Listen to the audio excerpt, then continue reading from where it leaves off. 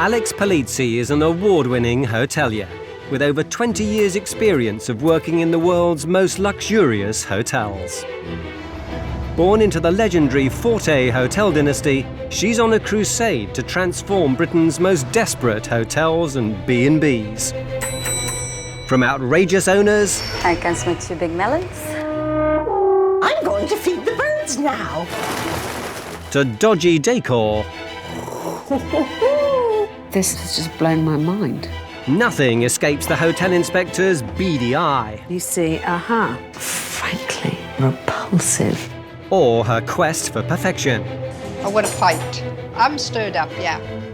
Looks like he's been smacked up against a cement wall at 100 miles an hour. This week, it's modern warfare for the hotel inspector. Has the world gone mad? I think we do everything really right and well. All this looks like an old people's home. She said I'm being as stubborn as a mule. I'm flipping not. I don't care if you agree or disagree, just try it.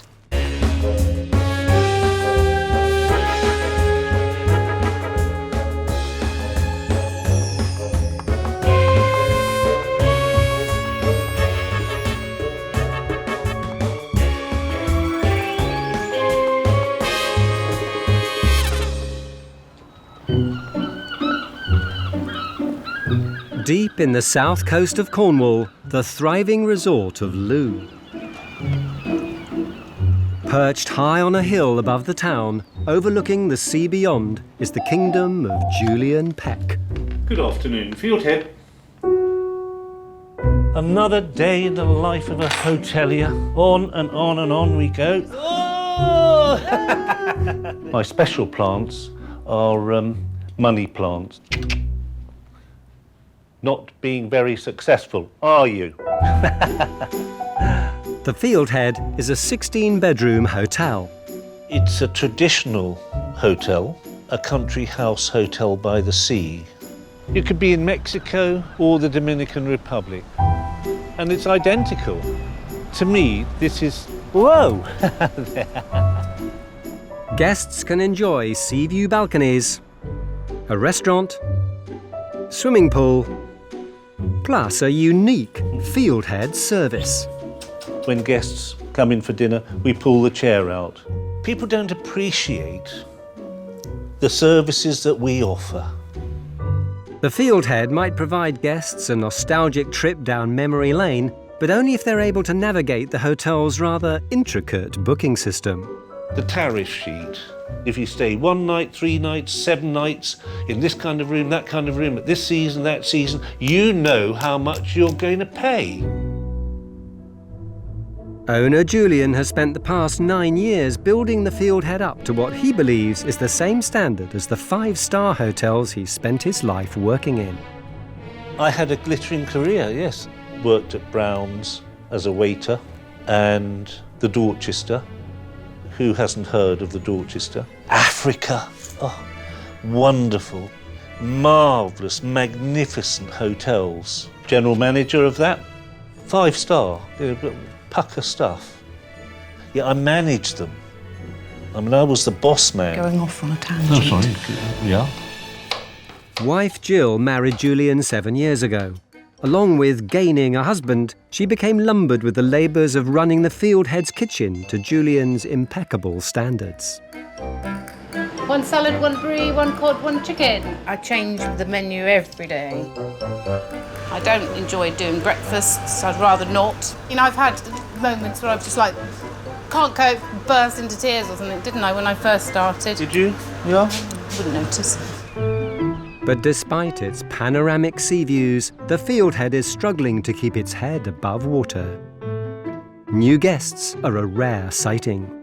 I think it was last November, the entire month, 5 rooms out of 496. With those figures, it's pathetic. And Julian's a very particular proprietor. I hate complaints. I can't really deal with them. Because Julian's always right. Huh? Because you're always right. Hate to say it, but I do find that I am right. But something's wrong. With profits falling, staff have been scaled back, increasing the pressure on Julian, Jill and their young family. Where is the laundry? No laundry? Not yet. I haven't done it yet. It's not making us happy like it was. No. I'd rather be at home putting the children to bed. But instead, you know, I'm here cooking. From such a fantastic career, who wants to end your life on a failure? The Fieldhead is in dire straits. Enter the hotel inspector. Julian's hoping Alex Polizzi can throw his hotel a lifeline. On paper, I would say that Lou seems rather a promising place to have an accommodation business. The fact that so many people have come into Cornwall and have set up ventures that are doing really well suggests to me that there is money to be made here. So I'm going to be interested to see what I'm coming to. My special occasion shirt. I'm the manager. Oh, yeah, she'll be nervous. Oh, she's going to be scared stiff of meeting me. Come on, Alex. Hey, she's going to come in, right? Oh, hi, Julian. Nice to meet you. Alex, good afternoon. Welcome and hello.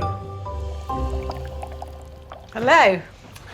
Good afternoon. Very nice to meet you, Julian. Nice to meet you. Thank Good you afternoon. very much. I'm thrilled to be here. Julian sells his rooms on a per person per night basis. This is your room. Thank you very much. He's checking Alex into one of his standard sea view rooms priced at £95 for single occupancy. Enjoy your stay. Thank you, I will. Anything you need, let us know. Thank you very much, Julian. Thank you, Alex. Bye. But Julian's just realised a problem. Took her to the room, and of course, room 11 is the one room in the place that has a damaged wardrobe.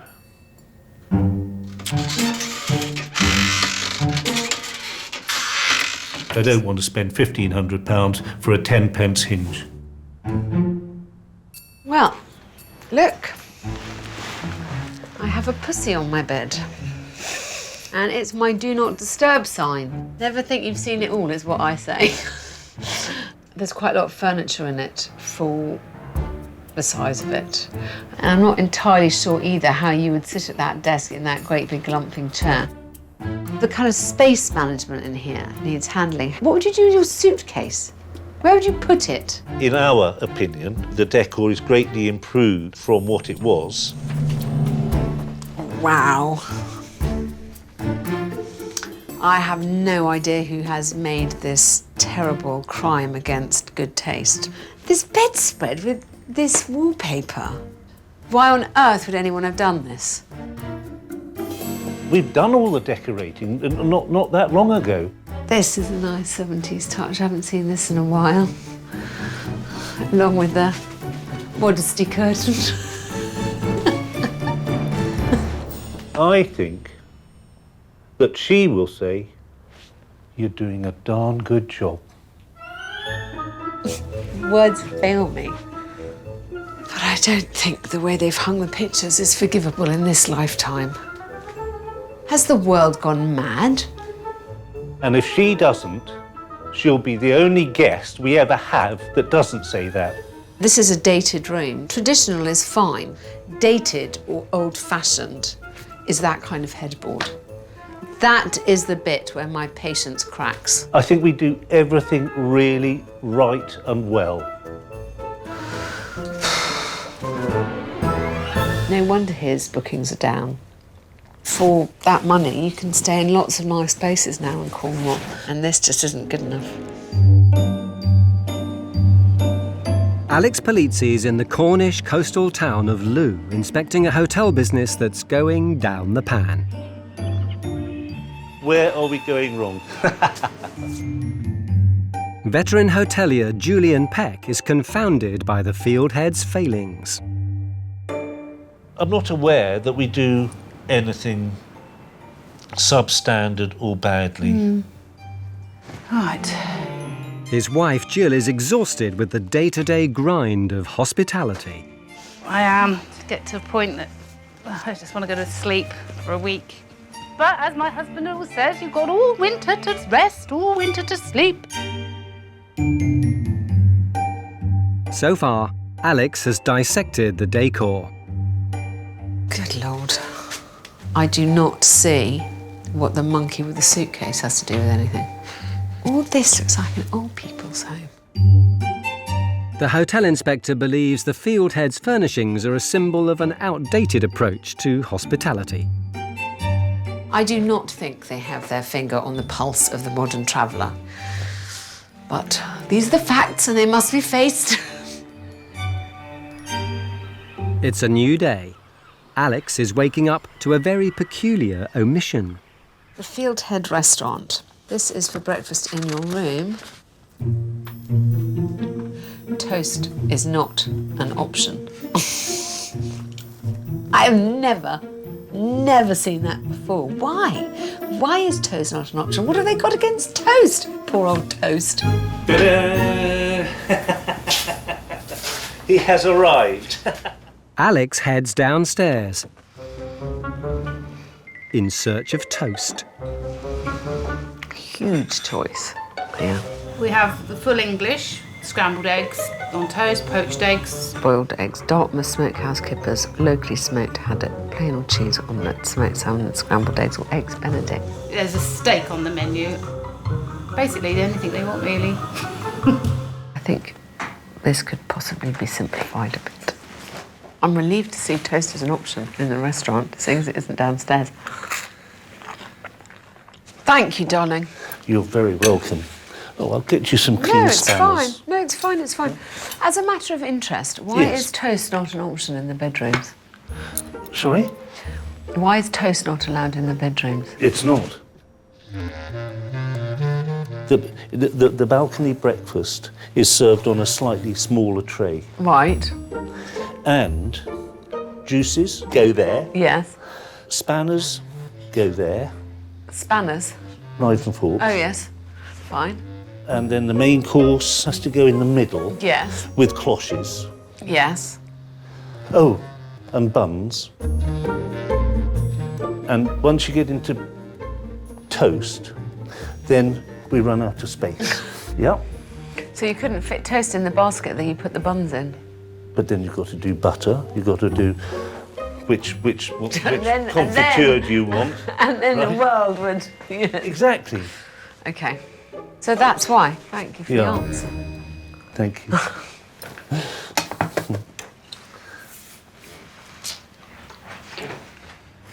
Well, what happens if they want toast? Well, they can come down, have the buffet. Julian clearly has a very personal sense of logic that's rather unique to him. Good Lord, this might be harder than I expected. Alarmed by the Fieldhead's king-sized menu, Alex wants to talk to the lady of the house and head chef, Jill. Morning. Good morning, Alex. So how much do you have to do with how the menu is? Is it all you? Yes. And you change it every night?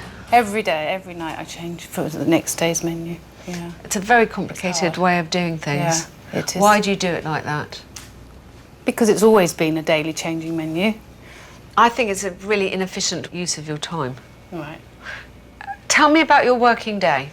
Starts over here about 7:45. I'll do breakfast, then I've got to do the housekeeping, the rooms. Dinner starts at 6. That's what I do until... Darling, it's not much No. time for family life. No, it's none. I think that's not a good thing. I mean, I've got little ones myself. Oh, sorry. So that's obviously the sore point. I know, I didn't mean to No. upset you, I'm sorry. You'll make me cry. No. I mean, the harshest thing was this year, Louise won Carnival Queen for the Lou, and I couldn't go. Oh no, darling, that's awful. And I was like, So I think that kind of work-life balancing has to be slightly readjusted. It must be agony for her over the whole summer. And the thing is that it's relentless. I found myself getting quite emotional about it because it's obviously really wounding to her. Julian's a bit of a tartar in the sense of it being his way or the highway. And maybe he needs a short, sharp shock. So, sir, I have come to you for Sorry. the facts and figures. Oh, right. So, my room was £95. Yes. Why are you doing it so per person, if you don't mind me asking? Which is Because I've done it for years. What I'm trying to get at is that was a way that lots of people used to do it back in the day. Oh, okay. That's and it's quite unusual now to find that done by per person. I've looked at your tariff card. It's a complicated way for people to understand what they would be paying for a room. What I'm trying to work out is how to drive more guests to absolutely. you. How people perceive you is going to be a part of that. So words are important. Julian's elaborate tariff card is in desperate need of modernisation. And it isn't the only evidence of antiquated attitudes. This is an amazing room with a lovely view, but you haven't really done it great service. It's a bit old-fashioned. We've just bought all the flipping furniture. I know, well, within the last 18 months. We need to tone it down a bit. Why do you have the Siamese dancers? You know, what does it add to this hotel in lieu in Cornwall? Right. Next in the firing line, the underused restaurant. We need to think about ways again in here to make it look a bit less like your auntie's tea room. You know, sometimes you could just do mats. Couldn't you do a table setting with a mat? There's no top with no What, cloth. no tablecloth? All right. Don't tell anyone I said so. No, better not. No. Well, you can. I would have to say that I do not think that that is a completely unacceptable breakfast solution. And again, it just looks a little bit more modern. Finally, Alex wants to take Julian and Jill to task on space management in the bedrooms. So, this is such a lovely big room, and it could be so nice. But you're squashing everything in. So what you've got is this kind of masses and masses of bits of furniture all together. The impression isn't particularly chic. I think that's very stylish. Nice style. So what would this room cost? Give me, let's you know, now. Two of us staying here. 160. So tomorrow I'm going to take you to a hotel that's doing really well here and show you what 160 buys you at another establishment. For £160 you get an awful lot. Yeah? I find Julian really charming, but he's obviously, more than anything else, very, very keen on going on doing things exactly the way that he's done them for millennia. And I don't think that's really an option. I am slow to accept a change. Unfortunately, that's a bit sums me up. He needs to attract new customers. A more elderly clientele who I've seen here at the moment are fantastic, but you need to replace them with a younger generation. Otherwise, soon this place won't have any customers at all.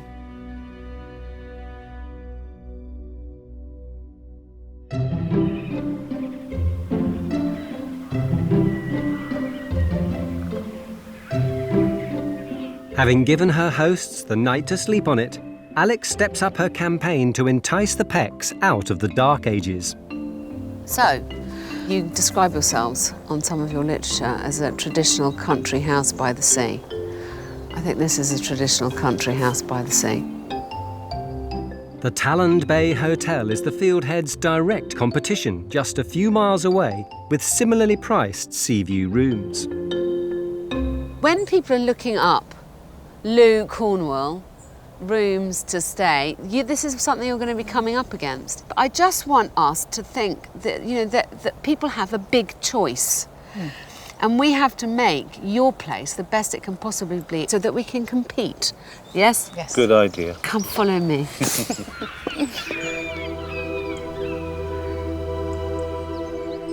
Alex is determined to prove that traditional needn't mean old-fashioned.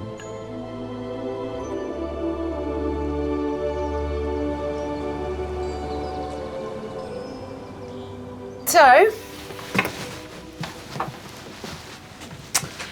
this room goes between 190 and 150. Okay. I think this is a good kind of fresh look. White linen, kind of quite pale colours. Yeah, this is very much the kind of current... What? Don't you harumph in my ear.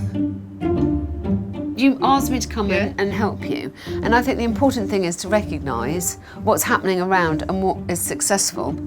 We need to attract new, fresh guests, and to do that we need a new, fresh look. Can't get my head round it. He really does resist change, and I think he's very out of touch with what the modern guest wants. Clientele here is very different from ours. Very posh. We're not posh, and I don't want to be posh. Many of our guests would take fright here. No, I'm proud to be just down to earth. Hotel Inspector Alex Polizzi is in the Cornish town of Loo to breathe new life into the old-fashioned Fieldhead Hotel. I can't understand why everybody doesn't flock here. Having found that the hotel is stuck in a bygone era, Alex suspects that part of the problem rests with owner Julian Peck. I'm very proud to think outside the box. What? Chef, you have to follow the rule book. But wife Jill is bearing the brunt of it. Jill is desperate. She said to me, please, Alex, do what you can. So I kind of feel honour bound to give it my best shot now. So far, Alex's efforts to persuade the Pecks to ring in the changes have fallen flat. Can't get my head round it. You asked me to come and help you. Now, time for some tough talk with a clear message. So, the first thing I have to say to you, I've already said before, which is I think we really need to modernise and simplify your lives and the running of the hotel. You need to start thinking about the hotel in a fresh way, and frankly, getting rid of some of the crap is not a bad start. I think it makes the place look old-fashioned rather than traditional. Old-fashioned being a bad word, traditional having positive connotations. Yeah, I agree. I'll declutter definitely, and it would be really nice to brighten the place up. Alex also plans to spruce up the sitting room and modernise the Fieldhead's sea view bedrooms. Next to be brought up to date, Julian's selling strategies. Alex believes his mind-bending price list adds up to all that's wrong with his approach to marketing. I understand that you think that it's easy to read your rates, and I disagree. It isn't a modern way of doing things. Again, it's an attitude that I'm asking you to change, and I'll tell you why. You have slipped behind. Yes. Finally, moved by her emotional encounter with Jill, Alex has radical plans for the running of the underused restaurant. Honestly, I cannot think of one 16-bedroom hotel in my entire acquaintance, including my own, that rewrites the menus every day. I mean, it's just exhausting. What a waste of bloody time and energy. Also, I would ask you to consider at least closing the restaurant 2 days a week. Whatever bloody night you want to do it, at least you have a bloody night off. Other places do it. The sky doesn't fall on your head. Do you know what I mean, darling? I mean, it's ridiculous. What are you doing? I mean, Jill's tearful. You know, darling, I can't bear it. I don't care if you agree or disagree, just try it. I'm asking you just to give what I say a go. But I personally think that it will be quite freeing, some of this. 8 years your way. Try it my way for a change.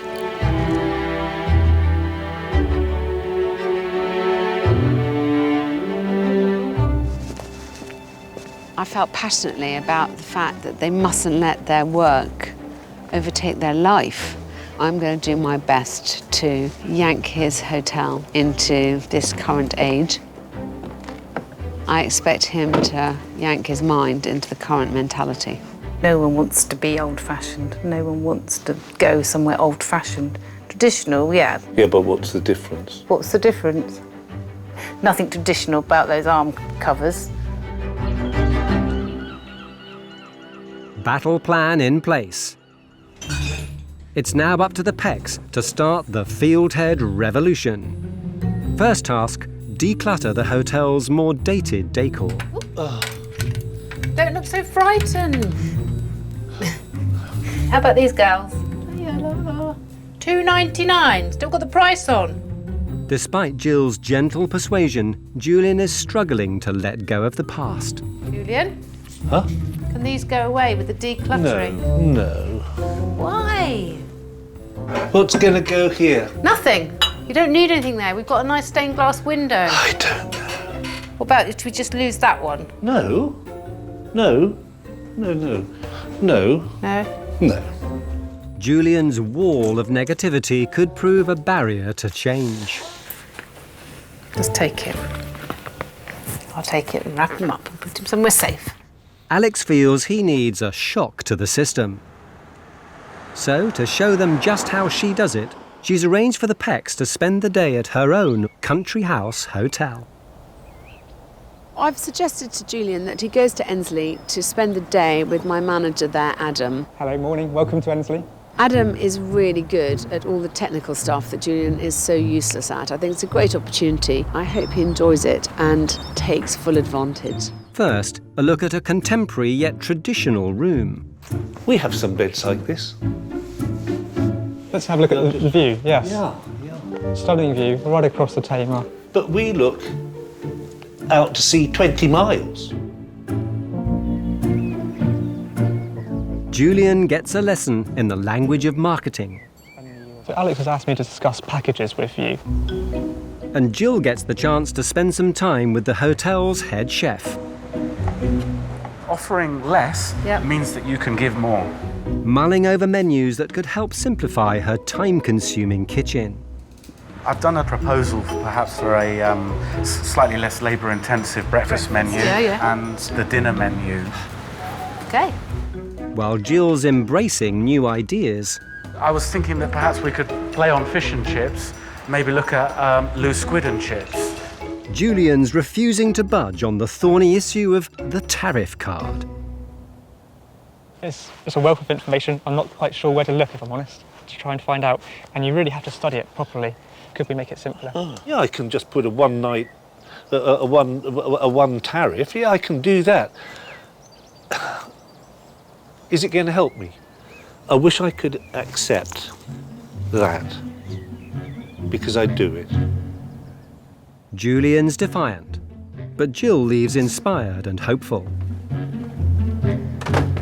Paul's suggestion for a night off was afternoon tea laid out with some optional champagne on one day a week, maybe. I don't know what you think about that. Too outside the Fieldhead. I don't see an afternoon tea or a cream tea or a champagne tea replacing dinner. OK, we'll talk about it. Back in Loo, the Fieldhead's beginning to emerge from the past, with Jill reaping the rewards of a simplified menu. Not having to change the menu every day is already a load off my mind. That little half an hour at the end of the evening is just so nice not to have to worry. Happy gilly girl. Unleashed a beast. Come the revolution, you'll see, Mr. Peck. While Jill has an open mind about change, Julian's seems firmly shut. I think any change is painful for Julian, so he probably thinks he's come quite a long way to meet me, but not far enough. It's time for the riot act. Good afternoon, Fieldhead. Julian, it's Alex. Alex! Hello, good afternoon. I was just wondering how it had gone with Adam yesterday. We had a wonderful day. Adam felt like you were quite resistant to change. No. No? Well, The tariff is a bit of an issue, yes. Yes. To simplify the tariff is... I just don't terribly enjoy it. Yeah. Yes, no, I understand that, darling. I just want you to be aware of the fact The technological advances Made a huge difference to how we market, book, compare and review in this industry. And I feel that you have to become au fait with that, otherwise you really risk falling completely behind. You're right. You are right. 100%, yes. Have you changed anything about the menu? Yeah. Good. I just can't see a cream tea with champagne. The thing is, darling, that I understand that your current residents may be annoyed by the changes that you're going to make in the restaurant. However, I think this will be more than outweighed by the benefits it brings your wife. You sounded kind of stubborn as a mule. Who's stubborn as a mule? You are. I'm not. No?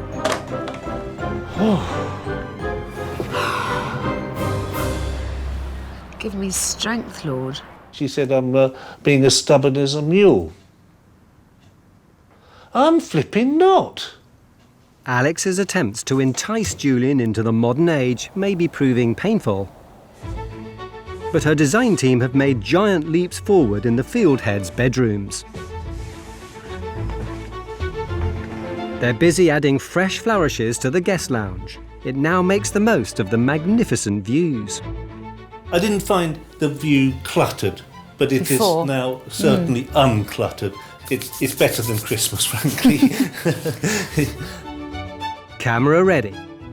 Alex has also arranged for a photo shoot to help get the Fieldhead's new website off to a flying start. I can see you there, Julian. If you could just... I can still see you. Stand right back. Sorry. Yes. Oh, brilliant. Hoping that this is a whole start of a new facelift, Fieldhead facelift. It needs it badly, you know. I think it is a new era. It will be a new era. Oh, that's a big improvement. That is a big improvement. Conventional has made way for contemporary. Pictures. I didn't notice the On the wall. lampshades. And Alex has proved her point that less is more. Look, that's on the wall. Ooh, don't touch it. Nice. How lovely. Modernise and simplify. Once clashing, the new look bedrooms now complement the view. Wow. Oh, it's gorgeous. It's amazing. Hey, really, really, really pleased. This is it. We've gone up a notch. We have? Alex Polizzi is back at the Fieldhead Hotel in Looe, Cornwall, where owners Julian and Jill Peck have completed a crash course in modernisation.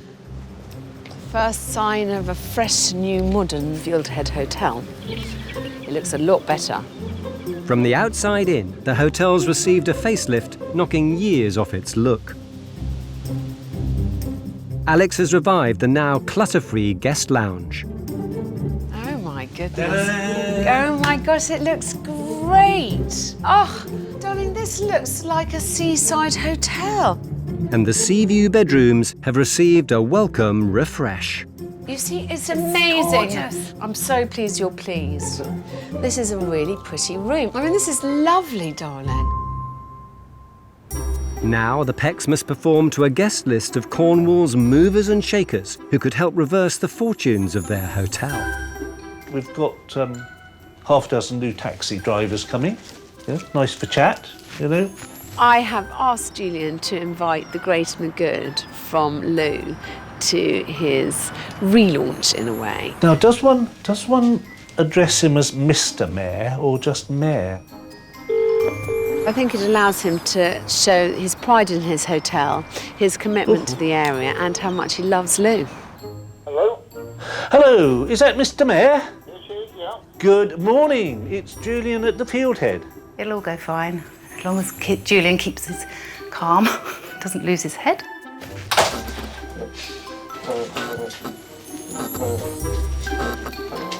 How's that? How's that? The Fieldhead's big day kicks off with an exclusive boat trip around the bay. So this is our chance to shine. I brought a surprise guest as well, Simon Calder, travel editor of The Independent. Oh, Wow. So I want you to really pull out all the stops. It would be nice if you could wax lyrical about Lou. All aboard that's going aboard.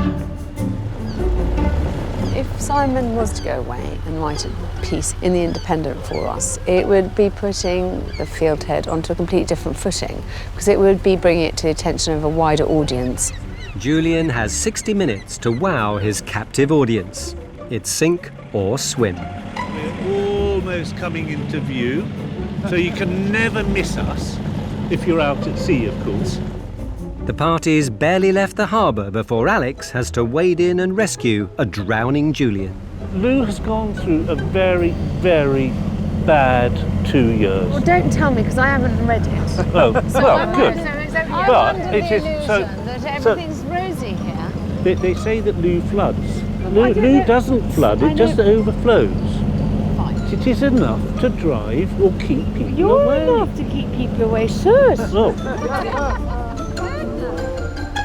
So phase 1 of the Fieldhead launch event has now been accomplished. I can't say it went entirely according to plan. I mean, there was many a moment where I wanted him just to shut up, and if I had been Jill, I would have elbowed him in the ribs hard. I want you to be relentlessly positive about Lou, not drone on about the bad press. This is a PR event. So let's leave everyone with a nice warm fuzzy glow, shall we?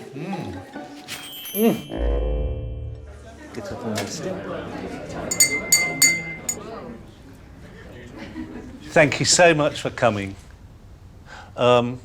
If you would care in due course to have a look around our rooms, just to see what we're about. Thank you so much. Thank you very much, Susan.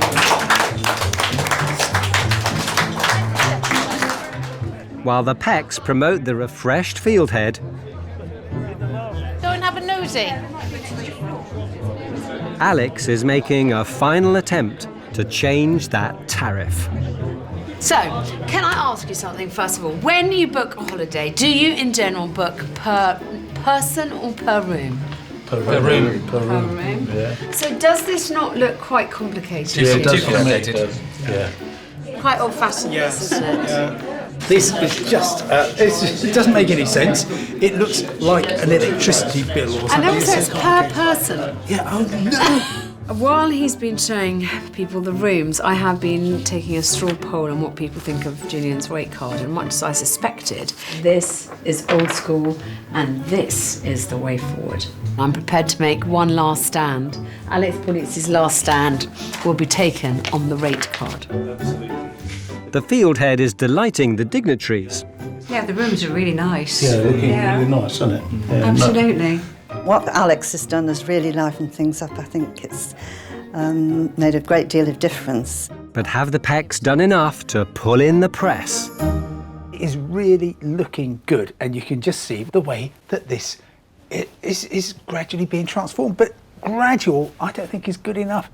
I think there is plenty to be done.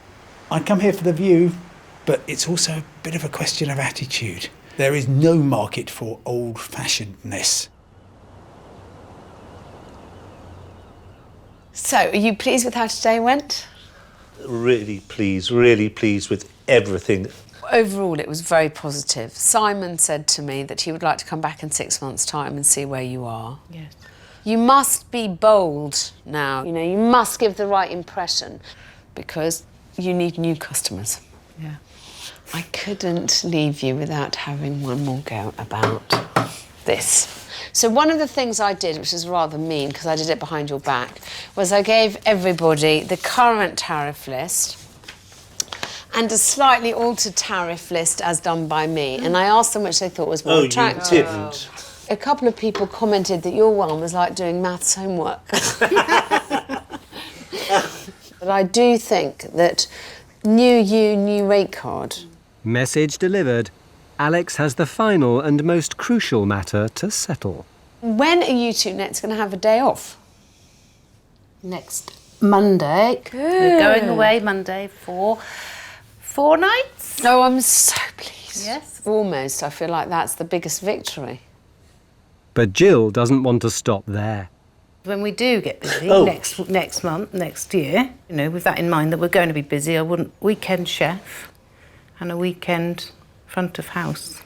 Really, seriously, we want a weekend, some weekend help so we can have the weekends. Anyway, I'm glad to see. Yeah. I'm passing the baton on to you. No, because I think I've kind of lit the fire in your belly for change. And I think you're the one who needs to keep on exerting gentle pressure. Oh, yes. Maybe whisper into his ear at night. New tariff card.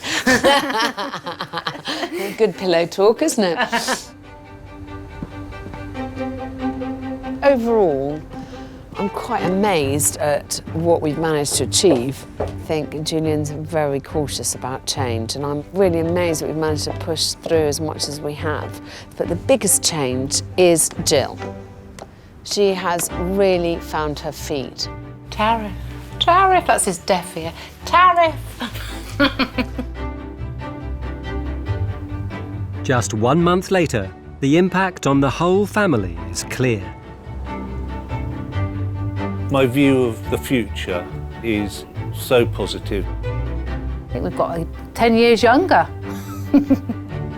We do have more time together. Steady. Come on. We're just so pleased. Oh, God. That. Flipping marvellous. The new Fieldhead at its very best. And I'm really pleased to say we are continuing. We've shredded room 16. Modernise and simplify, darling. But at the Fieldhead, some things never change. I don't think you're going to get the change of tariff. That's just one step too far. For now. We'll see.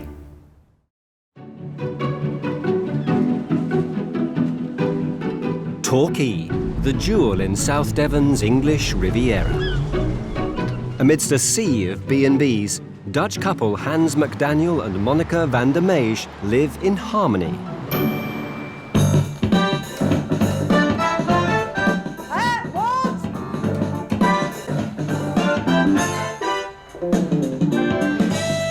A 9-bedroomed B&B with music at its heart. Crap. We didn't pick out a theme. It is just us.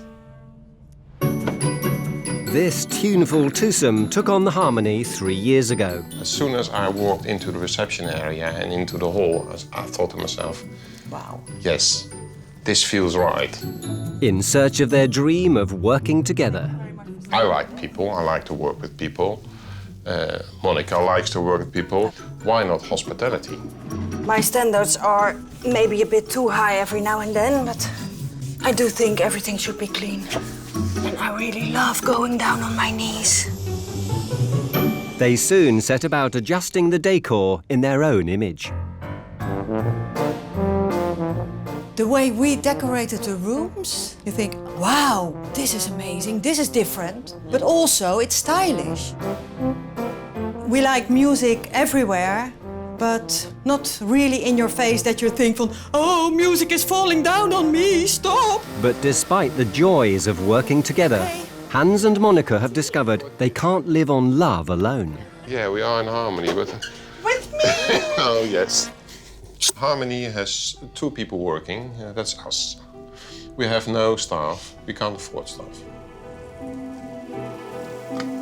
The couple's ill health is also beginning to tell, with the musical renovations having to be put on hold. We both suffer from fibromyalgia, and you basically have very limited energy while you're always in pain. Everything hurts. We only take 2-day bookings. When we're full, basically, we're grinding ourselves in a big hole. With the peak season over and facing another year without profit, a dark cloud is starting to descend. Harmony is coming in between our harmony. And We work so hard for nothing. If we have a little money, we go to the Netherlands to see our family, because I miss my children very much.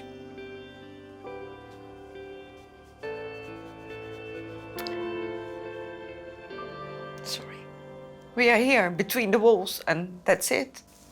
Hence our cry for help.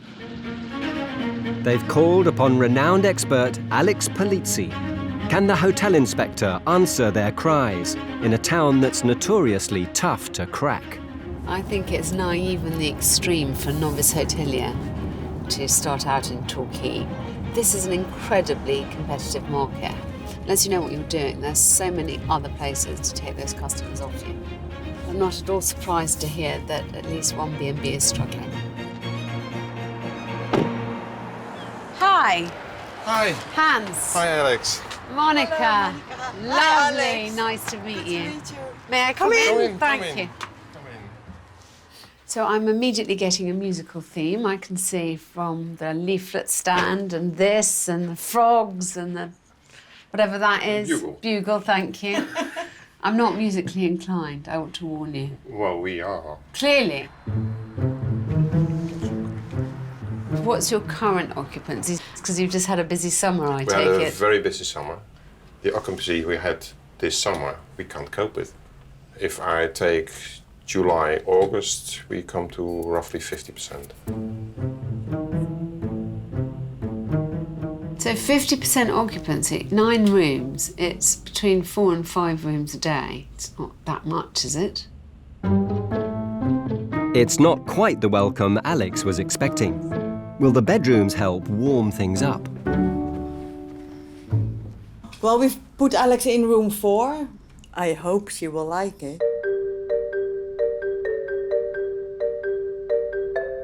It's a bit pink. We always try to put somebody into a room that we think suits them best. Yeah. She's pink. Yeah. Yeah, she's pink. I wouldn't particularly want to sleep in here with my husband. Quite honestly. Nothing is added to this room by these items. We have some beautiful wall art. The decoration of the rooms is how we like it. Funny enough, the only jarring notes are the musical ones. Underwhelmed by the colour scheme, Alex goes in search of a more pleasing palette. Very pink for the dance of the 7 veils. This is a bit boudoir-y in a slightly cheap and tacky way. We love how they look. Yeah. They're all so very beautiful. And different. I don't know if the intention is to make me feel sexy, but it doesn't have that effect.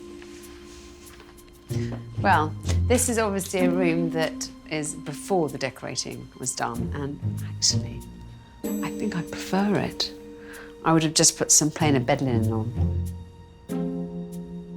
All in all, I would say that decorating ethos may be slightly out of tune with the modern traveller.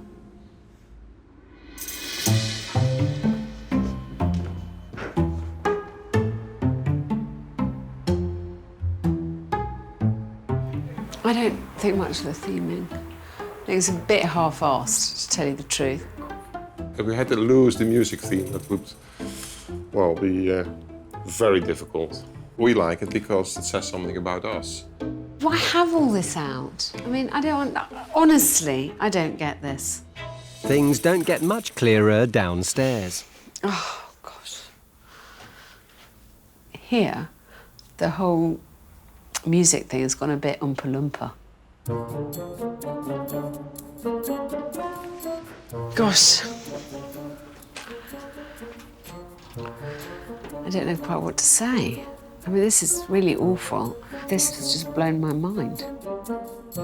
A confused theme, an unappealing colour scheme, and a set of hosts reluctant to attract a full house.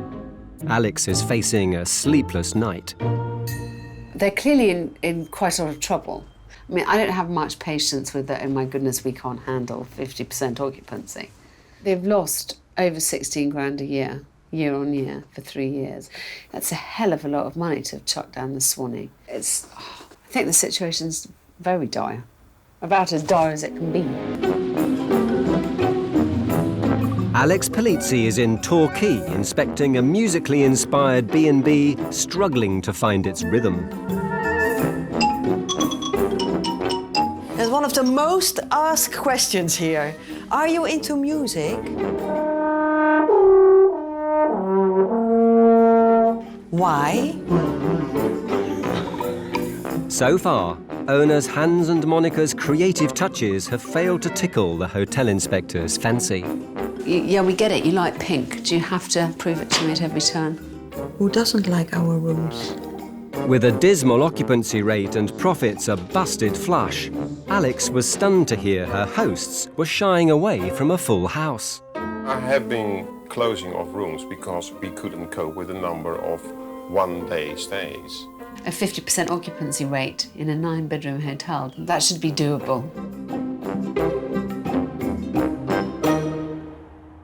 After a good night's sleep, will a full English help Alex get her head around the double Dutch? Breakfast is served between 8:30 and 9:15 a.m. I mean, 45 minutes? That's pretty miserly. It's slightly depressing. You come here, maybe, for a nice weekend, and you're told you have to have breakfast by 9:15. I mean, it's just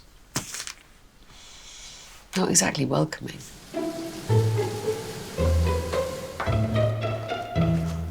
At least she will be already in a good mood because she had a good breakfast, so... Darling, can I order some breakfast? Of course you can. If she doesn't like it, it's her own fault and she chose the wrong thing.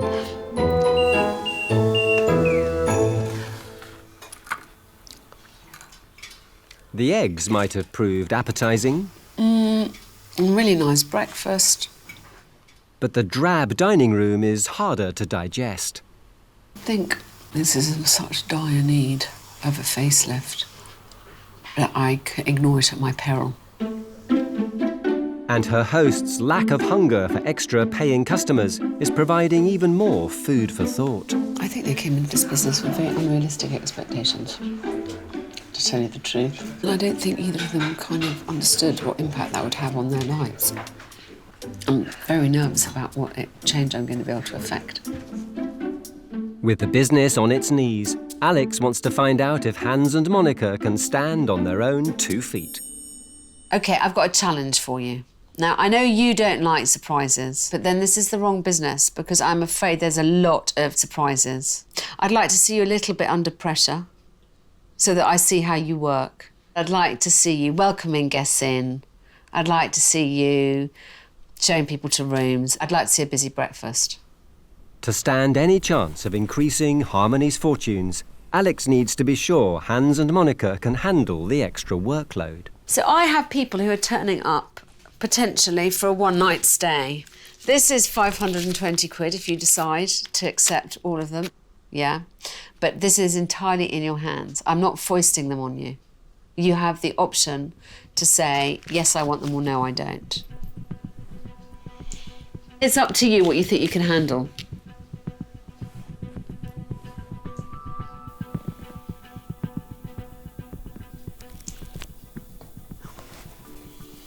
Are you up to the challenge then? Go on. Yeah, joh. Go on. Go on, take it. I did think that they weren't going to accept the challenge. I thought that she was just going to say, I just can't do it. You expect the unexpected. But, well, yeah. this was unexpected. Seeing a wad of money did definitely help. Who isn't convinced by £500 in cold hard cash? I think seeing them under pressure will definitely inform what I say to them tomorrow. Because I've got to leave them with a situation they can cope with. With guests on their way, Alex pitches in with the housekeeping. But will the hotel inspector be able to live up to Monica's famously high standards? I feel that it's my job to do it, and then I must do it, and not somebody else. Her weakness is that she can't accept anything less than 110%. I think that is the biggest problem. I wouldn't be at all surprised if this is making Monica feel very uncomfortable. Here's me, kind of coming in and doing bits and bobs all over the place. It feels very strange, because I'm not used to it. And now I'm walking around like a headless chicken, not to know what to do. But I think she has to accept that this is a situation she's going to have to learn to live with, because if they are going to be busier, she'll need help. And so this is a dipping a toe in the water. I have absolutely a routine, and now I'm out of control, and that's a very big problem.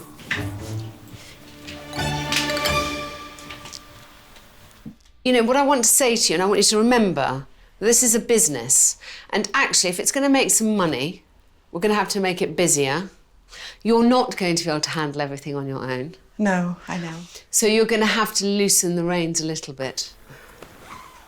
You can't keep on doing all the rooms all the time. It's just silly, and you're knackered, and being knackered makes you sad and grumpy.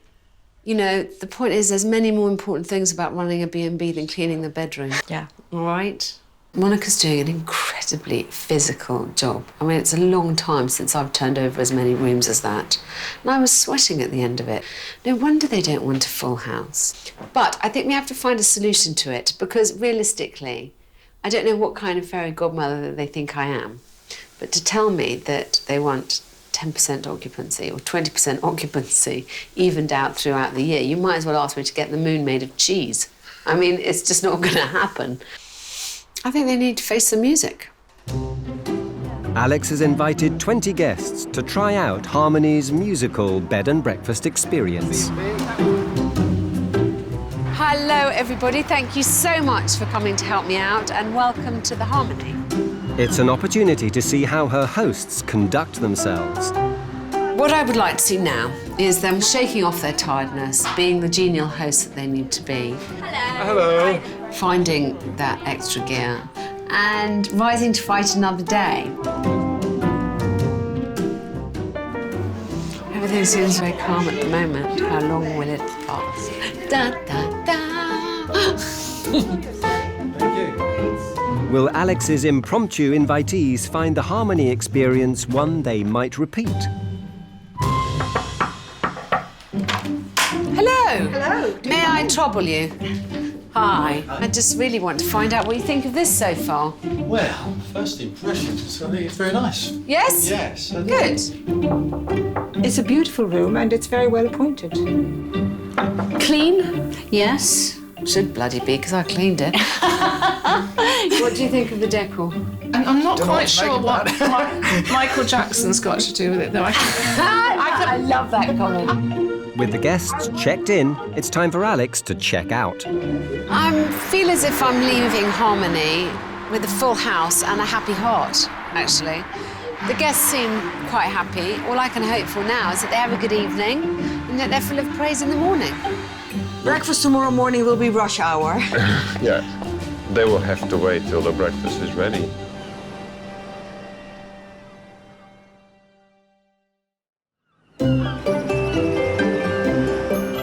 Next morning, Alex returns in time to witness the precise 45-minute breakfast service. Come and set a B&B for bed, breakfast and bath. So this is a fairly large element of the proceedings, and I hope they just keep their cool, don't get the orders mixed up, serve everyone properly, and that we have happy guests at the end of it. Morning! Keep cool. Keep cool and carry on. That's the only choice you have, I'm afraid. Well, that's the way we do it. Shall I just go and set up your guests? Or would you like to take an order? Well, you can take orders. But you've got a system, look at yeah, this. we have a system. Bacon is B. And tomato is T? And tomato is T. What else I have? Or would you rather I helped with... No, I know she doesn't want any help. You can't help it. OK. How'd you like your egg? Scrambled. Could I have egg, bacon? How would you like your egg? What's the internationally recognised symbol for fried egg, by the way? Did you tell me? Well, F-E. F-E, OK, that's Fried fine. egg. One problem with having quite a small time allotted for breakfast service is that you have to do everybody at the same time. I'm not a huge fan of it.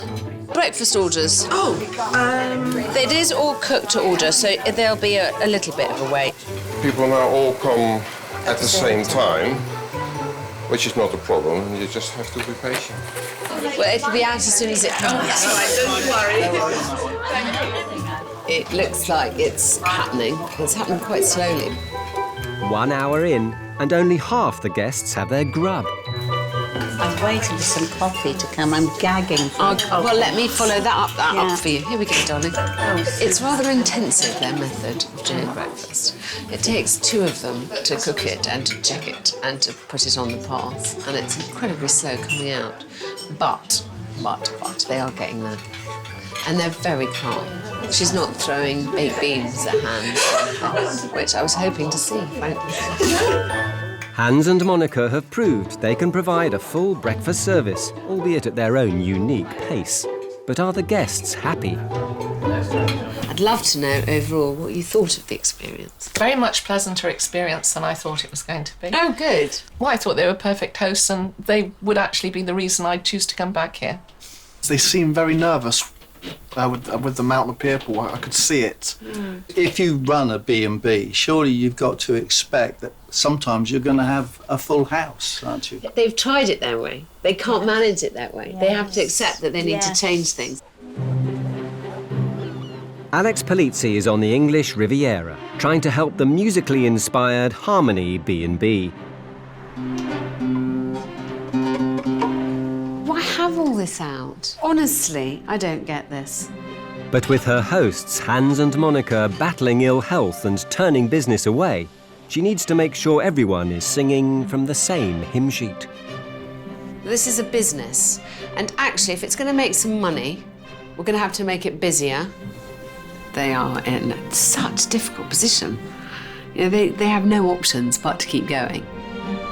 With low occupancy, 0 profits, and the lean winter months approaching, Alex has come up with a rescue plan. I think the headline for me is I can't help you out with the hole you're in without increasing your occupancy. Yeah. Okay?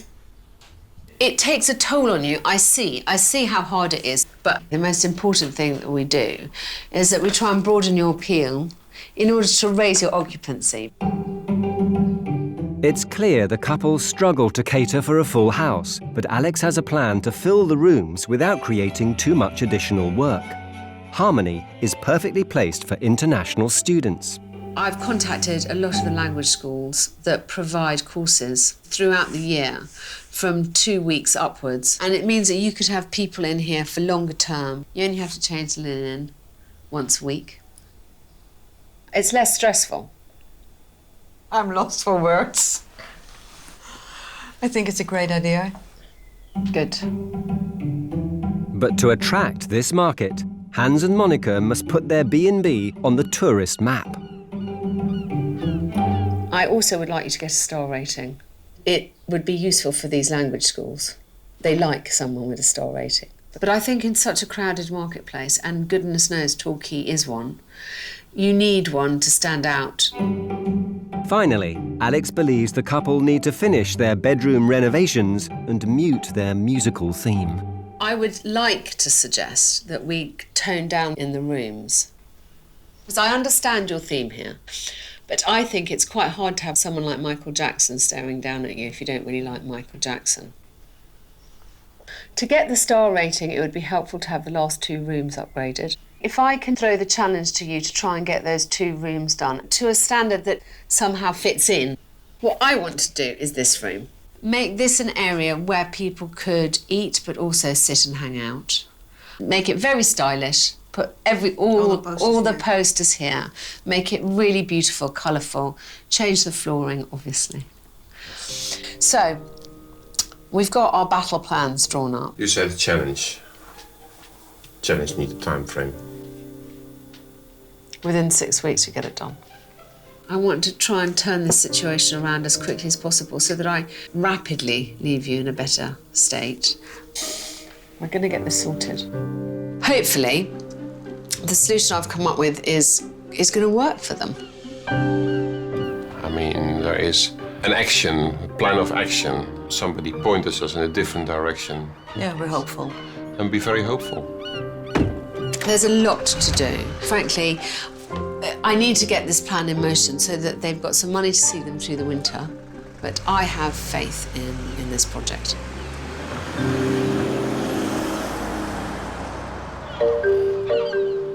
Alex might have left in an optimistic mood, But just days later, it seems Hans and Monica are less keen on one particular part of her rescue plan.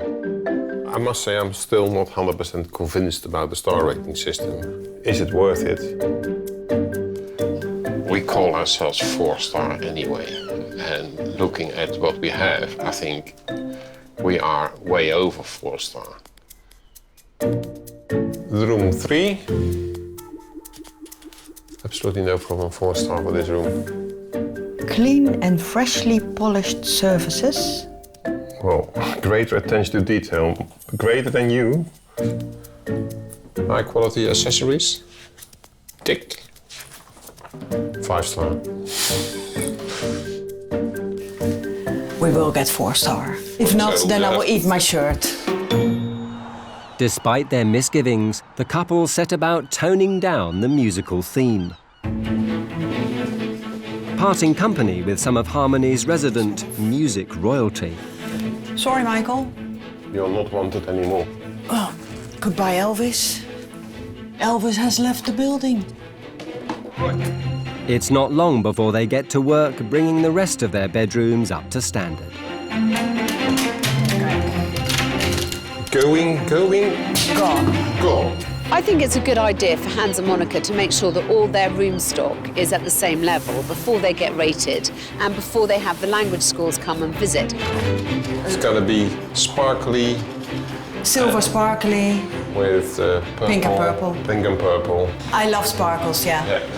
However, I want them to strike a careful balance between doing what they can to bring everything up to standard and not exhausting themselves. We've been working every day from quite early till sometimes late in the evening. It's been a major project. But it's not harmonious everywhere. Downstairs, Alex's design team have moved into the basement, planning a drastic dining room restyle. And the lack of control is beginning to bother Hans. Well, to start was Alex's destruction team. Alex has a hotel taste. Well, if she's gonna match up to what we are doing, then it should be Sparkly and sparkly, warm, bold colors. We are afraid it's not gonna be our style. I'm quickly starting to realise that Hans and Monica are very much two-sided creatures. They're either incredibly up and happy and positive and sociable, or they're very flat and despondent and falling prey to their illnesses. Worried about the brewing discord, Alex puts a call in to test the waters on the English Riviera. Good morning, Harmony B&B. This is Alex Polizzi. How are you, Hans? Yes, excited, worried, anxious, because we still don't know what you cooked up downstairs. Oh, darling, you're going to love it. I'm sure you're going to love it. I wouldn't be able to come to you if I didn't really think that you'd be pleased. I think you'll be really happy. Okay, well, we just wait till the end. It'll be all right on the night, as they say. It'll be all right on the night, so we'll wait for the night. So listen, tomorrow morning we have the language school owners coming. Who have shown an interest in finding somewhere for their students to stay, who are very interested in what we've explained to them about your establishment. Okay. Hopefully they will like what they see and we'll be able to seal a deal there and then. And that's what I'm hoping. That would be an ideal scenario. Well, I'm heading your way soon, darling. Okay? Right. Okay. See you tomorrow then. Tomorrow. Bye, darling. Okay. Bye. Bye-bye. He sounds very stressed out. He hates the lack of control. You know, he hasn't seen the dining room yet. He's not sure he's going to like it. I hope it's going to be a knockout. And quite honestly, anything would be better than that minging carpet and those decrepit, dilapidated walls. Anyway, all that aside, this is somewhere that they have put their heart and soul into, and I understand that they're nervous. I just hope tomorrow goes well and that he thinks the whole process has been worth it. It's Harmony's big day. Alex's team are putting the final flourishes to the dining room. Put the finishing touches in the room. Yeah. Hans and Monica are finessing their new rooms. Did you bring the sweeties? Yeah. And Alex is back in town for the grand reveal. How are you? Really well. How are you? see you. Hi, Doc. Mwah. Mwah. How are you? Really well. Glad to Good. be back. When Alex first arrived, she found bedrooms weighed heavily with musical memorabilia. But after the couple set to work retuning the decor, they're now pitch perfect. Oh my goodness, darling, much nicer now. Clever you. Darling, I love it. It's so much nicer than it was. It looks enormous. It is. I'm very impressed. Thank you. I must say, I don't say this lightly. Hans and Monica have impressed in the bedrooms, but can Alex now offer her own flash of inspiration? So I think the moment has come for me to show you downstairs. Are you ready? Yeah. Are we ready?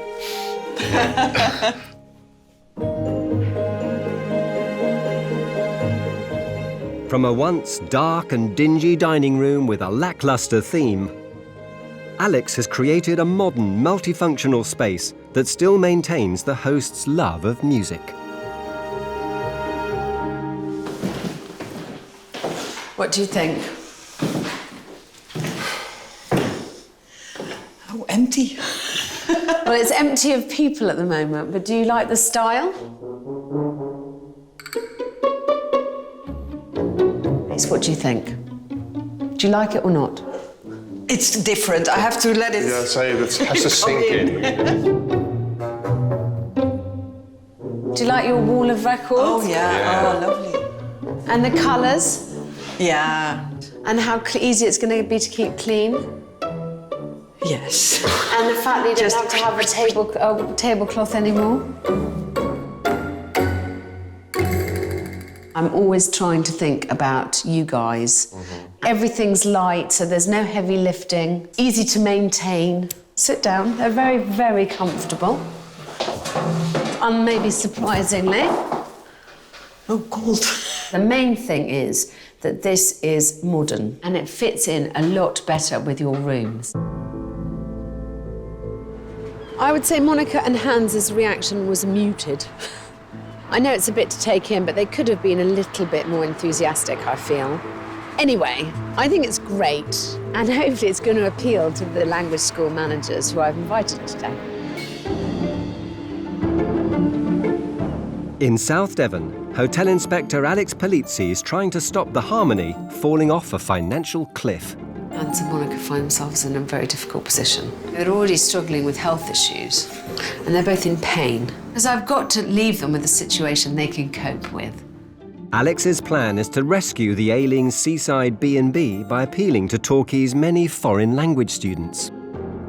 Oh, it will absolutely help us in the long run to have students staying here because it's less work and you can have them all year long. If Hans and Monica can impress the international language schools, it could raise Harmony's dismal occupancy rate without significantly increasing the host's workload. It is quite crucial to make a good impression. I know people will like Harmony, but whether they want to use this, of course, another matter. Monica's doing her best to make sure the couple can pull it off. I also made some little meatballs. I love balls, period. I'm very fond of balls. Alex is on hand to help out with the viewing, and she's invited another potential source of much-needed business. I have found a Dutch tour operator, and they run exclusive coach tours to Britain. They have no accommodation provided that they work with in Torquay. So they're very interested in maybe working with you. Okay. Hans and Monica must now sing the praises of Harmony and prove it can be home from home for sightseers and students alike. This is one of the rooms we revamped recently. It's very nice. Looks like more homely than the bigger hotels in Torquay. Very impressed. The thinking behind encouraging Hans and Monica to look at this market is it's as yet an untapped one for them. Obviously, lots of younger students prefer to stay with host families, but there are businessmen and mature students who might prefer a better class of lodging. And I suggest that they go directly for that. All our rooms are different. Fantastic. Yeah. Fantastic. This would be ideal for our coach drivers, that's for certain. Very, very different, very refreshingly different. Everything's clean, detail is good, and it just feels like a nice, uplifting, friendly place to come if you're going to spend a few days, a few weeks even. Hans and Monica's newly refurbished bedrooms have gone down a storm. But will Alex's makeover be as popular? I do really hope that Hans and Monica will be able to sell this room with as much enthusiasm. They do have a highly inflated opinion of their own abilities. So unless they've done it, they basically distrust it. This is the last room that's been done. Do you like this room too? Do you think this hits the mark, fits the bill? It's fresh. It's a beautiful, beautiful space, nice open, bright space. And to start your day, if you're coming down for your breakfast, that's exactly what you want, isn't it? Good. But I feel there's one thing missing, and I think it's one colored wall. I'm not sure, but it is not 100% us yet. So, and that's what we're gonna. It's a great success, I think. Oh yeah, I think we're quite happy with it. And I was quite afraid what you would do to it, but you did it. You did it, and I'm quite pleased with the result. Good, I'm so pleased. Grand tour complete. Alex wants to get straight down to business. I suppose the important question is, do you think that there's any way that you can work with Harmony? Yes. Yeah. Good. There is. We do get business people and we get professionals, and this is an ideal spot for them to come to. Absolutely ideal. And Good. we will certainly be offering your hotel to our students in the coming year. Marlene? Yeah, it's a really nice B&B, so we will contact each other and maybe take it into some car tours or just as a loose accommodation. And Peter, what about you? I would recommend this place totally. With a potential rescue plan on the table, can Hans and Monica now seal the deal? Our problem is we both suffer from fibromyalgia. We can't cope with the real peak load like we have in the summer. So we were really aiming to get longer stay people in, or we basically ruin our health. Alex is worried that Hans has somehow managed to snatch defeat from the jaws of victory. You must be careful. I know that your fibromyalgia affects your life and your work dramatically, but I don't think it has any place in a business discussion. I didn't think they needed to know how you choose to run your business and why you choose not to have one-night guests. You need to look at ways that it's manageable to be as busy as you can possibly be within your abilities. Yeah. I think that they were all very impressed by your property, and hopefully you will get some business from them.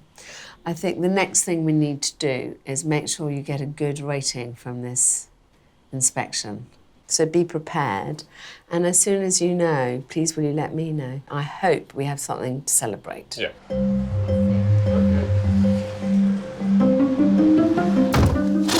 Well, I'm feeling pretty deflated. I don't have a magic wand or fairy dust. All I can do is give them new alternative markets. Inevitably, if they get a 4-star rating, they will get busier. It's up to them whether they take the business or not.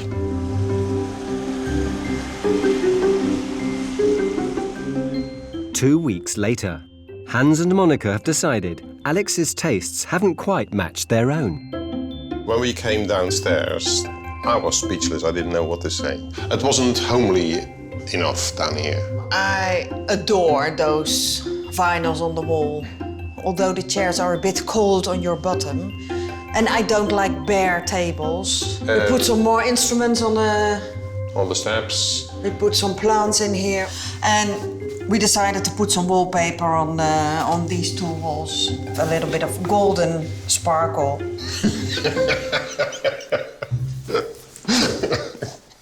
But Hans and Monica can't afford to be distracted by the decor. The AA inspector is about to check in for an undercover stay. Oh, that's a bit chilly outside, isn't it? But this it's not what it should be. No, exactly. Not bad. Casting a critical eye over everything from comfort to cleanliness. A yellow hue to that. 2 pillows. Just mattress protector. Hans and Monica are unaware their guest holds the key to Harmony's future. Reintroduce myself now, if you don't mind. Give you my card. My name's Robert Martin. Work for the AA. Yeah. Okay, good. Great. With a star rating so important to raising the Harmony's profile, have Hans and Monica done enough to impress? Let's start with the visits overall. Perhaps a slightly slow just in getting the system going with the booking. Breakfast this morning, it's a lovely space, I think. Tables are laid out great for breakfast. Just remember the butter, there was no butter on the tables. Cleanliness overall was great. Just watch on the desk there was a bit of dust in corners. Just an eye for detail. Overall, a pleasant stay. A report will come to you in due course.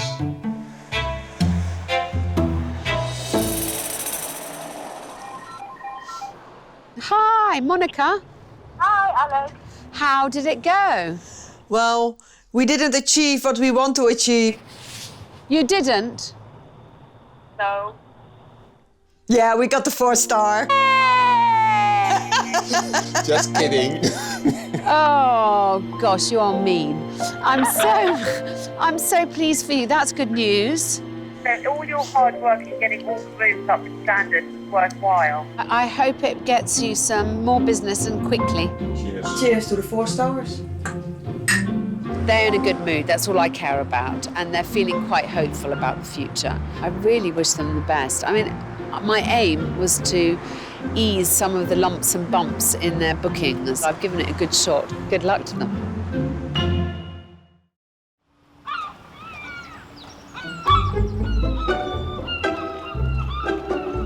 Poised regally over Ramsgate's historic Royal Harbour, Albion House. Once a summer retreat for young Queen Victoria, this listed landmark was facing an uncertain future till Gay and John Haynes rushed to the rescue. I love that building. I just think it's such a beautiful piece of architecture in its own right. So really all we can do is get it wrong. Its conversion to a boutique hotel is being project managed by Gay's close friends, husband and wife Ben and Emma Irvine. Ben, can we have that so that it lines up, please? Yeah, Emma wears the trousers. Ben, where are the drawings? Ben, can you get a measuring tape and tell me how wide it is? But I've got some lovely skirts. In their attempt to restore this regal residence to its former glory, Gay and John have literally bet their bottom dollar on their friends. I have bought the building. I have paid for the refurbishment. And where's this come from? That's Italian Carrara marble. Oh, my word. Yeah. Somewhere between 1.5 million and 1.75. They've left me absolutely penniless. All the elements of starting a hotel, something they've never ever done before, nor have we. It was a very, very impetuous, not very well thought through decision on our part, wasn't it? It was crazy. I'm not concerned by a lack of hotel experience. Really? I'm not. We'll need to get bigger pillows. Didn't think about that, did we? I don't think you get bigger pillows. Pillows are standard size, surely. No. It's going to be the best hotel in this area, we believe. I like to aim high. But aiming high doesn't come cheap. Italian marble. Whose idea is that? I don't know, someone who's got more money than sense, I think. And the budget for the opulent update is now beginning to spiral out of control. That's the thing about these projects. You don't know how much they're going to cost until you've done them. After a year of rigorous renovations, Ben and Emma have missed the lucrative summer season, and Albion House still isn't ready to welcome guests. You know, we'd hoped very much that we would have it open by now, and we haven't. With deadlines coming and going, every day without a paying guest is costing them all dear. They have had to provide all the furniture and the crockery and cutlery, etc. So they've made a substantial investment. And the potential for financial disaster is starting to sink in. Can you bring toilet paper?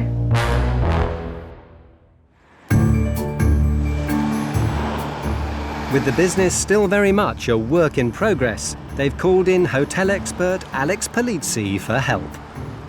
We need her help because we have no experience. I think the areas we need help, particularly kind of training, operations, marketing. I mean, I could just keep going, actually. I think there's just everything. I think we are in over our heads, but it's just how fast we're going to be able to get up to the surface of the water. I'm looking at a very handsome building. It doesn't look as if it's just about to open, however. I'm hoping that they're further along inside than they seem to be from the outside. Aware they've delayed their launch, Alex is here to make sure they're ready for paying guests as quickly as possible. Hey! Hi, let's go and have a look around. Come on. So this is the reception. Yeah, reception, real fire. This is just the hotel door. So the bar has its own entrance because we would like reception to be very much focused on guests. Usually one likes to have everyone pass by one point. Ramsgate's no different from anywhere else. You'll get leery, drunken, vomity people who you don't really want coming straight into your bar and who can quite often be headed off at this point if there's someone intelligent at the reception desk. Plans for the restaurant area also feel undercooked. So this is kind of dining area, seating. I like the idea of a kind of a sitting down living room kind of feel around the fireplaces. Can I understand something? So is this a dining room or a sitting room? I don't know. Answer the question. This is the dining room. There is dining in here. And this is the sitting room. Is that the sitting room? And that's the sitting room. Yeah, the back. No. No, but there is Actually, a snug at the back. Okay, look. This room, that room, and that room. Now I'm worried. And the hotel inspector also spots a flaw in their plans for a carpet. See, that's crazy. No, good colour carpet though. I would never, ever in a million years put a carpet in a dining room. Got the carpet. Lovely. First hand. Upstairs, the drawing room suite, priced at £220 per night, should be the Albion's crowning glory.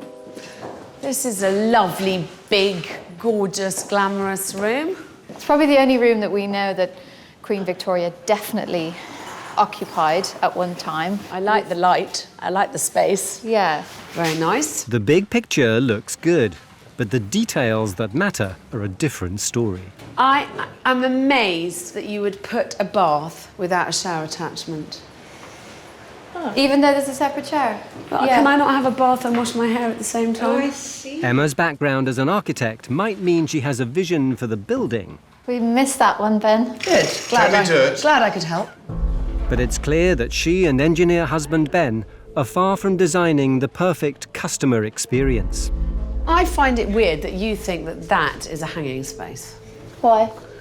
How much stuff are you going to have? Well, darling, I don't know, but I'm obviously not coming in for more than 2 nights. Emma, what is wrong with an antique wardrobe with drawers? We just didn't buy those. We bought antique chest of drawers. The ever-increasing list of problems means the boutique hotel dream is in danger of falling apart. And with the build already 4 months behind schedule, Alex believes that Ben and Emma are going to have to pull themselves together. You've had quite a lot of rope because you haven't had a date that you started accepting guests. Otherwise, I think it's very easy to get on an opening day. We've been doing that for months, these two. I know.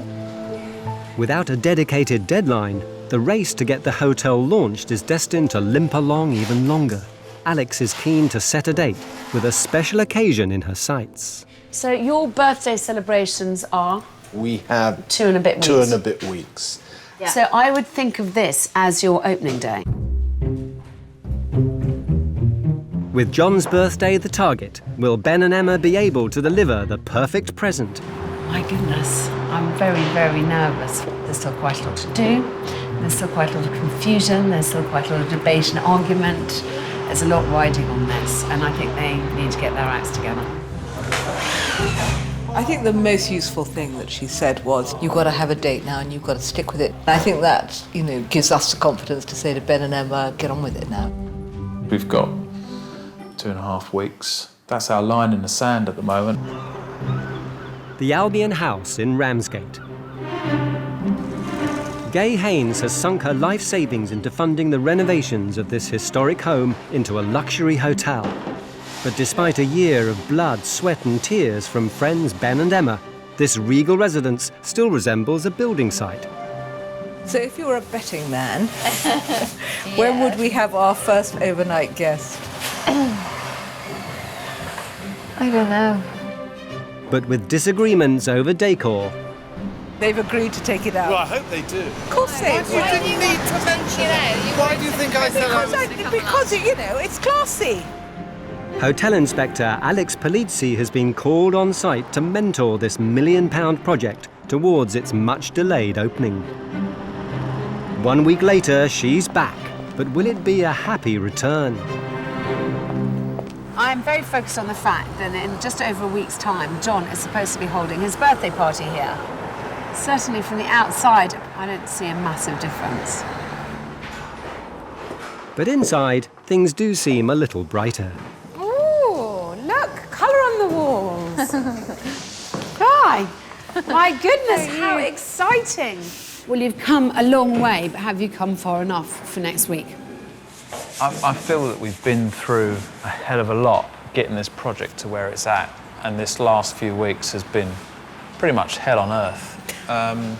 We'll have the decorating done, we'll have the lights up, we'll have the heating on. There's about 5 minutes leeway on either side of every job that needs to be done.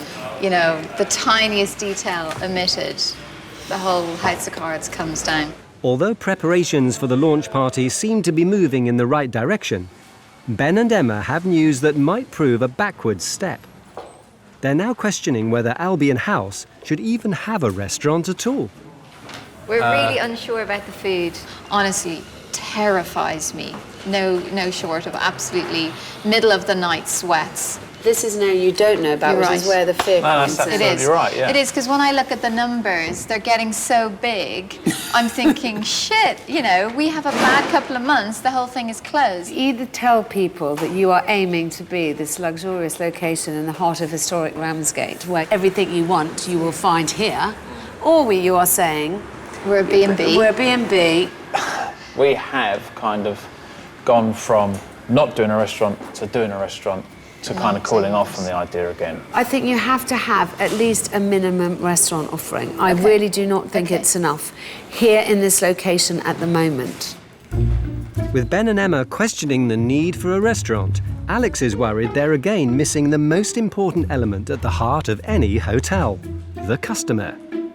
It's a big commitment, putting on a food offering, and it's an area where you can lose a lot of money. We've had endless debates about feeding our guests, and my feeling from the start was, I think it's too ambitious to open a hotel and open a fancy restaurant at the same time. Alex feels the couple have spent so long in hard hats, they've not thought enough about what they need to do to make their guests happy. I think you need a bit more help, and I think you need a bit more help on the food front. At some point, you have got to stop having the head of developers and start thinking of yourself as managers. Yeah.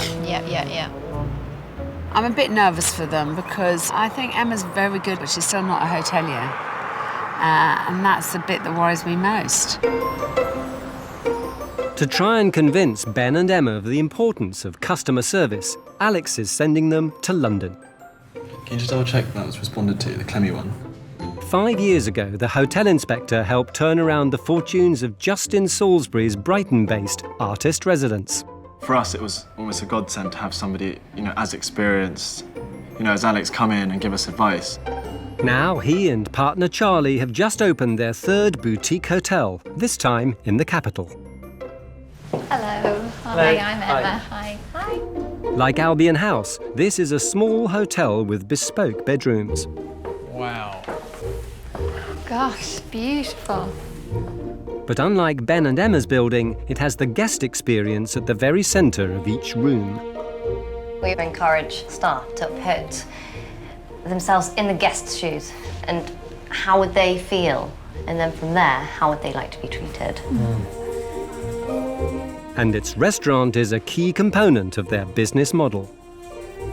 I think it's so important, especially in the off-season, when the weather's not there, you know, to create somewhere where people can have a mini break, kind of almost going to a hotel as a destination place. Without food and beverage, really it is B&B. Yeah. Head chef Michael Bremner has some sage words of advice. So what we're here today really to understand is a bit about offering food and what that entails. I'm a massive fan of sustainabilities and all that sorts of things. So as long as your produce is good, you've got a chef that's passionate, and that's all you really need. Yeah. We need something that's fairly low risk. It's going to sell to the local public. Unfortunately, there's no such thing as low risk. Not It's all low risk, and it's all it's brutal. Every now and then you need home truths.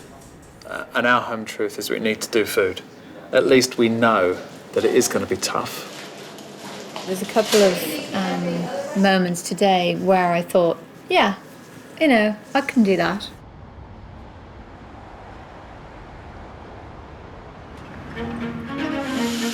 Fired up and feeling positive, the couple return to Ramsgate to prepare for their own hotel's launch and a date with destiny. We're celebrating my birthday. I've got all my close family and friends coming down, and they won't have seen any of the hotel, and so it's very exciting for all of us. What do you think of them? I think they're great. I think they look even better with glass and bottles on them. But with just hours till the guests arrive, it's bedlam. Okay, do you think that works? I don't. I think maybe this should turn 90 Darling, degrees. that's the last thing to do. No. Let's get all this shit out. No, it's not. I'm just going to ignore you. Careful! Come on then, help me. What are you doing? Look, you haven't put the things Oh on no, there. where's the cup? Emma, you really need to make sure you put these underneath. No. Put the coffee down. No. Engage brain. Listen, we haven't had a domestic That's a bit since of the domestic start. abuse. So let's not start now, eh? While the bar is slowly coming together. Upstairs, it's a totally different story. Rooms. None of them are finished. The decision is made to cancel the guests' overnight stay. My preference is to keep it in the bar rather than showing them all the chaos that's happening out there.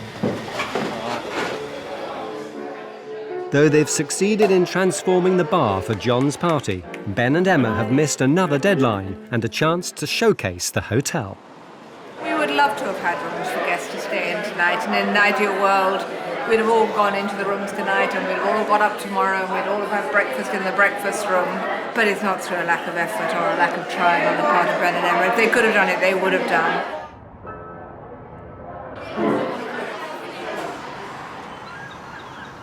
After hearing about the failure to launch, Alex has crash-landed back in Ramsgate. She's on a mission to get the Albion off the ground, whether Ben and Emma like it or not. What I think they must understand is that nobody can afford to open a hotel and wait until the paint is dry on every single wall before welcoming in guests. You have to start making some money. And if they're not ready at this stage, then I think they have to ask themselves why, and ask themselves whether they really want to be running it as a hotel, or is it some kind of glorified house project. To make sure the bedrooms get a proper test drive, Alex is checking in, and she's bringing company. I'm starting today with some friendly people who are going to road test the rooms for me. Until now, they have been designs on a piece of paper. No one has tried them out, seen if the furniture's in the right place, how it works. And I think that would be useful feedback to give Emma and Ben. With the guests on the way, Ben and Emma try to make some sense out of the chaos. I think we're as ready as we can be for Alex. It's got to be done at some point, so... Well, does that point have to be now? 10 minutes before Alex arrives? Hopefully, it will be showing at its very best. God, look at those windows. Where's Ben? Going up on that fireplace. Ben! How much time do I have? Oh my God. You're not wrong.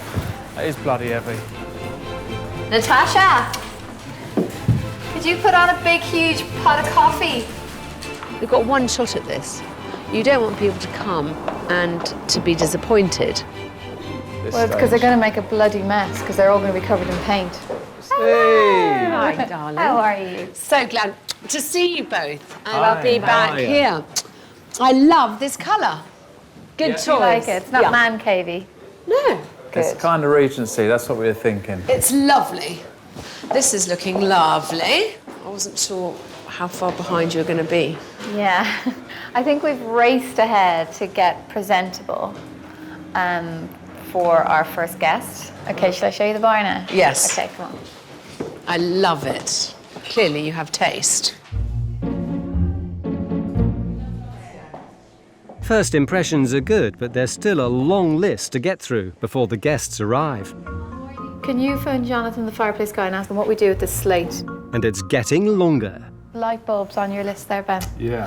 Out to impress hotel royalty, Ben and Emma have booked Alex into the drawing room suite, but it's hardly fit for a queen. We'll have this ready for 3 o'clock when you're checking in. I can check in a bit late. There's a table in here, presumably, to come in. Yeah, coffee table. Ben, can you put that on the list? It's downstairs, I believe. With a similar story in the other bedrooms, the list is growing. Ben, lampshades on the list. There. Are you going to have a doorstop, darling? Yeah. Ben, can you put that on your list? Sorry, please. Do you want me to have the phone? Shall I do the list? Yeah, okay. Thank you. The chaotic catalogue of unfinished jobs is clearly cause for concern. Worried another deadline is slipping, Alex steps in. What I'm just feeling is that everywhere we go, there's little just a things. mirror, just Yeah. a thing. Well, all those just. Let's get a room done, and the first person to check in gets that room. There's an awful lot to do. It's all little tiny things. But actually, I think it's quite important. The method that I've said to them to do is key, because otherwise they are still going to have 100 different things in every single room. Coming together? Kind of.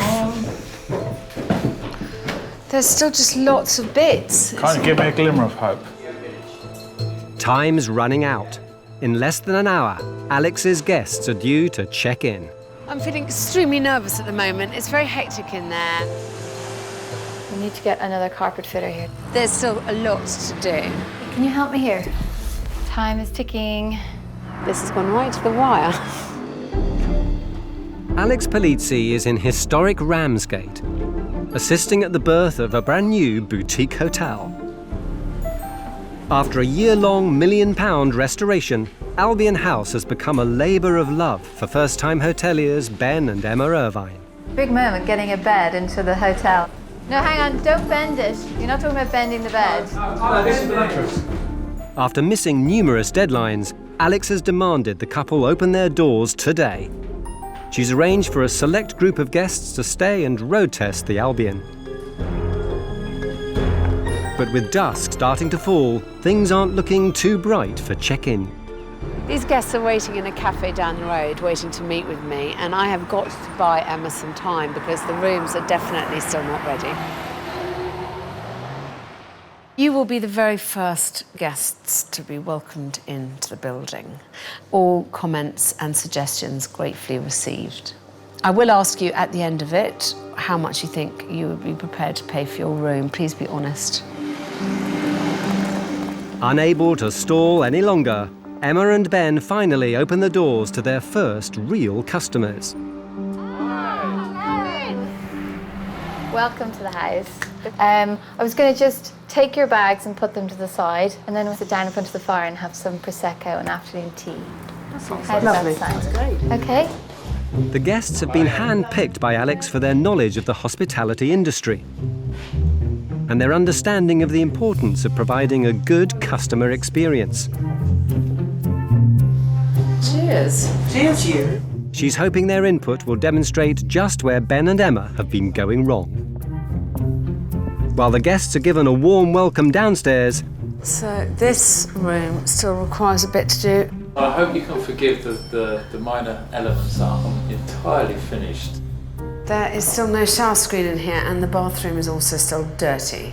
I can show you what I'm going to put up on the wall. This is not on the wall. Vegan see-through. Who are you? There's no door handle. Do you think that matters?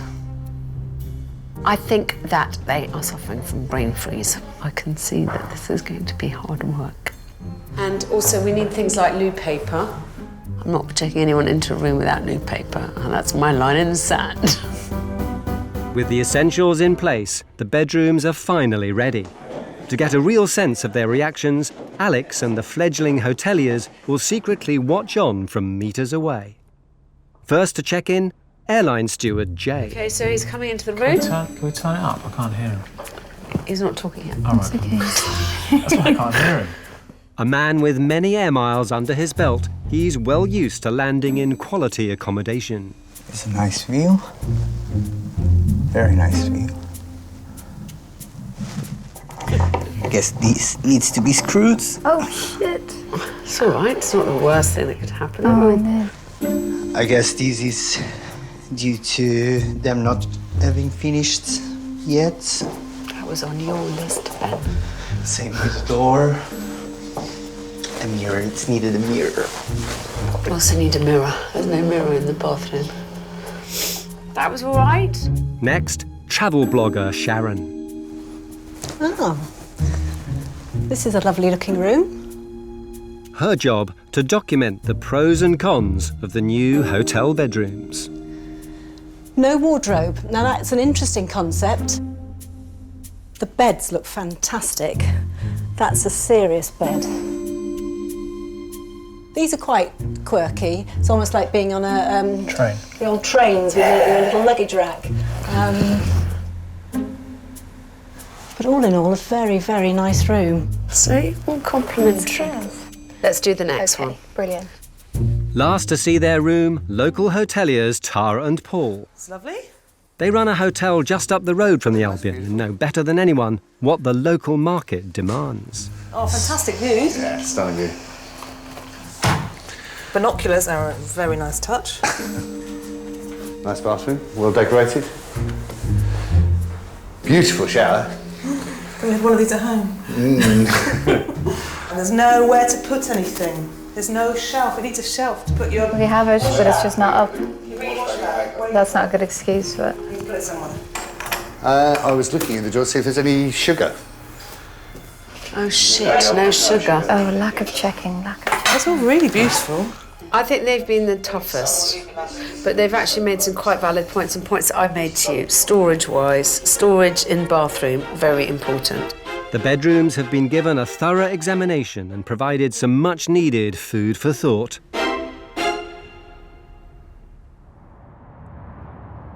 Next on Ben and Emma's plate, dinner. Joining the guests in the restaurant, owners Gay and John, along with some of their friends, all keen to celebrate opening night. But will the extra numbers provide problems for the kitchen staff and new chef Ryan? Jeff, I'd like to squeeze another 2 in. Could you do it? The couple were unsure whether to launch a restaurant at the same time as the hotel. Now, I have you over here on this table. Okay, Alex is hoping the storm outside is a positive sign. I think it proves my point that on a night like this, you definitely want to be able to go downstairs and eat in the restaurant rather than braving the wild weather outside. First order, Albion House. Woohoo! But they didn't want to do food, and I've persuaded them. And now let's see if their food passes muster. That's the next big test. But restaurant novice Ben is struggling to get his head around the menu. What is chermoula? It is something that I was told about a day ago. As things start hotting up in the kitchen, Let's serve all 6 at the same time. Let's not change the system now, so let's wait. Service, please. Well done, Ryan. Looks great. the first dishes are served at Albion House. Thank you. Saying how rushed it had been. Oh, that's proper white man. Now I have the hake for you. With the food going down a storm, it proves Alex's idea of having the restaurant has really paid off. I'm very happy with mine. I love the beetroot. It's very nice. Delicious, perfectly cooked. Ben and Emma have managed their first night as hoteliers. I'm really impressed at you both for, at the end of this agonisingly long day, for still being charming and nice and friendly. And I mean, that gives me a lot of faith in the future, because I think that is what it takes. It's attrition, this line of work.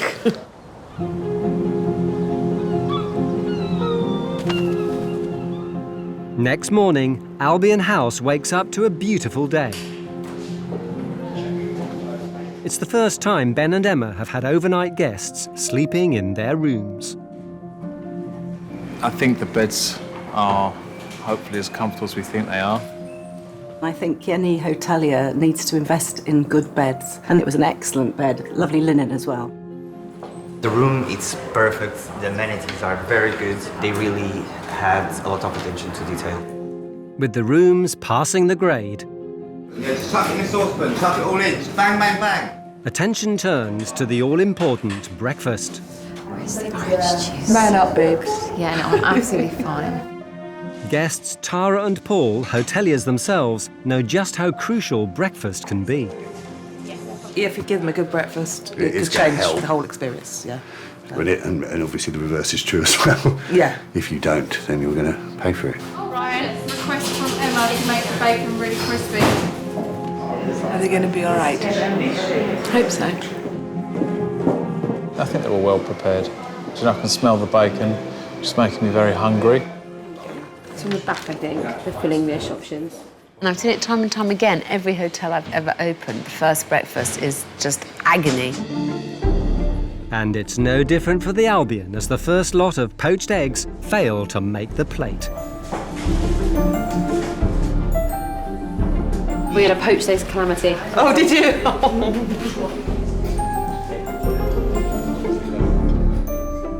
Guests can be very demanding in a place like this, and I think they have to get used to dealing with difficult guests, because God knows plenty of them will come their way.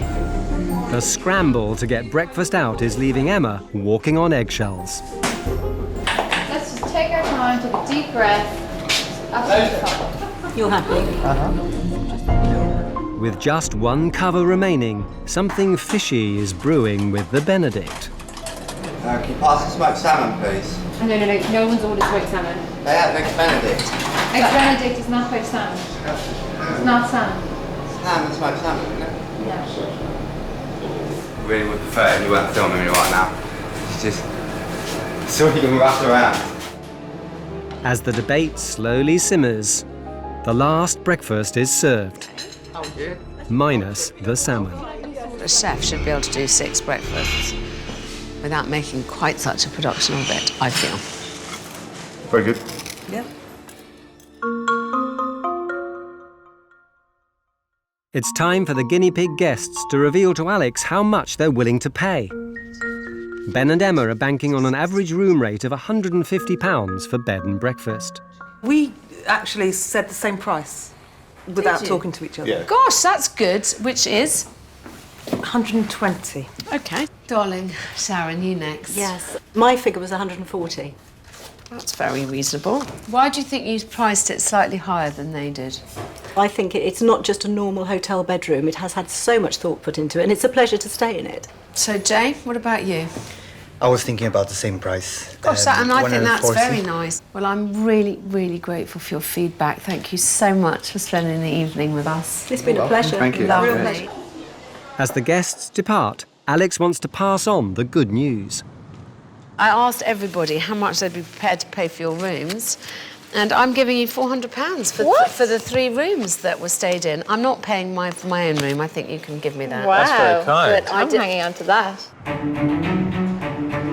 Impressed by the couple's first night performance, it's time for Alex to reveal the final act of her launch plan. Having promised to generate much-needed publicity, she's persuaded some of the most influential travel writers in the country to visit the hotel. If they like what they see, it'll be a chance for Albion House to really hit the headlines, but only if Ben and Emma can deliver. I've got some quite important people coming. I mean, I've got Condé Nast and I've got GQ and I've got Fiona Duncan from The Telegraph. They want to see a hotel that looks as if they can write about it. And I don't want them to come if they're going to get the wrong impression. Yeah, I know.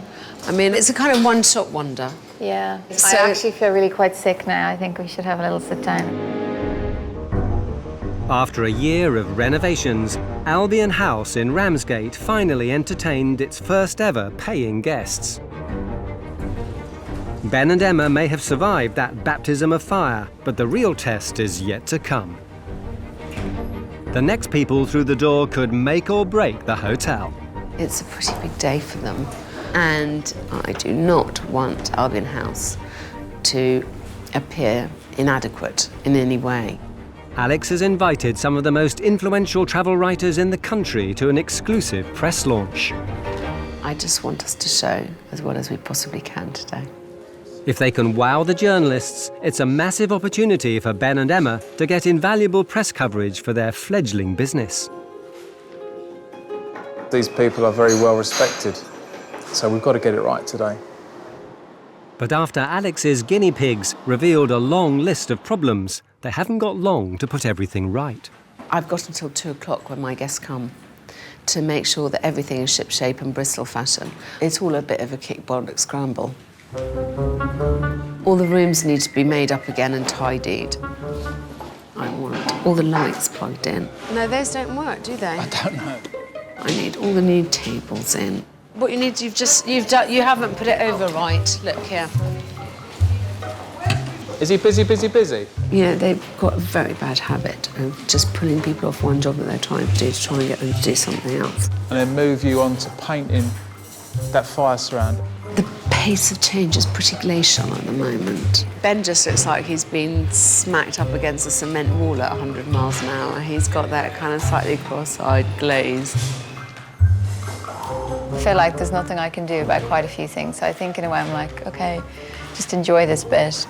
I feel quite relaxed. They're both still charming and calm, but ineffective. They just don't have another gear at the moment. Honestly, darling, it's like trying to herd kittens. I think they'll either like it or they won't.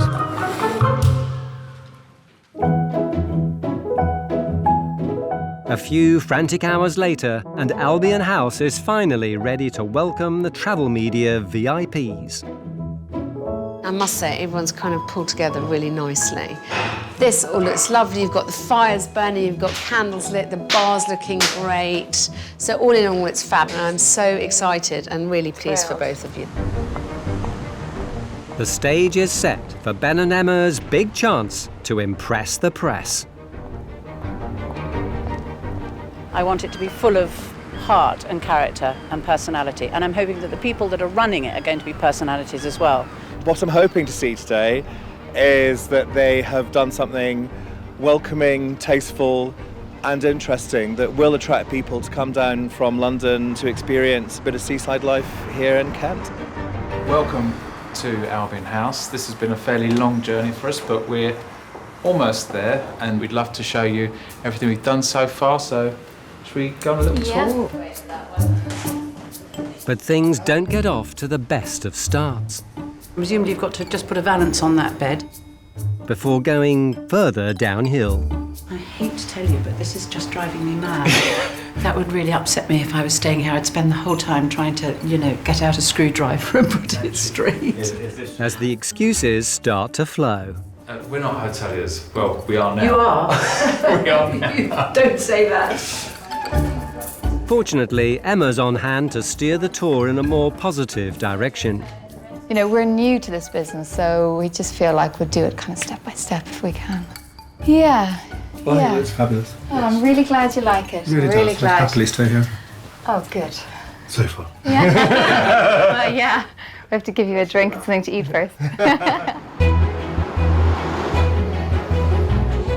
The Albion's charms seem to be shining through as Ben and Emma play the perfect hosts. We're just really looking forward to opening. We're so excited. That's what you want to do when you walk into a hotel. You want to go.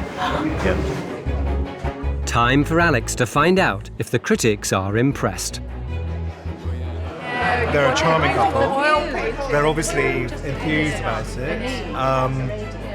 They strike me as very sensible people, and I think this could be a fantastic asset for Ramsgate. And if I was them, I'd be very proud. What do you think of the place? I think it's really got legs. Good. I think it's exciting.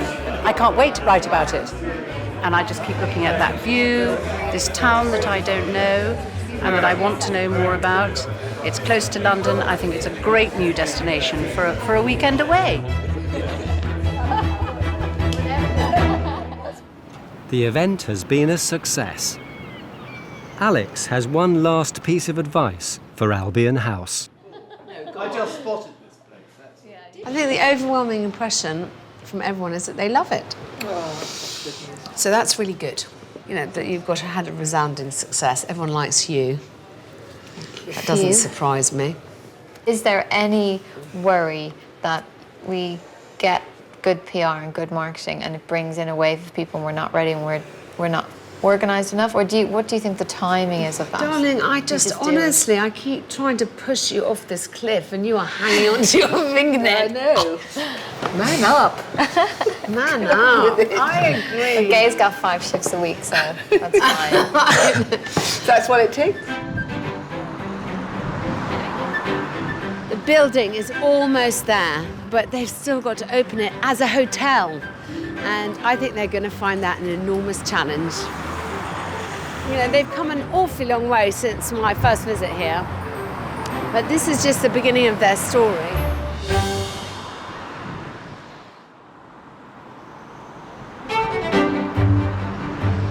One month on, and Albion House is now fully open for business.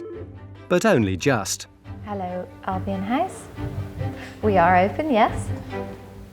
Alex said that I was kind of hanging on to the edge of the cliff, and I feel like I've let go, but there's like a little ledge underneath, and now I'm hanging on there. What day of the week would you like to check in? If you're asking me, would I call myself a hotelier? I don't think I'm ready for that yet. Oh no, one review. Wonderful. Oh my God.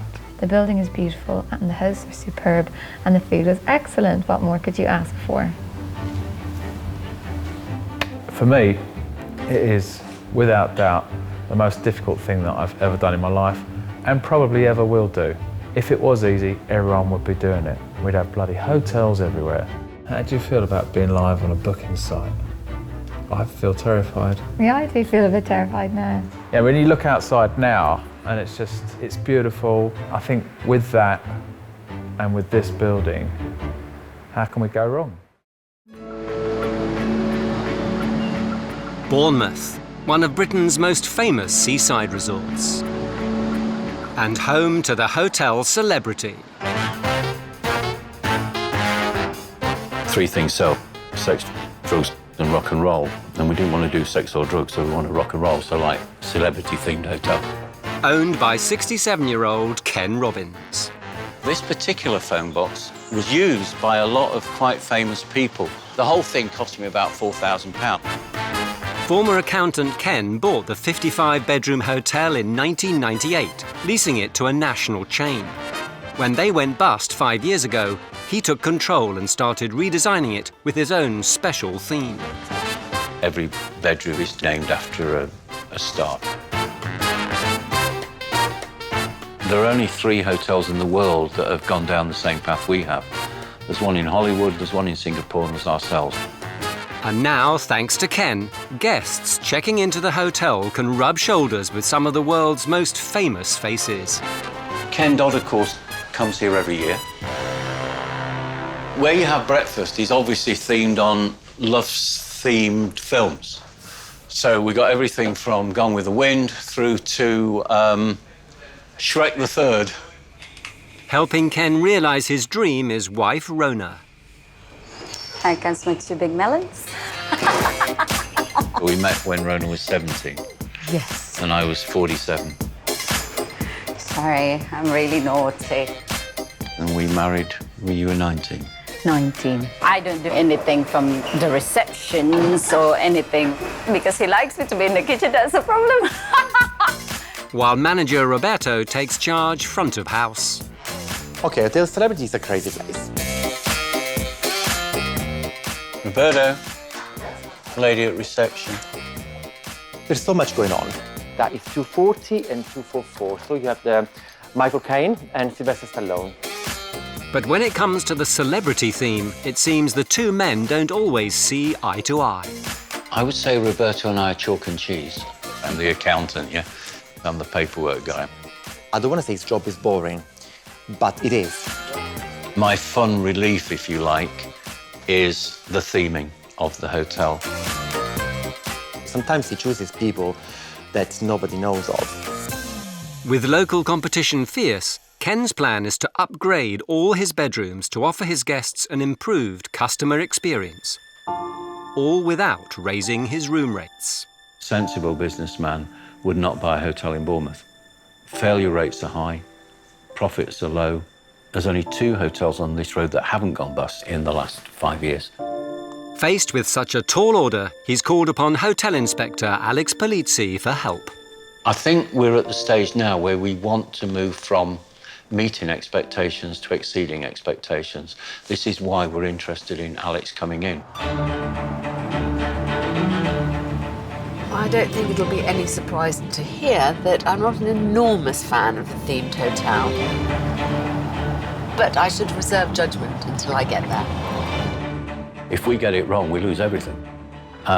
It's very important we get it right.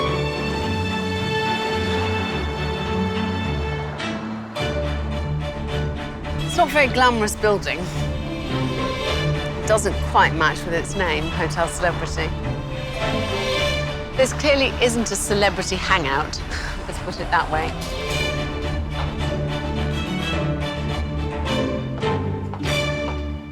Hi, I'm Alex Polizzi. I'm Roberto, nice to meet you. Very nice to meet you, and I'm checking in. Yeah, well, you would have Ken Dodd room. Will I? Yes, you will. All right, so.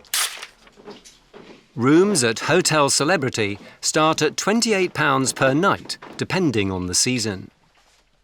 It's basically a working people's hotel, working people's rates, and what we offer is the kind of things that working people want.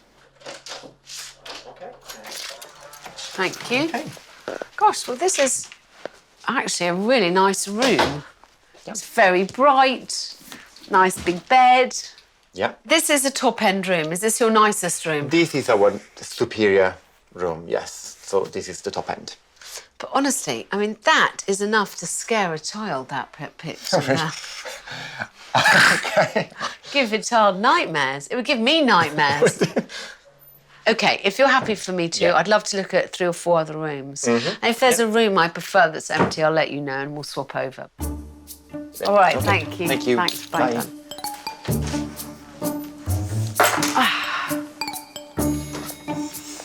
So, I check Alex in.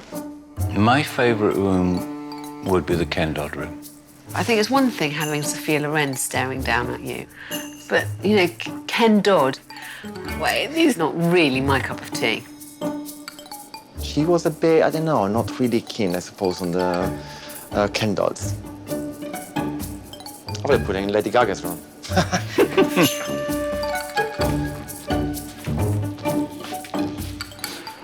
Well, I'm sure that Angelina Jolie and Brad Pitt, were they aware of this homage to their careers to date, would be thrilled, touched and thrilled to be here represented in this manner, in these glamorous surroundings. This is one example where they haven't renovated, but they've still put up the posters. I just don't get it. The money spent on posters could have been put to better use, as far as I'm concerned. Oh, gosh, I feel depressed because there's nothing kind of celebrity or glamorous about it, really. Celebrity Hotel is a bit of an escapism for Ken. I think he found something to entertain himself with. I just leave him what he wanted to do, because then it gives him something to do while he's not in his paperwork. Ah, so this is another room. It's done to more, well, it's done to the Ken Dodd standard. So this is just as nice as my room, with the enormous bonus of not having Ken Dodd looking down on me. I think, given the option, I know who I'd rather spend a night with. After a quick stop via reception to change rooms... So, darling, I have decided I would rather sleep with David Bowie. Well done, Ken Dodd. All right, okay. Yes. Yeah. All right then. Well, Thank you. Enjoy. Next, it's the hotel's Casablanca lounge.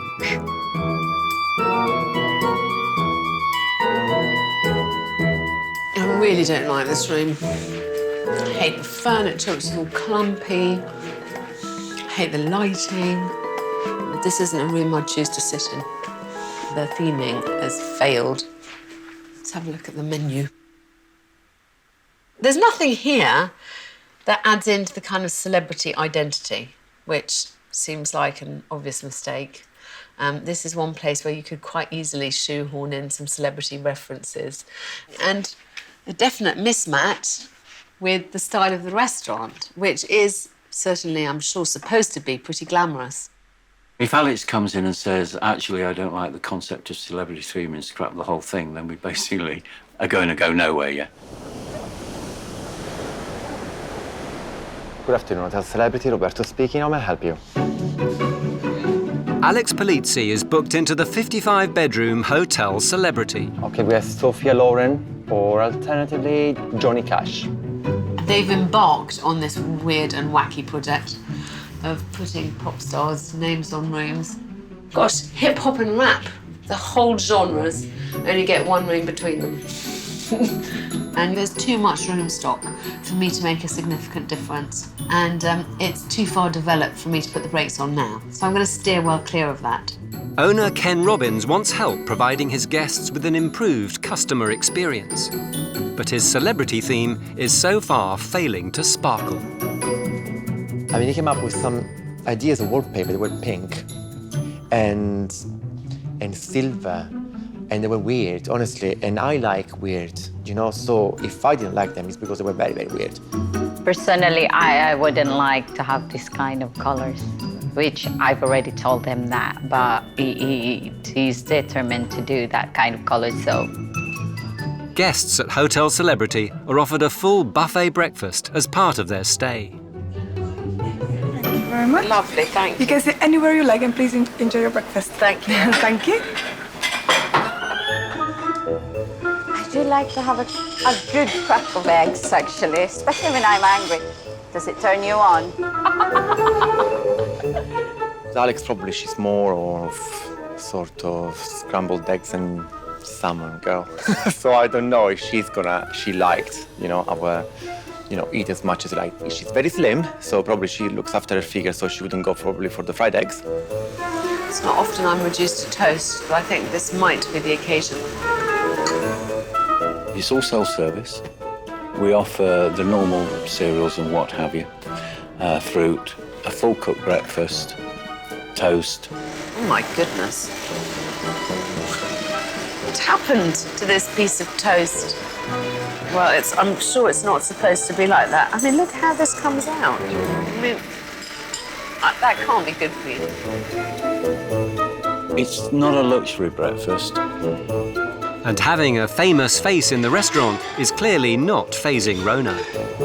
We have quite a lot of celebrity come to the hotel. We have Ben Miller, which is had drinks in the hotel. The UB40 band, Jerry the Pacemaker, came in here a long, long time ago. Which is cool, really.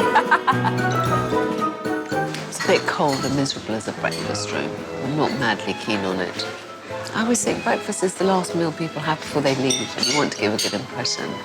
It's adequate, but that's all.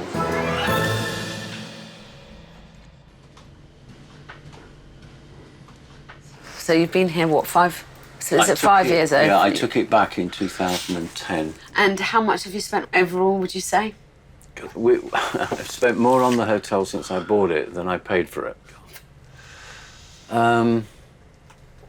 We must have spent close on to £1 million in terms of doing the place up. Gosh. So you spent a lot of money on the theming, I know. Relatively speaking. About 60,000 all told. With Ken investing so much into the hotel, Alex is shocked to learn that instead of spending it in the bedrooms that need the celebrity touch, he's ploughing even more money into a lounge. Is this an income-generating room? No. Haha. Thank you. I took 2 years putting this together, so I've got quite a lot of pride in what we've achieved in it. I wasn't a big fan of the Sherlock Holmes restaurant. I mean, I was the first one to think it was rubbish. I think he could have spent his money better. So this has been a bit of a personal project. Oh, yeah, yeah. I mean, look, you've got to be motivated. I just think that you must protect your pot of money and get on with the rooms. I mean, the top level of rooms, you've only got 5 or 6 like that. That still leaves an enormous number of rooms that aren't touched at all. All I'm saying to you is that people can book into a hotel because of bedrooms and bathrooms. But they also book in because they want a nice lounge to sit in. I don't know that they do. Uncertain, really, of how things will develop. It's obviously important that we make the best use of Alex's time and that we're able, with her, to come up with some positive ways of developing the hotel further. I think of celebrity as being your identity rather than a theme. I think themes are a bit naff, but I think it's good to have an identity and it's good to have something to make you stand out from the crowd. Everything I want to do is about it being both fun and sexy. Honestly, if it were my place, I would bring a touch of Hollywood to Bournemouth. I would have, you know, pink flamingos and plastic palm trees and so that it's a laugh. I mean, it's obviously not to be taken seriously. You can afford to just be a bit playful, I think, and so that you don't take yourselves too seriously. Yeah, you know, yes. So that you're being ironic about it. Yeah, that's important. I think so. Alex wants Ken and Roberto to make changes, starting in reception.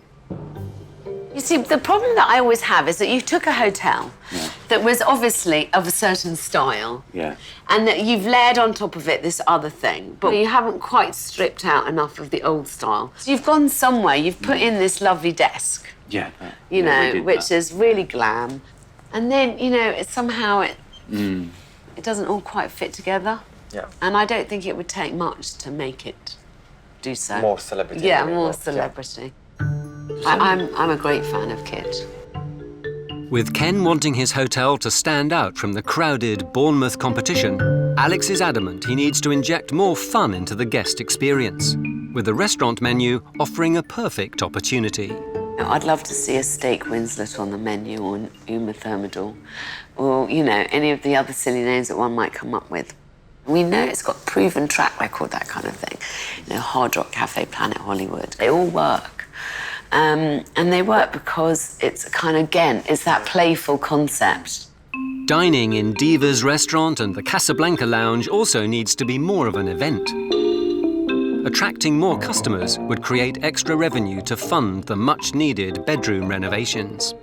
What I'd love to do, if you allow me to, is to take that on as my part of the project and make it a really fun, glamorous place to eat. We've got some practical things to go through, but... Quite a few, I imagine. Yeah? Yes. Good. Yeah. Ken is very quiet, so I don't really know what's going on in his brain at the moment. I'm sure he's listening and something will be done. While Alex urges the team to make Hotel Celebrity a more dazzling experience, Roberto wastes no time trying to come up with some ideas. When you enter reception, we put the celebrities' pictures inside. Would it be better just to do collages rather than a mirror? Brainstorming should be the positive point when you just put positive energy and say, yeah, we can do this and we can do that. I don't want it to be too dominating in the hotel. It's just a part of what the hotel offers, and it's the icing on the cake, but people come for the cake rather than the icing. Put the glue around the frame and then just chuck all these sequins and sparkly bits. Not enough, is it? You'll roll up. No, it's gonna look good. I'm putting the ideas and it's just finding the problems.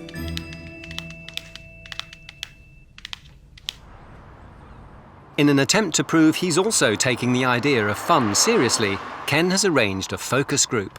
Dear guests, join hotel management for a coffee and a chat. Share your feedback and ideas and help us to help you. Many thanks.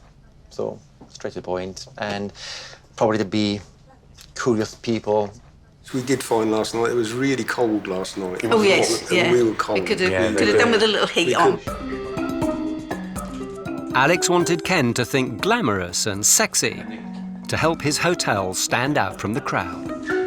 Okay, so when it comes to what we offer you, so our offer is a celebrity hotel, something that maybe is related with our identity. Is there anything that you wanted us to offer and we didn't? You don't have, in the rooms, you don't have toiletries as such. You've got anonymous squeeze bottle, general shower, shampoo stuff. I don't see why you cannot produce your own brand name.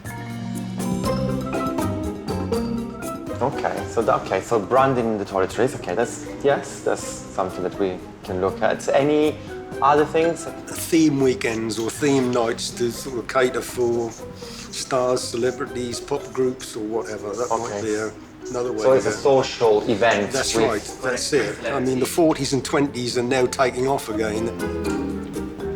The hotel celebrity is purely the name.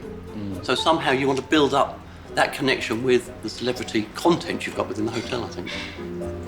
I've just got to make him see this hotel as I see it and as guests might see it. And I think he's so close to the coalface, it's that typical thing, that he can't see it clearly anymore.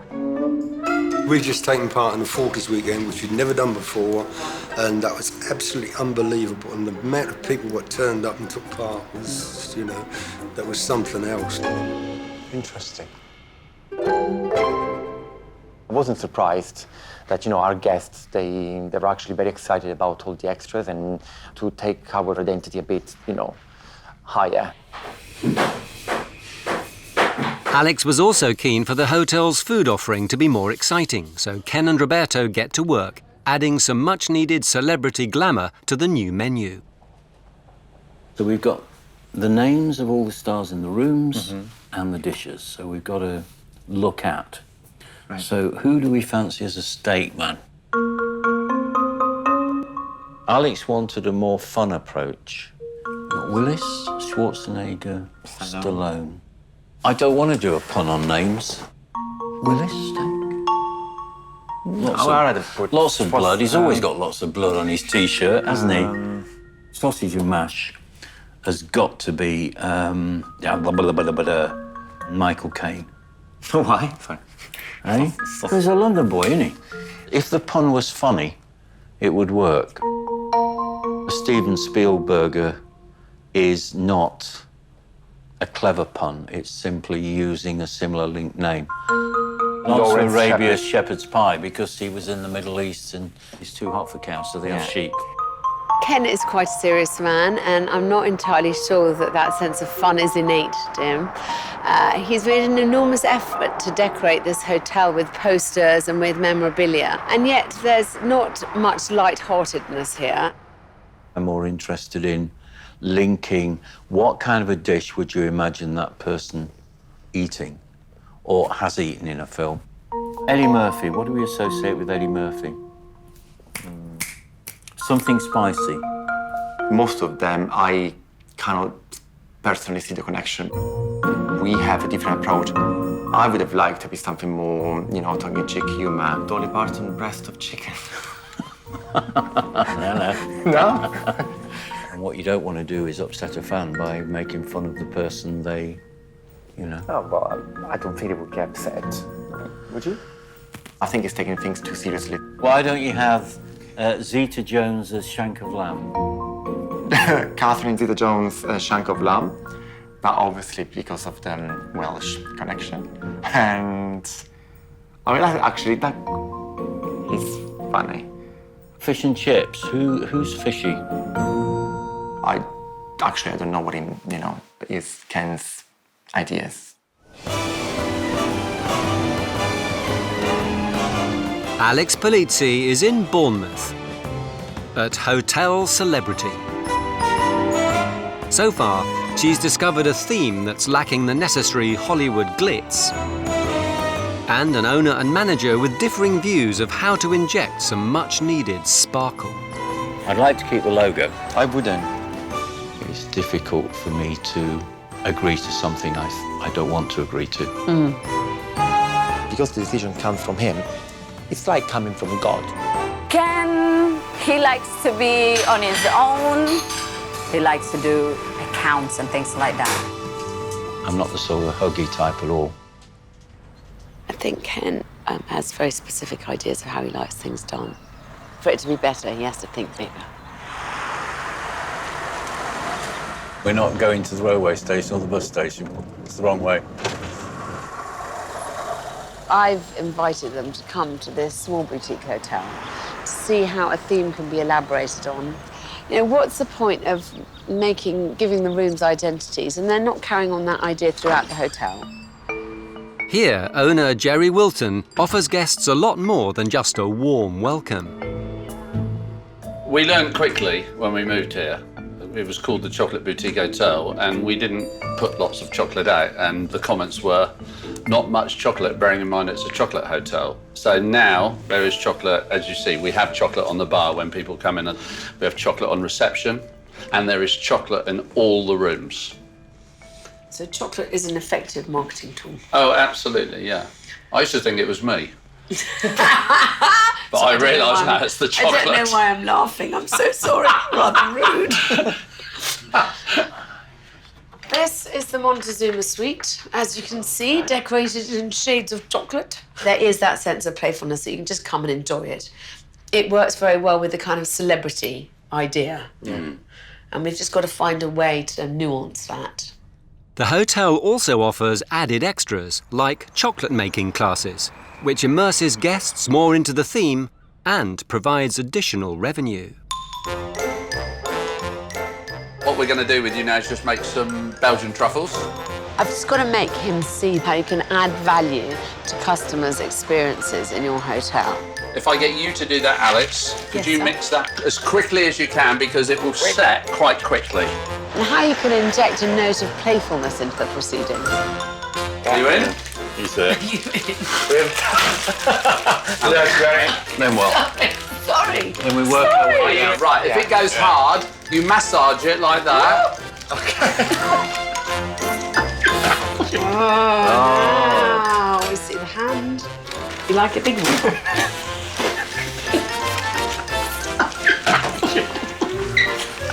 You're obviously not trusted with a real knife. Have you noticed?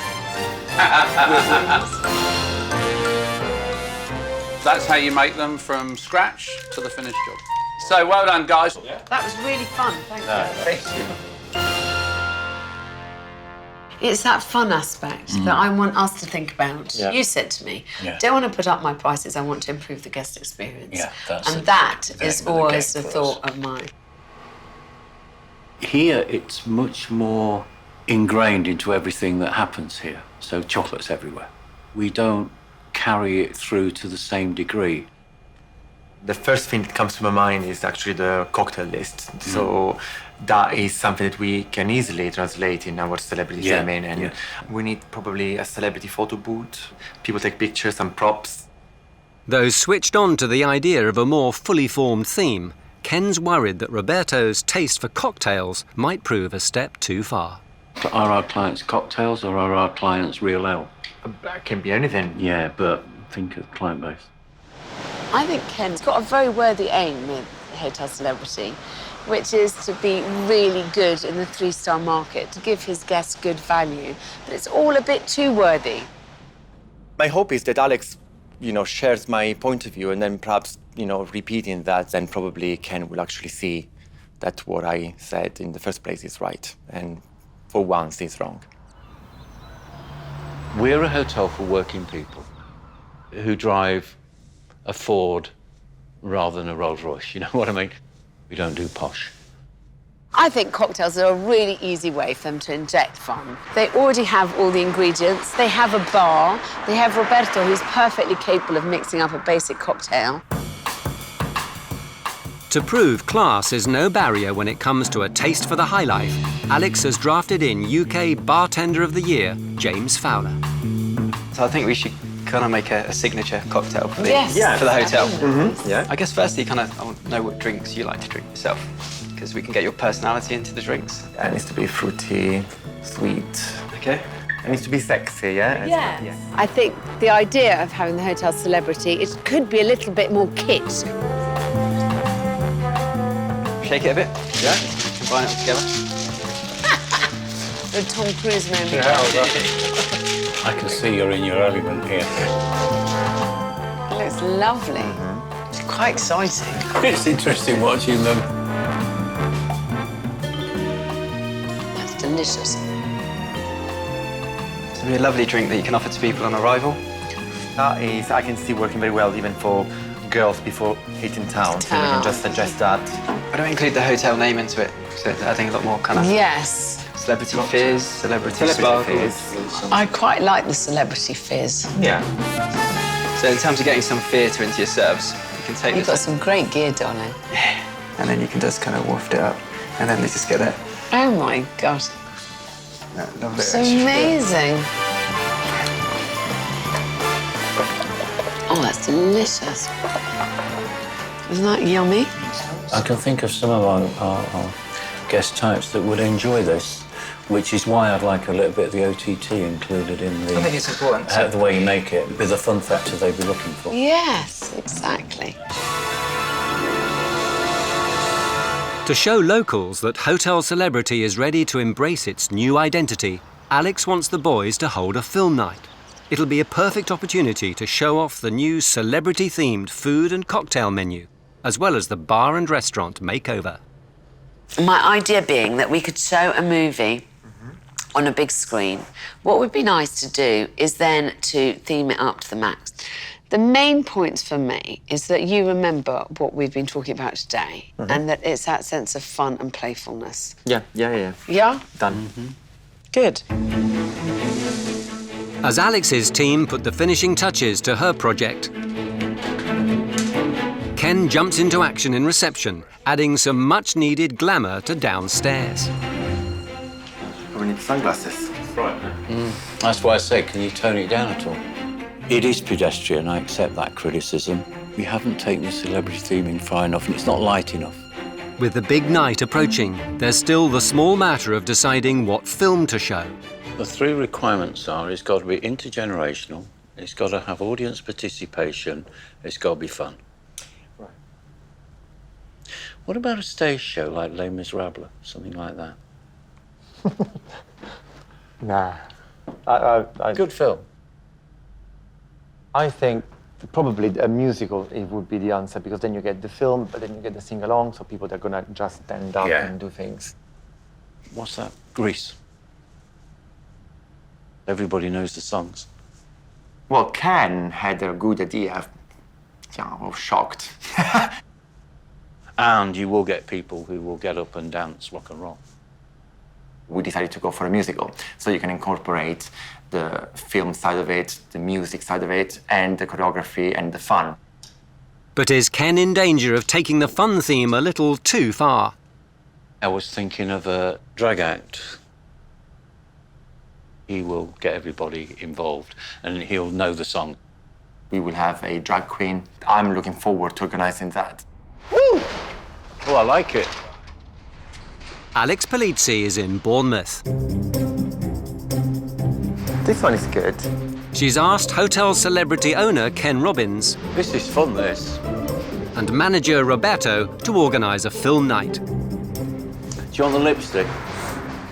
Don't you wear lipstick? It's very good for you. My kids wear it. After grabbing some props to add some much-needed glamour, last-minute touches are being made in time for Alex's final visit. What I felt last time I was here was that this was a hotel with a very distinct identity, and that identity needs to be enhanced and reinforced, and Ken needed to inject a sense of fun into the place. And I'm not entirely sure that that sense of fun is innate to him. I think the idea of having the Hotel Celebrity, it could be a little bit more glamorous. That's what I'm hoping to see. Nice to see you. How are you? Gosh, this looks very different. Yeah, it does. What do you think? I love it. It's fun. It looks very smart. You know, we were talking about first impressions. Yes. I mean, this is really different from how it was. Show me more. Yeah, come. Okay. Look at this. It looks fantastic. I thought this was such a miserable room to have breakfast in. It felt so 80s. Yeah, I see your point. This wasn't on the cards. No, I know, but that, you know, Ken, when he starts, I mean, sometimes needs a little bit push to change things. And I think you created a monster, because at some point I was like, can you just stop? The man himself. Hello. Hi, darling. I'm so impressed. Well, we thought we'd have a go. I really think you've done a really good job, doll. I take my hat off to you. Should we go and look at the restaurant? Yeah, of course. Yeah, it's nice. So let's go and look together. The Casablanca guest lounge and the mismatched divas are now combined into one dining area. Gone is the chintz, replaced with a more stylish and glamorous decor. You know, I stay in a lot of three-star hotels, and I don't stay anywhere as nice as this. And the objective that we asked you've met of making sure that we've achieved this without actually having to change our rates. What we wanted to do is make sure that as many people as possible eat dinner here. Yeah. So that you generate a bit more revenue without having to charge more money, and that revenue can then go to improving the rooms. OK, fantastic. I do like the banquette. And the mirrors are really nice. Good, I'm glad really, you're pleased. Yeah, they're really good, fun. I'm glad you mentioned the word fun, because that was a lot of what we talked about, was how to inject fun into this. With the ground floor now looking much more the part, Ken has one last surprise. His much-loved Sherlock lounge is complete. Well, this looks amazing. This was your baby, and I didn't quite understand how it was going to fit in with the rest. I'm very, very impressed. Good. Well, Ken is a much happier, more relaxed man this time round than when I last saw him. Maybe it's just that he trusts me more. I think he sees the point of what I was saying. He himself says that he just needed a kick up the bottom. And I'm glad I could provide that for him. It's just hours before the party begins. Anything else you want me to do for you? Well, we need to hoover. Yes, I can hoover. I can hoover. In the kitchen, Rona's preparing the new-look celebrity menu. Hopefully, we will do more of this in the future. Cross the fingers that we can have more parties to come. And Ken's quite good in dancing, so yeah, he might dance. As Alex attempts to write a new chapter in the hotel's history, can Ken and Roberto prove Greece is the word? Oh, look at you two. You look great. Look at that. I love it. Look great. You must be Alex. I am. Hi, I'm Danny Zuko. Hi, Danny. I think the changes are absolutely fantastic. A lot of big ladies tonight. It takes you out of your normal life. You end up wearing a silly wig. With the special guest compere ready to wow the crowd, Ken's leaving nothing to chance. And microphone, have you got? I've got one up there. You've tested it? I tested it, yeah. Good man. Yeah.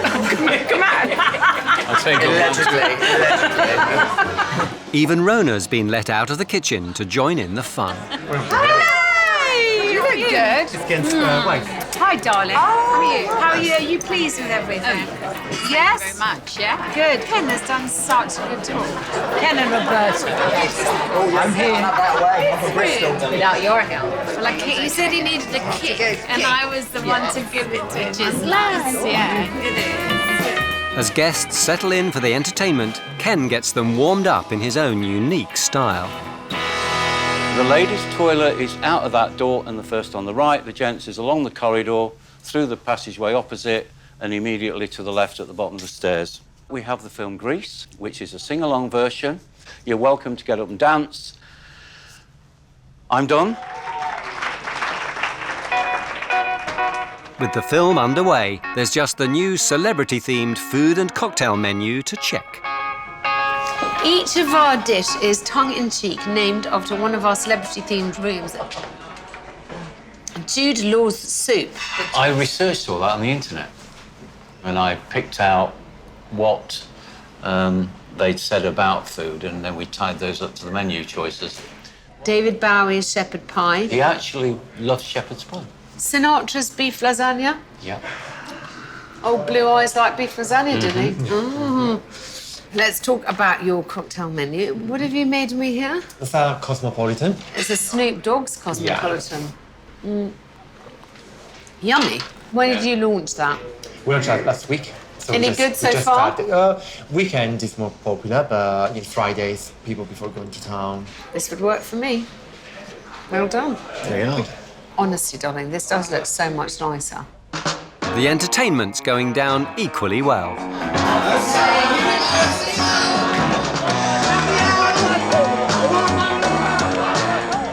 The title of the hotel, Celebrity, it should be a bit fun.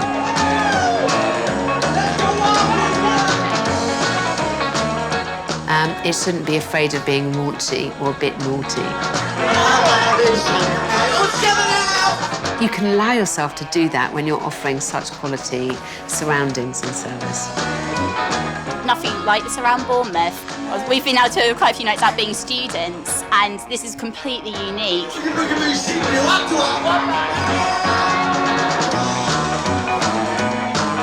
It was nice watching Roberto making a fool of himself with Sheila. That was fun. He's got more balls than I have. I think Ken has really got the idea of having fun here. It's all very well being earnest, you know, with enormous goodwill towards his guests, but he wants to add an element of glamour to Bournemouth, and he needed to work harder at that. I think he's definitely shown me he is.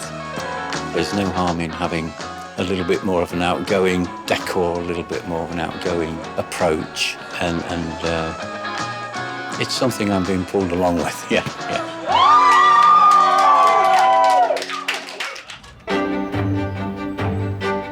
1 month later.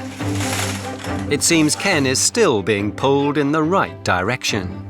Since Alex left, Ken has actually been really proactive in injecting ideas of how to improve our products. The restaurant has been successful. We've had a lot of positive comments from people. Our revenues are up, which is good, because it means we've got the money to invest, which was the whole object of the exercise. Ken is a changed man. At some point, too much, so sometimes I say, oh, I wish Alex never came. Yeah. Ramsbottom, a quiet market town in the northwest of England, surrounded by rolling countryside and home to the 14-bedroom Grant Arms Hotel. Hello, Grant Arms Hotel. Run by 30-year-old Charlotte Belcher. One day, driving past, noticed a big sign on the front of the building for sale. Kind of fell in love with it a little bit. Called up, and 7 days later, we had the keys. Shut up! I didn't actually know that it was a hotel when we took over. I thought it was just the pub. After taking the reins 2.5 years ago, Charlotte's wasted little time turning the hotel into a real family business. The internet kept cutting off yesterday, so I'll sort it out. Okey-doke. With 11-year-old daughter Tiffany providing both technical and emotional support as the hotel's head waitress. Right, take the breakfast out though first then, will you please? Looks good, this Mum. And 7-year-old Harley keen to lend a hand between school hours. Hello, Grant Arms Hotel, how may I help you? He's very good at checking people in, checking people out. Can I take your number? He is now still training to be able to take car payments. While husband Rich keeps half an eye on maintenance. I do like to get my hands in there sometimes and do a bit of work here and there. It's all hands on deck, but it's clear Charlotte is captain of the ship. I'd class myself as a hotel manager first. Oh, the computer's just crashed. I try and be a good barmaid, a waitress, cellar man. Hate these new fittings. Function organiser. a chef. Never been to college, I don't think it's necessary. A housemaid. We've got a floater. I do think, you know, I'm capable of doing things better than everybody else. Charlotte might be Queen Bee, but playing Jack of all trades is beginning to take its toll. Right, there's a bed in here because my mum doesn't come home that often. This is my office. I'm temporarily sleeping in here. I'm here most of the time anyway. At the moment, I'm like a single parent, which is a shame, isn't it, pal? But despite their best team efforts, the hotel has so far yet to turn a profit. If the Grant Arms fails, I really don't know where it'd leave me or the family.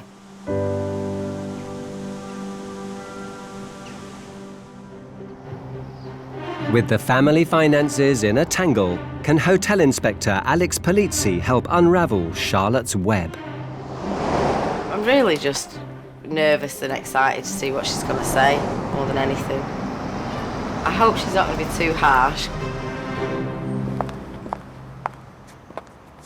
I'm not very impressed already by the manky signage and by these blackboards. What can I say? I imagine I'm not coming to the heights of luxury. Unimpressed with the unseemly signage, Alex goes in search of a warmer welcome. Hiya. Hello, good afternoon. This is the Grant Arms Hotel. It is indeed, madam. Where's the hotel part? If we'd like to follow me, I'll take you up to reception. Thank you. You're welcome. Hotel reception is just here. Great. Thank you. Hiya. Oh, hello. Charlotte, I'm Alex. It's nice to meet you. Nice to meet you too. I came through the pub. I didn't realise that there was a hotel entrance up here, sorry. Yeah, we do try and run them as two separates, which is quite difficult. But the pub is a pub. You don't have a pub with rooms? That's right. That's what you mean. Yes. Yeah. Why is that? Do you think it gives the wrong impression? Or? I think we're just too nice for that, if anything. The building itself is a hotel-style building. It's not a pub with rooms style. OK. Can I go up to my room? Of course, yes. I'll show you up. Thank you. Alex will stay in the Grant Arms Premier Room, priced at £65 a night for bed and breakfast. OK, great.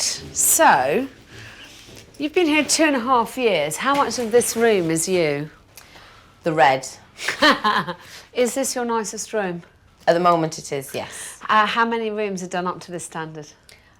This is the only one, and this is the only one with a jacuzzi bath.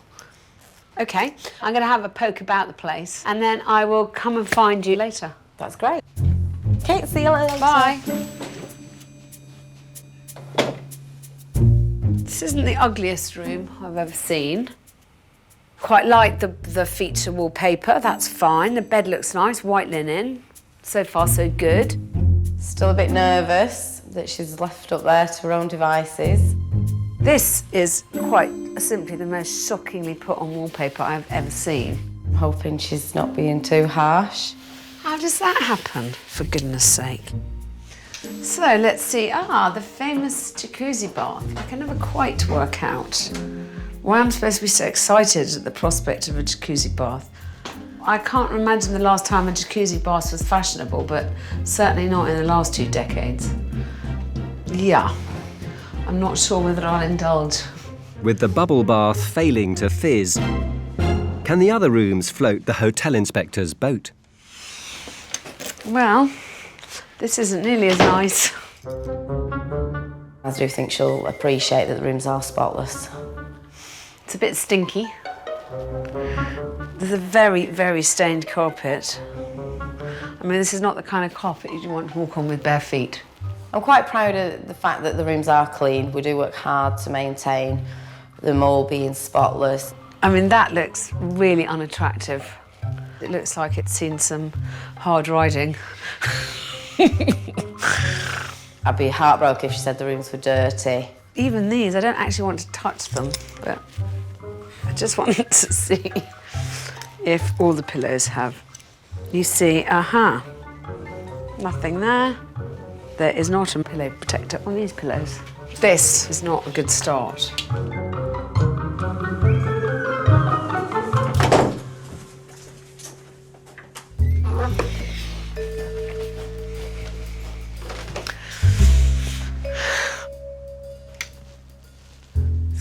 be a lighting issue because that light goes on and that one doesn't. I'm not quite sure which came first. The flowers, the pillow, or the picture. But they've obviously been carefully chosen to tie in with each other. Unfortunately, none of them tie in with the curtains. Who cares about a fecking decorative pillow? Really? You know, why try and overlay it with something like that, which is just a dust collector? Far more important to have decent curtains, I would think. Ooh, this smells really damp. Oh my goodness gracious me. I think she'll like the fact that we've made the effort with the redecorating. I think it's clear that she doesn't really have an idea what she's doing. And it seems it's not just the bedrooms that are giving off the wrong signals.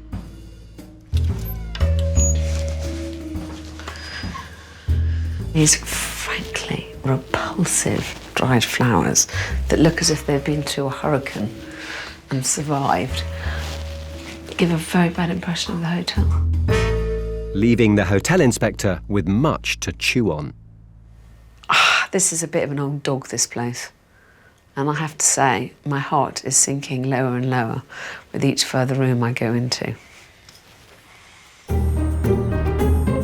Hotel Inspector Alex Polizzi is at the 14-bedroom Grant Arms in Ramsbottom. Please go downstairs, get my big bunch of keys. Let's go! Hurry up. Run by 30-year-old Charlotte Belcher and family.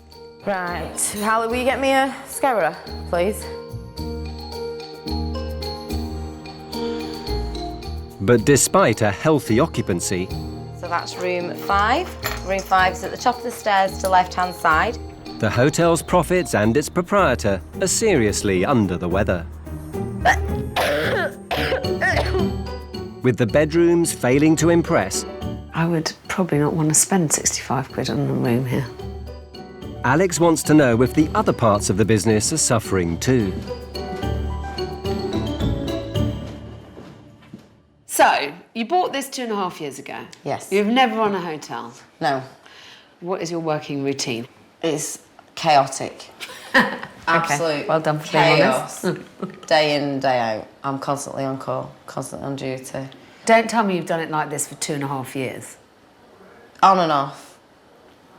If you want a job doing right, well, do it yourself. That's bollocks though, darling.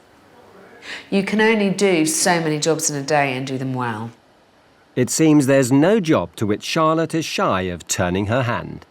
Why don't you have a website? We did have a website, and I had crosswords with the company who would sorting the website out. So I then started to do that myself, and you just didn't. It is in the process, but the process has just not ended. How many staff have been through your hands in 2.5 years? Ballpark. 40. Fucking hell. Something like that. It's a lot. Oh, yeah. They're all shit. Well, surely you spotted that at interview. No, I don't believe in the big interview process. Oh my CVs God. are lies. My kids can pretty much do the jobs that they do better. But maybe it's you not teaching people how to do their job properly.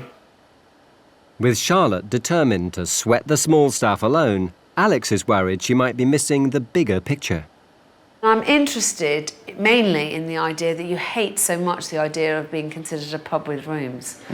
Because it is such a well-trodden path now, pubs with rooms. If you've got a really good pub, it's incredibly appealing. When we took over 2.5 years ago, the pub did come with quite a reputation. Did it? So it's taken a good 2.5 years to start shifting that reputation. Alex retires for the night, believing the family are creating a financial drama due to an identity crisis. My initial thoughts are that the Grant Arms is misnamed as a hotel.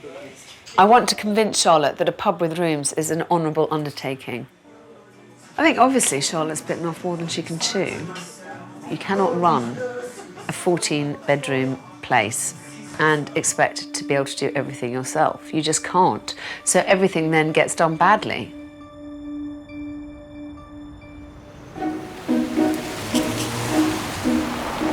The following morning, breakfast continues with the family theme.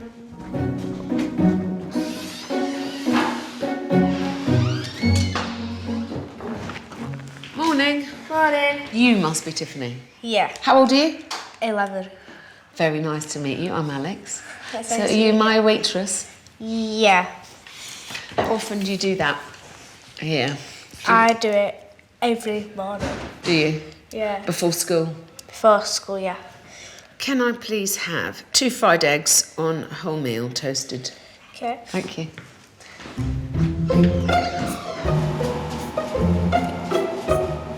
I'm hoping she slept well. She went to bed quite early. I'm a bit nervous by what she might say today. Breakfast will be the same as usual for Alex. I don't want to think she gets too much special treatment. There you go. 2 fried eggs untoasted. Thank you, darling. No problem. I don't have any problem at all being served by a child. But I just think that it makes this place feel less professional than it should. Concerned with the level of professionalism in the restaurant, Alex is in for an even bigger shock when she catches up with Charlotte at reception. Good Lord, darling. Your bedroom. At the moment. Very nice.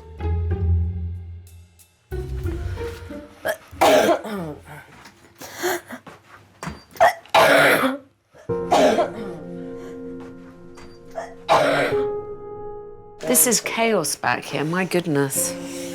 Yeah, it's my organised chaos.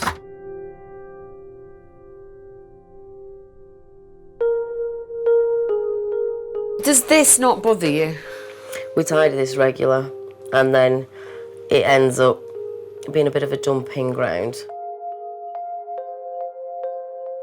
I mean, you know, the children's clothes and polish and cleaning products.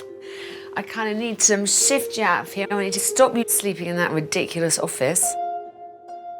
This is such an unhealthy environment. And there needs to be a bit of a clear out here too, honestly. I think we're going to have to try and roll up our sleeves and do that as well. You're clearly working incredibly hard. You haven't had a day off since May. I think you're not doing things particularly brilliantly. There's only so many holes you can plug in a day.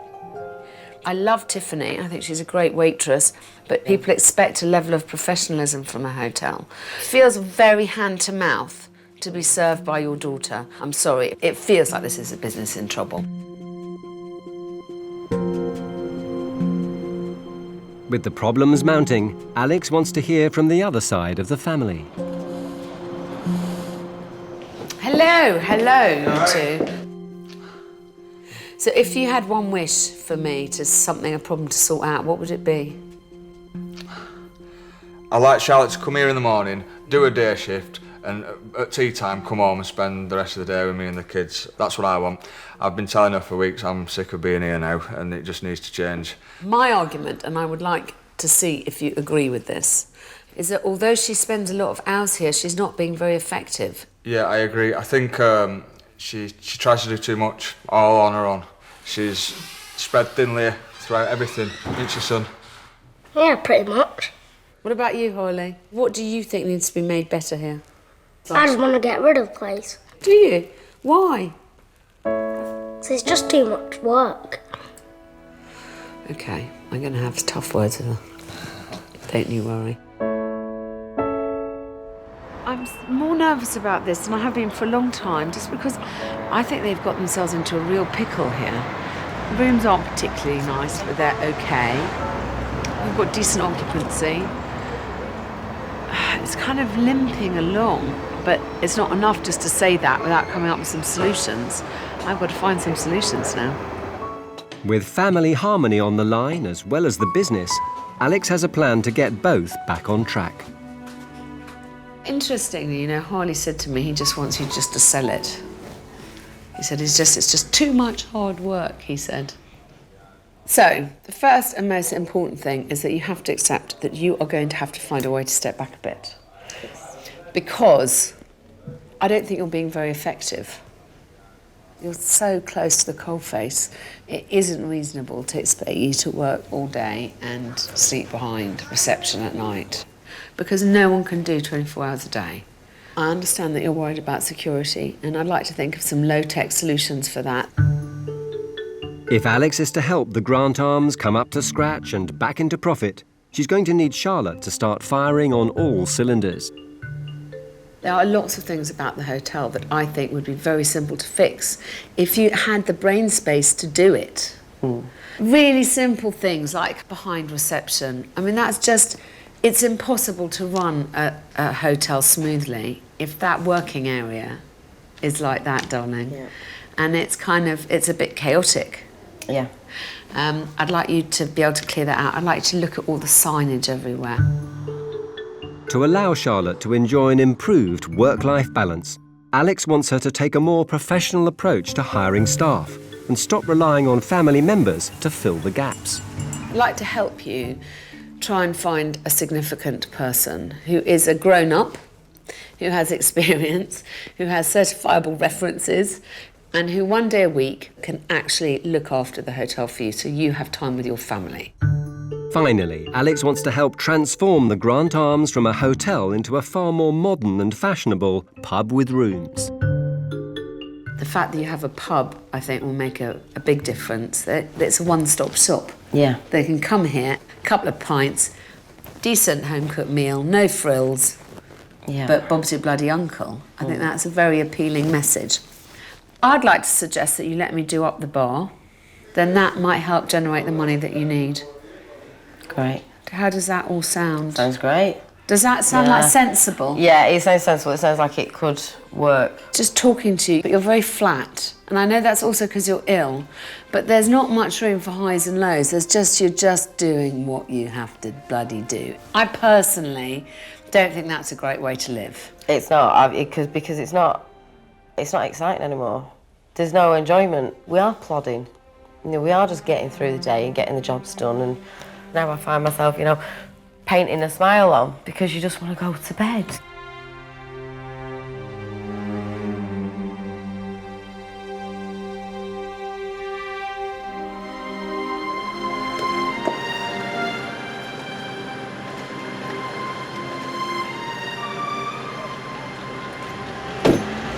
Honestly, I think Charlotte's in one of the worst states that I've seen anyone in years because she just showed no real emotional response at all. It's like she's dead between the ears, and I think that is just because she's so exhausted. She did make a comment that I was flat, maybe slightly unfair. I'm hoping this is going to be a new start once Alex's plans have been put into play. She's got to find an inner wellspring of energy, because otherwise I don't really see a light at the end of the tunnel.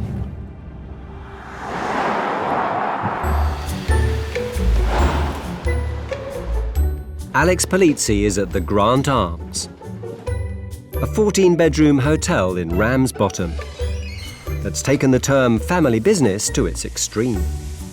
2 fried eggs of brown bread, but it's toasted, and 1 coffee. Oh, you know. 30-year-old Charlotte Belcher has found herself working round the clock and ended up literally sleeping on the job. I could sleep in the breakfast room, but it's cold.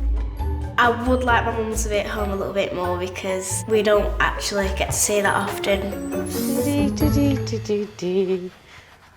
Harley, can you hear that pigeon flapping above room 1? After finding her host sleepwalking to financial disaster, Come on, little pigeon! Little pigeon! it seems Charlotte has woken up to Alex's advice. So what are we doing? Are we just putting all new ones in? Since Alex has been, my attitude has changed. It's taking longer than going shopping, this. Slowly, slowly catch your monkey, Richard. People always say, you know, do this, do that. But I think I needed somebody completely on the outside looking in to give me that advice. Right, Harley, try the lights again. bright when you stood next to it. We get rid of that cobweb while you're up there. It's just stuck there on the ball there, at the back side of the... Cute. Alex's design team have also been busy, setting to work in the bar area to help rid the hotel of its bad reputation. My whole plan hinges on the idea that we need to immediately generate income so that Charlotte can start improving the rooms even more, and hopefully improving her food and drink offering and the surroundings in which you can enjoy them will mean that she gets many more people coming to her door. To help Charlotte get out the right side of bed in the mornings, Alex has also arranged for a set of shutters to be installed in reception. Pull it down. Hold it down. Key in. Turn it. She was in this ridiculous stage of sleeping behind reception because she was so worried about security. You can do it. Yeah, look at that. Easy. Yeah. I'm hoping that I will have winkled her out from her nasty bed and put her back in a real bedroom. With both Charlotte and the building feeling more secure, the reception area has started looking a little more professional too. It looks pretty much like an office again, which I haven't seen for a while. Don't sleep in here anymore at all. You'll only use the bedroom upstairs when I have to stay here.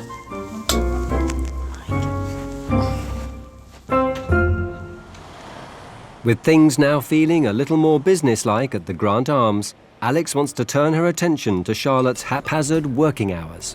I think the problem with Charlotte is that she is so focused on just getting through another day and putting one foot in front of the other that she's forgotten the importance of having long-term goals and strategies. So Alex has arranged for a time management expert to visit. Time management mistakes. Go and take off the wall the ones that you think are your mistakes. On her behalf. Not taking breaks. Okay. Failure to manage distractions, I think, because you could be busy doing one thing and a member of staff will come and say, oh, Charlotte, this is... and then it drags you away from what you were doing. No, I disagree. The fact that somebody comes and says this is really important, you need to come with me, is a distraction that has to be. Putting a set of personal goals, because that's just pants. It's just not doable. Because obviously your goal is to be a multimillionaire tomorrow. That's the goal. So how would you make that goal realistic? You work as hard as you possibly can to get to it. That's called being a busy fool. You know, you do not make a business successful just by making sure that you open the doors every day. If your goal is to make this the most successful business in the world, you have to set milestones and benchmarks to get there.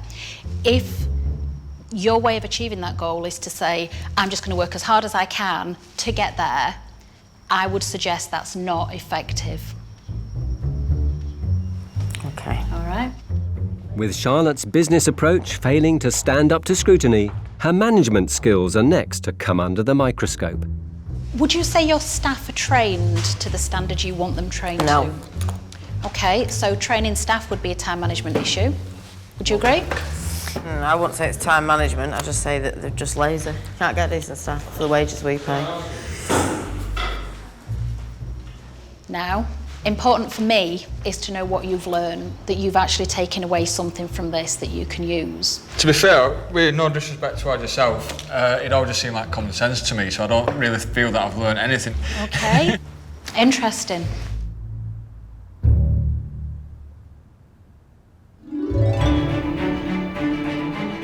Alex is back in Ramsbottom, hoping that for Charlotte, the change will prove to be as good as a rest.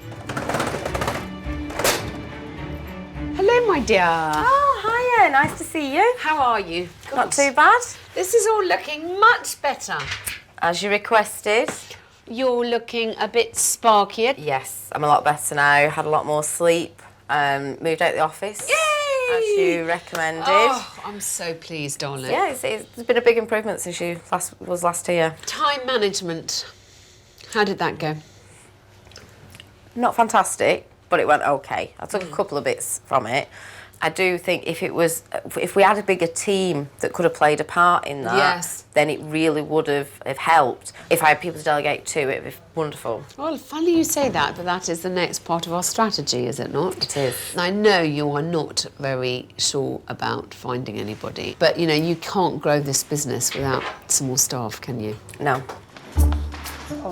To cap Charlotte's excessive working hours and allow her to spend more time with her family, Alex wants to help find an assistant manager to shoulder some of her burden. So she's arranged a suitable shortlist of candidates. I know you're quite sceptical about the interview process and about CVs, and I think CVs tell you a lot. If nothing else, how often they've moved from job to job, how long they've lasted in a job. Let's try and find out what they liked and didn't like in their last jobs, because that also is quite helpful. But things aren't running quite to plan. 2 of the candidates fail to appear.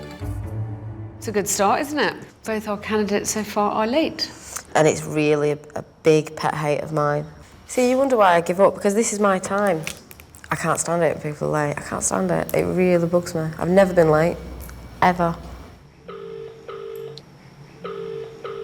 Welcome to the EE voice. Yeah, he's not coming because he's not answering.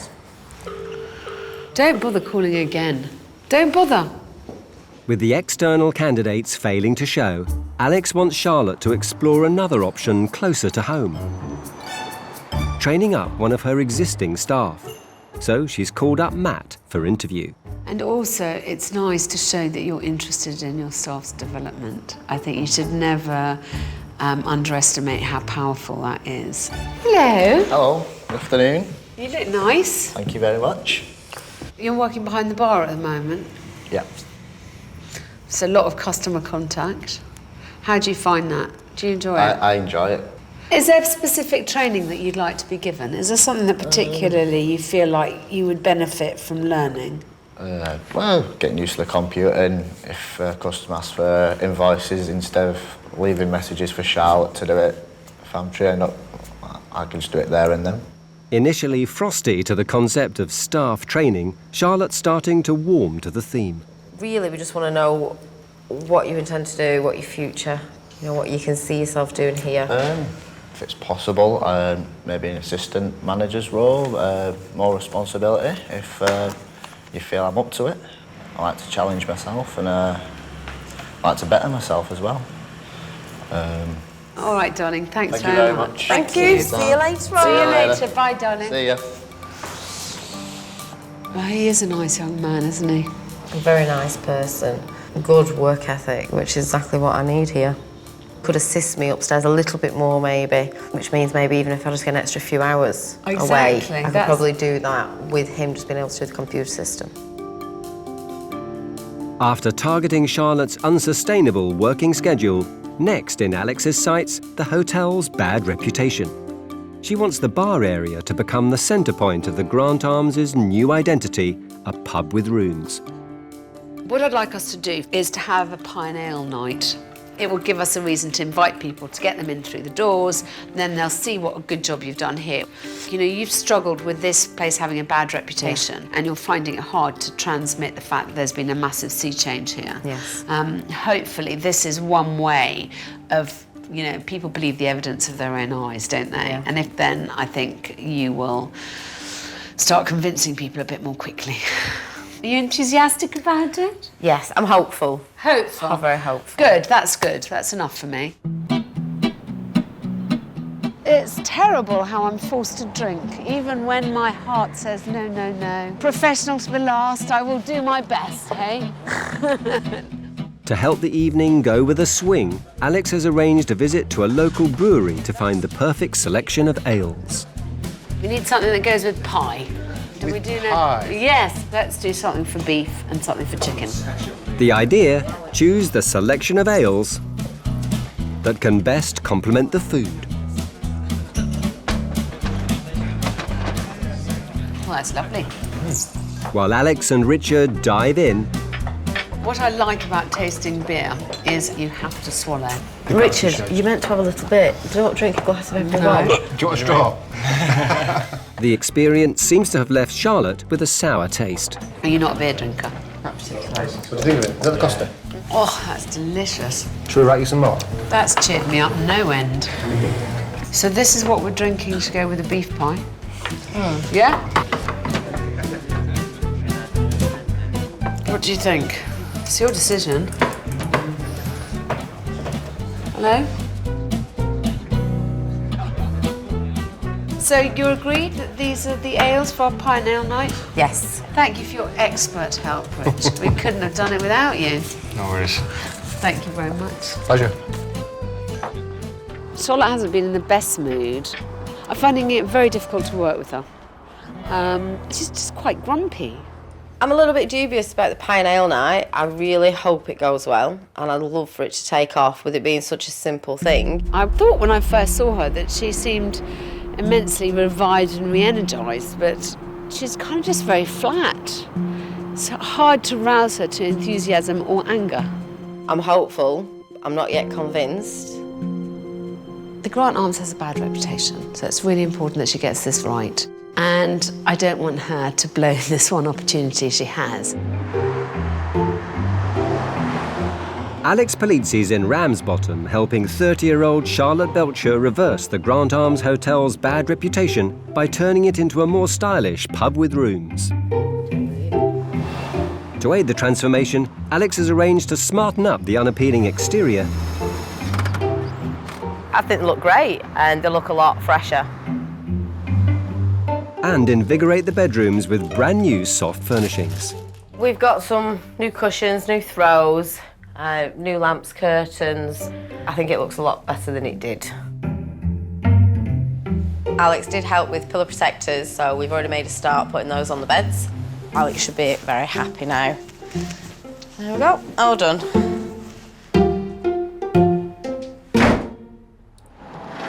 With the bar makeover complete, Alex is back for an event she hopes will show the decor isn't the only thing that's changed at the Grant Arms. I'm really excited to see what Alex has arranged to be done in the bar area. I hope it's going to make a big difference to the clientele change that we're planning to have here. Back at the Grant Arms, and I can see some lovely new signs looking very smart, although there's still that bloody A board there. I am really hoping for a change in Charlotte. The Grant Arms has improved, and I hope I see the same improvement in her. Hi, Charlotte. Oh, hello. How are you? Really good, thank you. How's the hotel been doing? Busy? Really well. The hotel trade's definitely picked up recently. It's really good. It's all going really well. So you're quite cheerful? Yes, it's all looking good. I'm quite happy at the minute. I'm pleased. So what do you want to look at first? Should we go and look at the bar? Great, let's go down. Let's go. Alex wanted to turn the former tired-looking pub into a cool, stylish bar area that could become the focus of the new-look Grant Arms, where guests could enjoy a hearty meal and drink, and locals could be assured the ugly reputation is now a thing of the past. Oh, I do like the colour. Yes. And I like the colour of the top of the bar. Hi, Matt. How Hello. are you? Very well. How are you? Lovely to see you. Good to see you as well. What do you think of the bar? Brilliant. Fantastic. Looks a lot better. It just looks very smart and very clean, and just the kind of place you'd like to raise a glass in. So hopefully we'll hear that response tonight for the pie and ale evening. Yes. And we want to be able to show them around and show them what you've done here, and that, you know, it's on the up and up. Yes. Yeah? Now, should we go and have a look at bedrooms? Yes. I'd love to see. Great. Come on, show me. See you in a minute. See you later.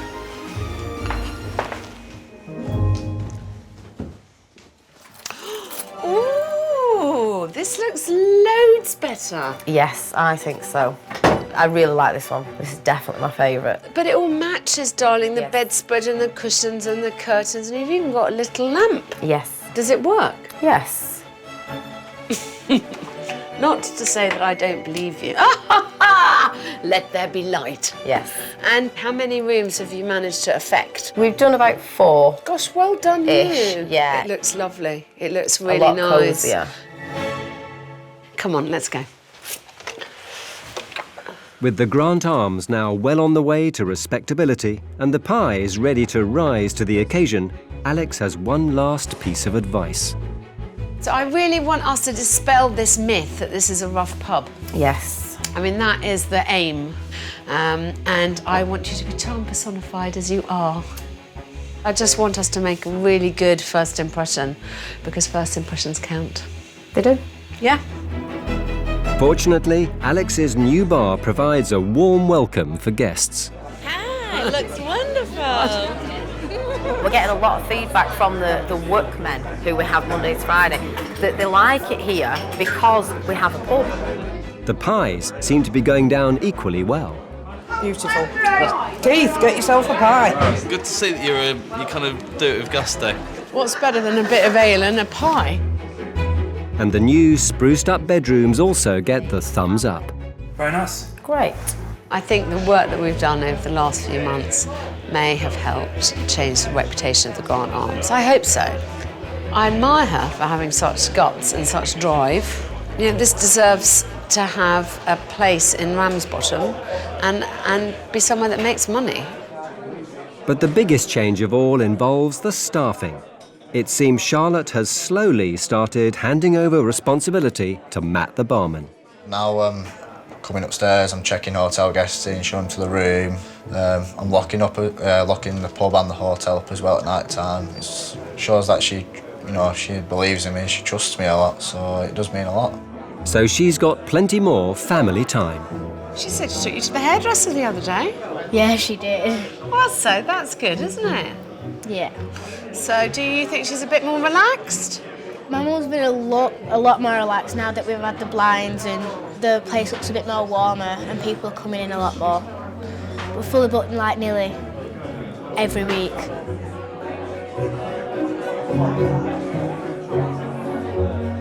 Do you feel better now? Do you feel like there's a bit more bounce in you? Do you feel I feel a lot better than I did, a lot better.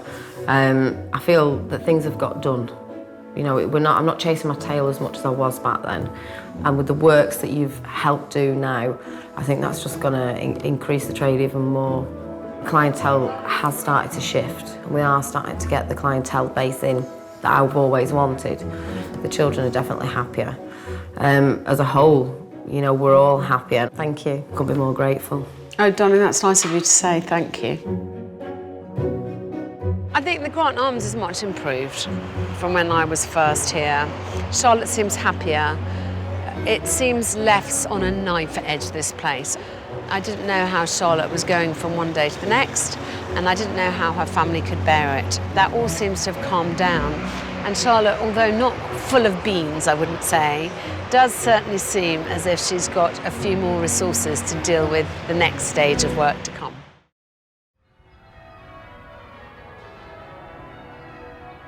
Gloucester.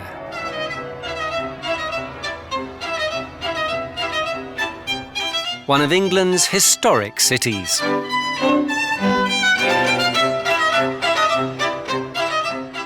And on its fringes in the suburb of Quedgeley, one woman has done her bit to preserve the past.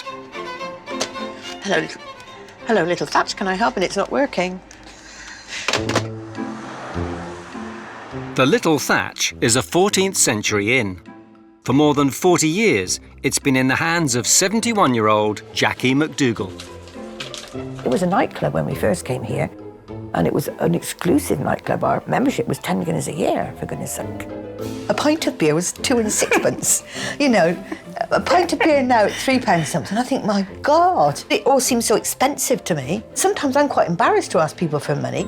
In its glory days, the Little Thatch was the talk of the town. But daughter Beth is worried that Jackie and the 23-bedroom hotel and restaurant may have fallen behind the times. I think Mum's stuck in the 1970s a little bit. You can't send a text message? Yes, I can. Only in capitals? I've forgotten what the password is, but I think it's... You're not very good on email. So this is the ground floor of the original hotel. And she likes these colours. She's very big on colours, Mum. Beiges and browns, reds. I liked the old country kind of look to the rooms. It's functional, but I just think it's too basic. 4 cuts, 1 spoon. Pinch them. Cheap biscuits. I think the market's moved on. I don't fancy these fancy things myself, you know? like carrot and coriander. But despite the little Thatch turning a profit, the business is failing to make enough to satisfy the bank. The big problem I've got now is, of course, I'm 71 and I have got debts. The bank, for my age, they're not prepared to give me a longer mortgage. I've been here since the age of 3. These are old pictures as well. Got to look like this, of course, to see nowadays. It was quite a place to grow up. You know, we had the Wurzels here and Akkerbilk. So it's got a lot of good memories. The bank has given Jackie 12 months to increase her turnover before they call in her debts. Well, something's gone wrong, isn't it? I would hate to have to sell it because the bank says I've got to, or because I can't carry on anymore. It's one thing to choose to sell, another thing to be forced, isn't it? You know. I've put like 40-odd years into it. I would like to think it was carried on. I would like to see it still in the family. Beth recently sold her property company to help her mum run the hotel. Despite a lack of experience, she's agreed to take a more hands-on role and shoulder the financial burden, but only if she can modernise.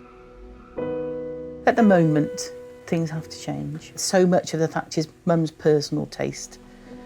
I quite like as they are, and I like the decoration, I like the colours, I like everything about it. I don't want to run it as you run it. I just think it's old-fashioned. It just doesn't run to its full potential.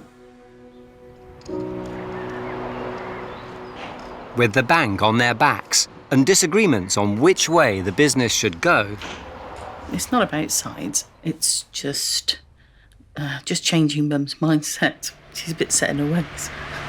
Beth has called in Hotel Inspector Alex Polizzi for help.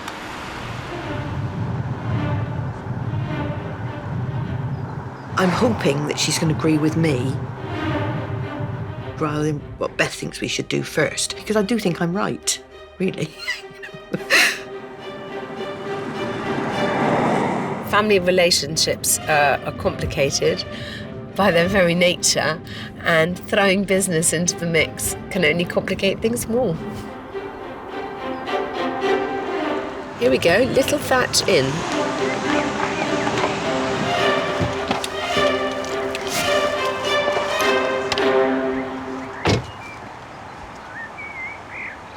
There's 4 different signs out there,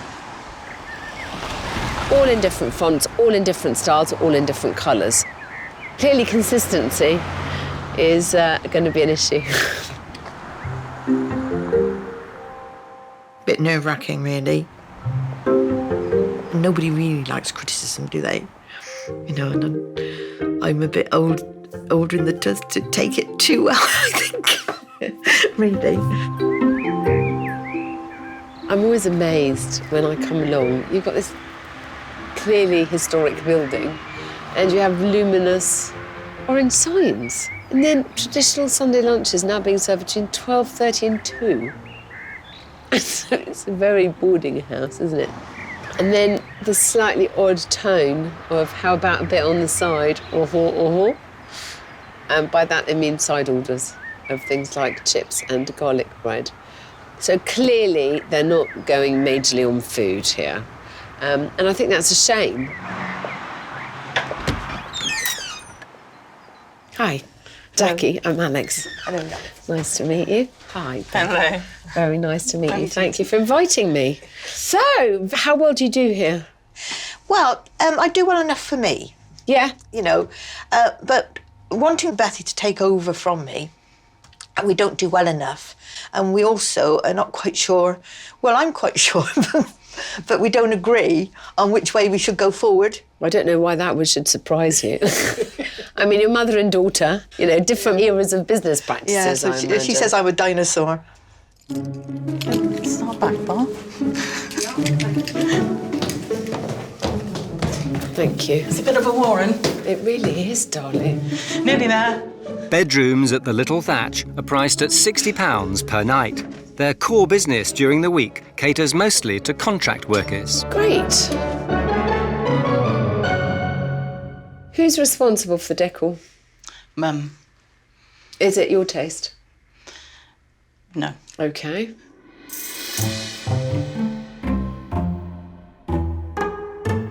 So my immediate impression is just, it's like a room from another era.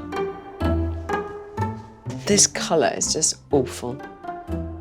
Bathroom with a carpet in it, never my favourite thing to see. Men tend to dribble when they tinkle. To naked eye, it looks all right. I wouldn't like to do microscopic examination, and I'm unlikely to lick the carpet either, so we're okay. Depressing, but cheap.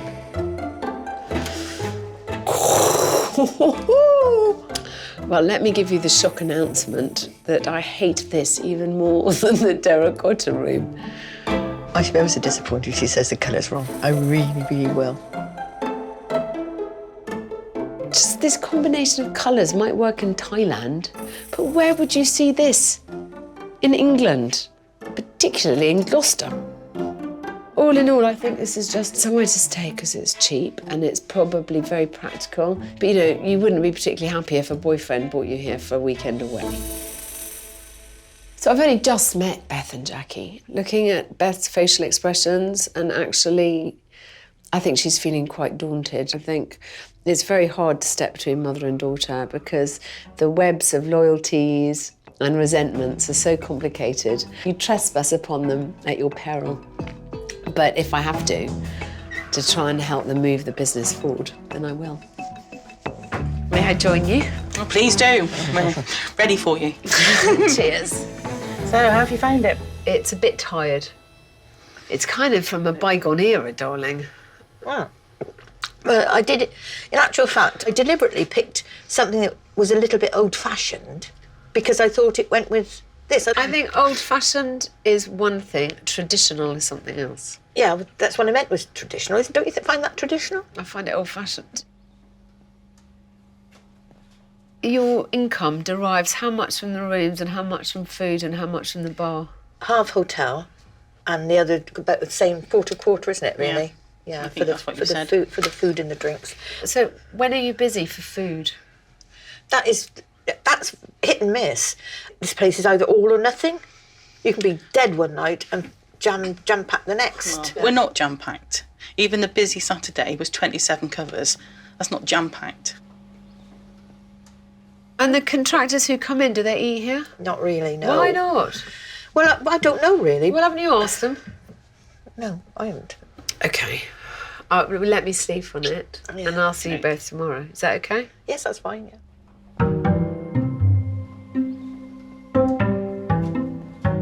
I think tomorrow will be an interesting day.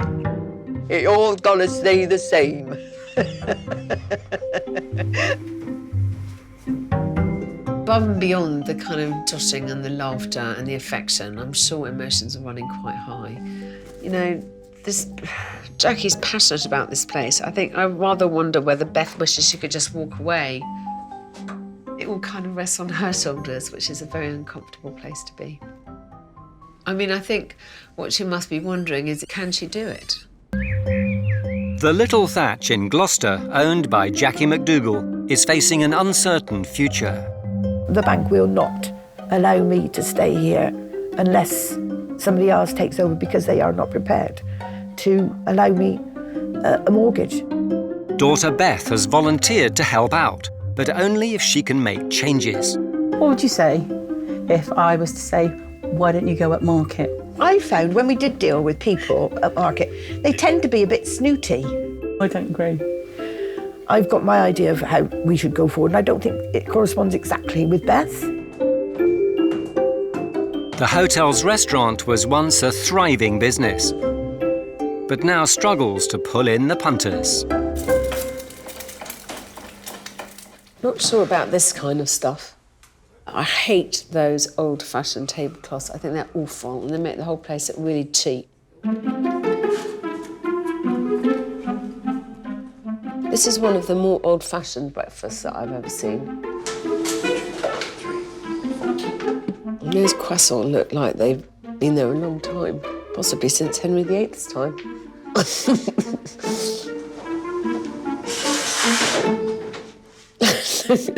mean, someone sat on these. Here we are. Lovely. Breakfast of champions. Thanks, love. But at least the food is up to scratch. Perfect. It's really key that I try and winkle out from both Jackie and Beth where they agree and try and go forward on that basis. So how do you think that the place should change? What's your vision for the place? It was never a life goal to come back and work here. So I will either come back and work here if it runs how I want it to run as a business, or it has to go. I want Mum out. Basically, you want control. Actually, it's not that I particularly want it, but the only way we're going to get through this year is if I have it. We need a proper management structure. I actually think we need to increase the hotel prices, and I just think it's old-fashioned. I understand that this is difficult, OK? I understand this is really difficult because also you love your mum and you don't want her to be, you know, it isn't, I understand it's not conflict. Sorry.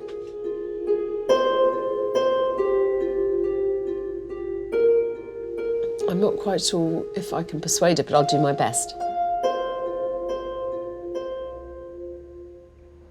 This is a project that's destined to fail unless Jackie just lets her get on with it. And I think unless we agree that much, then I might as well not bother with the next steps.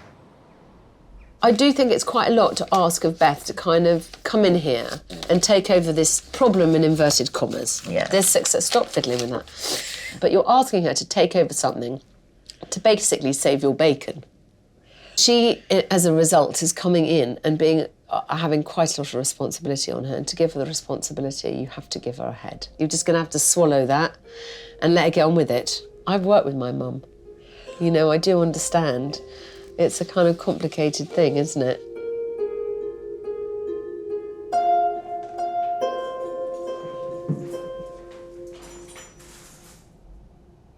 For the next month, until I come back again, Beth is in charge. For a month. You're not allowed to say no. OK, then. You have to just bite your lip. Yes? OK. What do you think, Beth? Yeah, sure, give it a go. Do you think this isn't going to work? I don't know. I think it's dealing with people who are so set in their ways that they won't let go. That's the problem. And you won't let go. And give me a chance, Beth. You don't know. There's a month, haven't we? Yeah. You know, Dol, we've got to make it easy for her. Yes. OK? Yeah. At the end of this month, we need Beth to think that she wants to stay here and to take this on. I'd like you to be a bit happier about being here. And if you're really unhappy, Beth, we'll just pack it in now, really.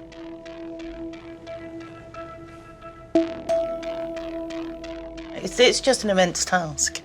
It is an immense... To get it into what I think it should be. I agree with you that there should be a better class of room, but not all the rooms. I am suggesting that ultimately you should have a two-tier system of rooms. I'm not saying that this is becoming a boutique hotel. I'm suggesting there's just room for someone who wants to spend a bit more money. I'm going to give you a very nice double bedroom. Hopefully a template for how to roll out a better class of room within a budget. So if you let me, I will take on one room and I will make it a better room and bathroom. Your first job is the food and beverage. You know, to only get 25% from food and 25% from beverage is a bit sad. Yeah. I think we can do a lot better than that. And we can do better than that by making sure that we price keenly, that we have menu that people like, and we make sure that we tempt people, we reward people for eating in-house. If the food and beverage side becomes a bit better, it becomes easier to put your prices up in the rooms, even by £5, because, you know, the advantage is you want to stay here and you want to spend your money because you're getting it, it's a one-stop shop. You're being very quiet. Well, I'm thinking. Yeah. You've had 40 odd years to do it your way. Let's try something else, just for a month. Yeah? Yep.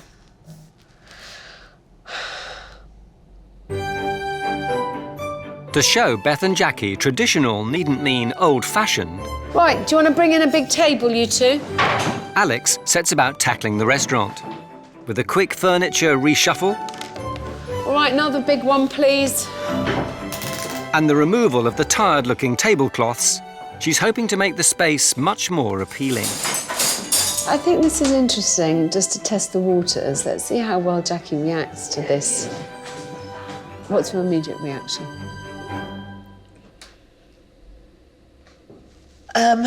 Well, I don't really like it.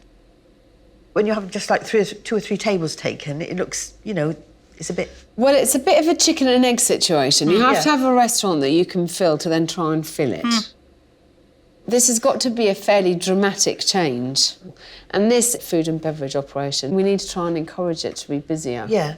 This is one aspect of it. You need to look at then menus, how you get people through the door, the advertising at the front, all of that. I'm only with you for a month. I'd like to have a blitz technique and try and attack every single aspect of what we think needs improving.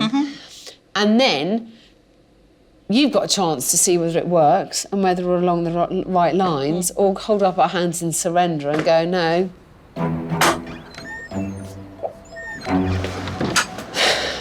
Change is always painful. The succession is always hard and the finances are hard. Change has got to happen. You know, nothing's easy. I mean, if it was, everyone would be doing it. I'm a bit worried about changes, yes. They now need to buck up and just do it.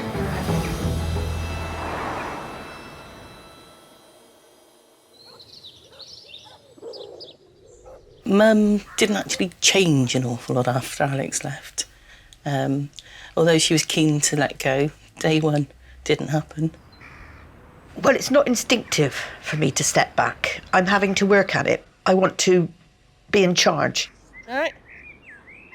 Beth has spoken a lot already about Jackie never leaving her comfort zone, which is Little Thatch, and going and seeing what's happening in the rest of the world. What is the current trend?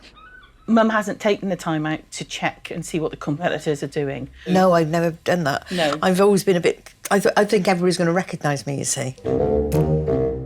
Hopefully, this visit to the pub that I've arranged for them will open Jackie's eyes to that. What do you think of this space and how it's utilised with the, you know, the informal seating, really?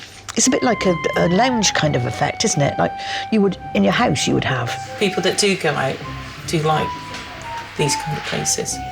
Yeah. I wouldn't come here. Beth's made this enormous decision to take on the Little Thatch, but she's going to have to accept it's going to take a lot of patience. Here's the menu. There's not too much on there, is there? I think we would need more than that on a menu, personally. Well, OK. I think truly that Beth still really wants her mother's approval and her affirmation. It's going to be a tricky old road. Because I've thought of doing that kind of thing. You see how you do with it. I've learnt by mistakes over the years, and no doubt you'll do the same thing yourself. It's driving me around the bend. Actually, that is the thing that's bugging me most, not having a say at all. Is she going to throw out the baby with the bed linen, or whatever they say? I can't remember saying. But I'm just thinking, oh, God. Keen to push forward with her plan for modernisation, Beth has come up with some new designs for a new look Little Thatch. It should be quite interesting, Mum's view. Okie dokie, so take a deep breath. Yeah. Number 1. It's not that different. Mum, it's the colour. Oh, it's the colour I'm looking at. Well, it's everything. It's a whole, that's the image. So we have a brochure a sign, a business card, unheaded paper. No, man. Not blue paper. My experience, succession is never easy, particularly in a family business, and it's very hard to keep the discussion purely on a business level and not allow personal feelings to hold sway. OK. Should we go for option 2? I'm a bit worried about her spending what money I've got on things that I don't think are essential. That's the kind of thing that really worries me. No, I don't like that. No. No. You can't change 40 years of something in 3 weeks. Yeah.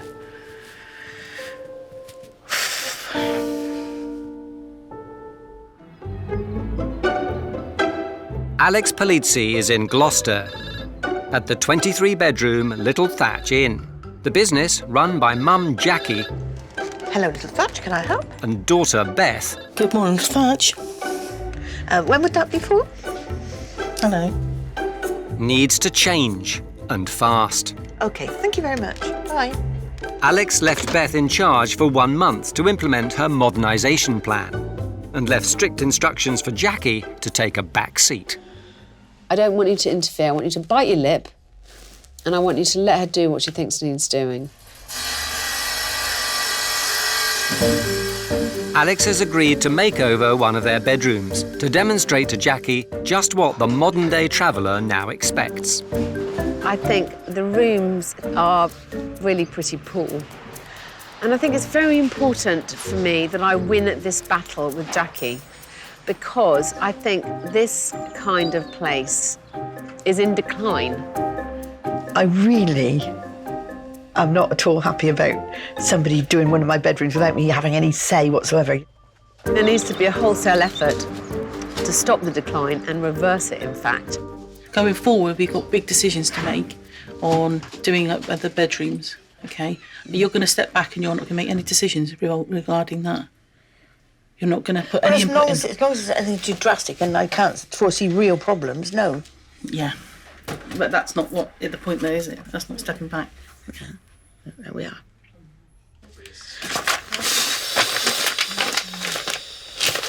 So Alex tasked me with getting the menu in order and consolidating all of the boards. What I did last night was actually a bit of our prices compared to other prices. Well, I've just gathered, for instance, our soup is on the menu at £3.75, and actually, if you look at competitors, it's £5.15. Sausage is very popular. Sausage and mash was £8.95. Competitors are £10.95, £11. Our steaks are on at £11.95. Rump, very popular. We did a lot of them in January, but competitors are charging £16, £17.95, giving it away. I don't think Mum has deliberately gone cheap. I think Mum just doesn't really understand that people are willing to pay this nowadays. I think here you sell everything too cheap, and I think you undersell yourselves. We need to lift them profit margins. So I think we ought to be aiming for actually quality. Yeah. At a decent price. I'm finding it quite difficult at which line it's interfering and which line it's just, excuse me, but surely I'm allowed to say something. Jackie needs pushing down this path because I think, her natural instinct, and understandably after 40 years of being here, is just keep it ticking over. But, her income has been in steady decline. And, she has to do something to dramatically reverse the change. There's been a lot of change. New signage has been agreed, going up. New suppliers, new stockists coming in, new beers, new uniforms. That's about all. Mum's still quite resistant, really. I don't know if she's on board or not, to be honest.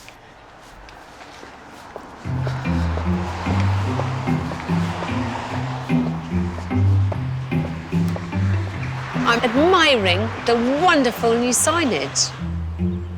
This looks kind of current but classic. Clever.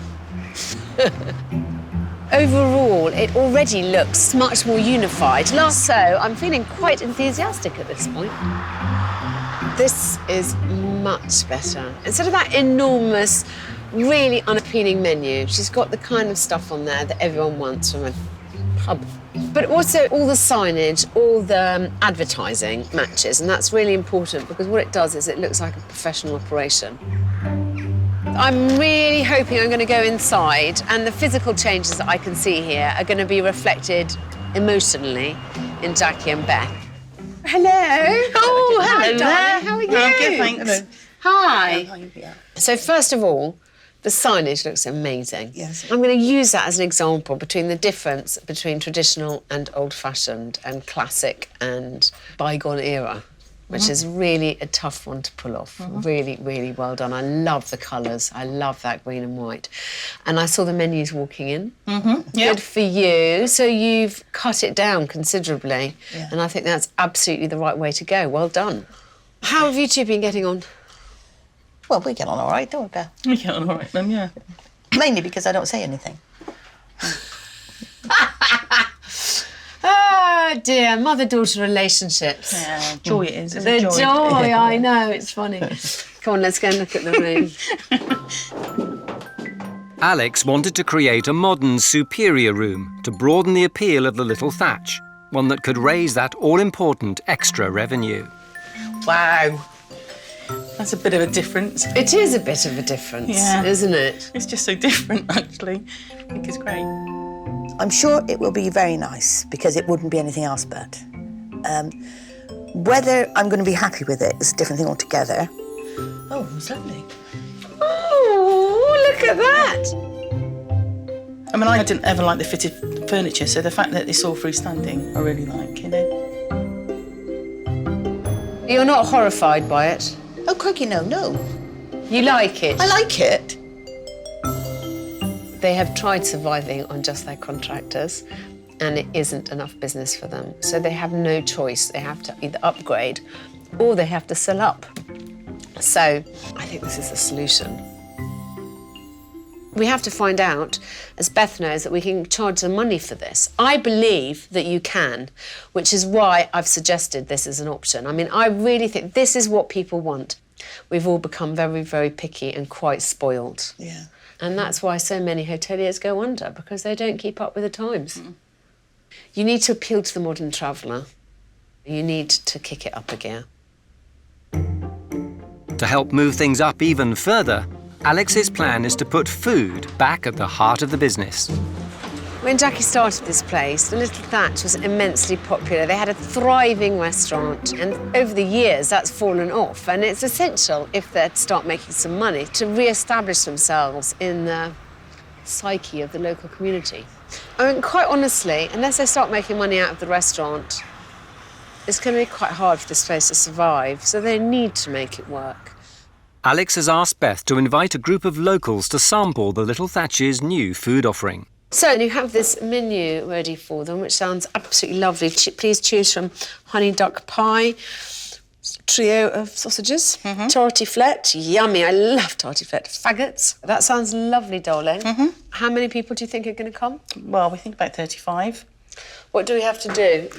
Just move the cutlery around a little bit. OK, I can do that.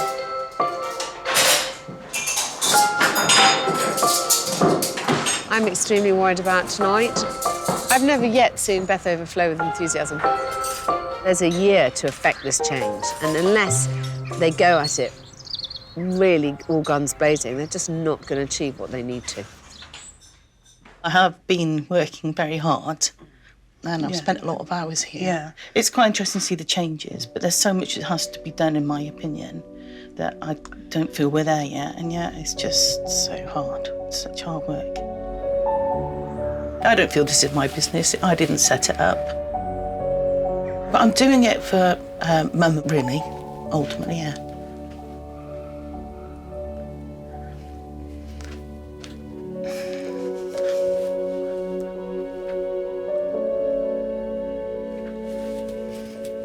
I don't enjoy it.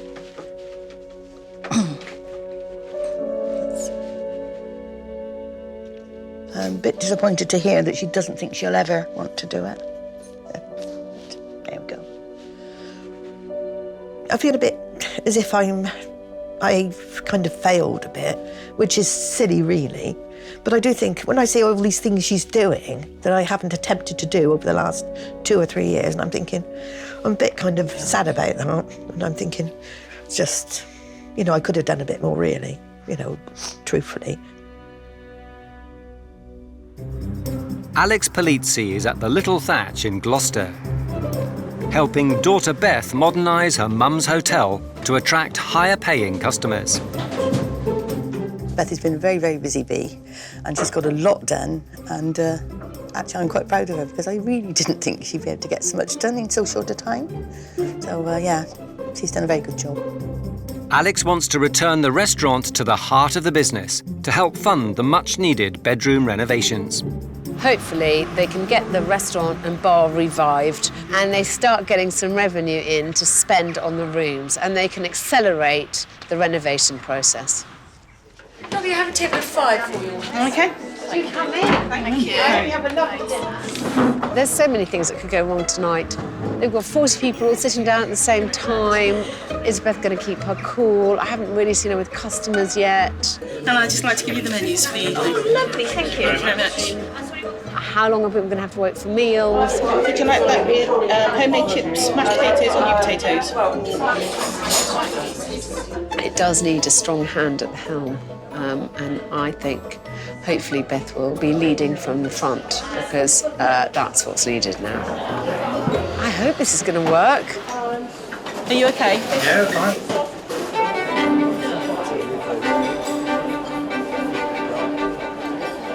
So, let me find out your comments about what did you all eat? I had the faggots, and I thought they were very nice indeed. I had the sausages.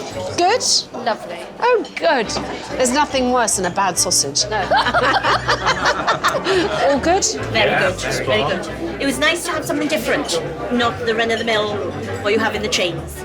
I have gone past here before and not seen it, but now I would make a trip here specifically to come here now. For Jackie, it's a welcome return to the popular and profitable past. But it's nice to see people enjoying themselves. We used to do dinner dances in here, would you believe? This is a fully sprung floor. But that is the good old days. good old days, yeah. But while the locals are in high spirits, the big question is whether Beth is feeling equally optimistic. I haven't done it for 12 years. It's like falling off a log, isn't it? I don't know how much she's enjoying it, to be honest. And this is the meat and drink of life for me, and I'm sorry she doesn't feel the same. I think obviously it's a concern going forward. She just won't be able to keep it up. So, you must be feeling quite pleased with yourself. Or not quite yet. So if you want to do something, it's not going to come. It's not honest. No, but overall, you're mildly happy. Yeah. Mildly pleased. It's going okay. Yeah. People are really happy. Really? Oh, people are really happy. No, people are really happy. You can see how I was, didn't I?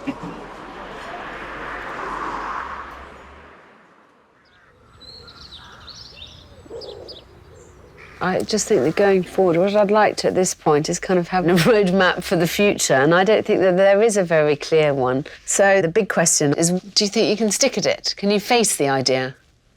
Yes, probably under sufferance. It might be just easier to say, OK, well, let's just sell it, because actually, if you're going to go through a year of agony, kind of tussling about it, is it worth it? I knew when I agreed to come here what needed to be done. Yeah. And I don't think that Mum ever believed that I could implement the changes and what's required to put you in a position at the end of the year to make some vital decisions. All you can do is what you can do. You should think of this as a problem that needs to be solved, or a series of problems. I think you'll find, if you think of it like that, you might actually find quite satisfying. Yeah, I think that's a very good idea to think of it, because it is true. She is here to solve the problems I have, really. Or the problem you are. I understand it's been painful for you, but I hope overall you see the point of this process. Yeah, well, it certainly has helped me, really. You know, I mean that quite genuinely. I have been upset, but I really do feel genuinely it's helped, because As Beth said, I really wasn't very confident of her ability when she started, whereas now I know that she can and she will and she does do it. And I think this process has allowed me, over the last month, to implement the starter. It is only the start. We're still under a tight time frame, and other things have to be implemented if, as you want it to be kept in the family, they need to be in place. I just don't know if you understand that. I really don't know what you expect of me. We did say we would look at the situation in a year and decide whether we were selling or whether we were... We can't wait a year to implement what needs to be put in place. And just from a business point of view, darling, the year has to be about maximising revenue.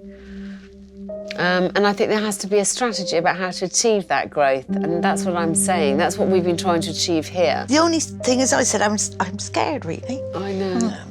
I understand that, but I think that time... I know you. Time will march on. When I was young, I took loads of... Well, everyone does, darling, I know. You get a bit older.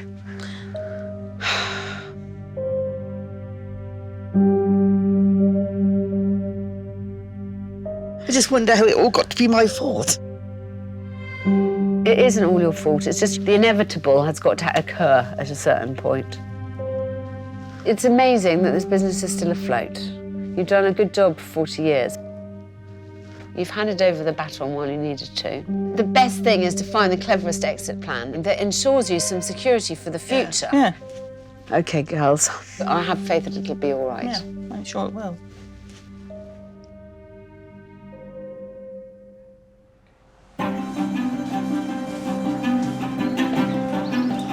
All I can do is affirm to her what I truly believe, which is a business is nothing compared to your family. You know, what she needs Beth to do is make sure the business works in the way it's supposed to look after her future. But I think it's hard. It's going to be hard. This year's going to be hard.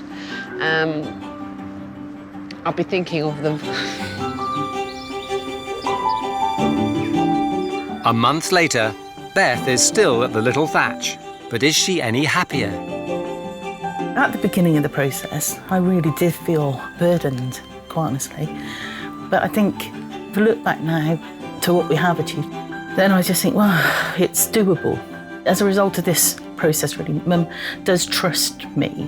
I've got the enthusiasm now. I can see that it can go forward. I can see where Beth is going with it. How do you feel about changes happening? I'm all for it. I read that then. That's really good.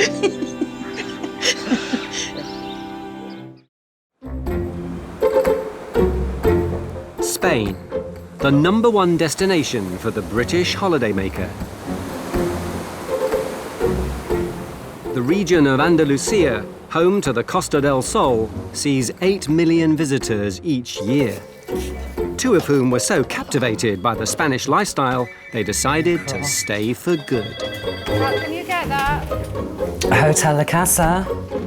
Necesito una habitación triple. 12 years ago, sisters Karen and Sarah discovered a derelict wreck in a hidden inland village and decided to turn it into their livelihood.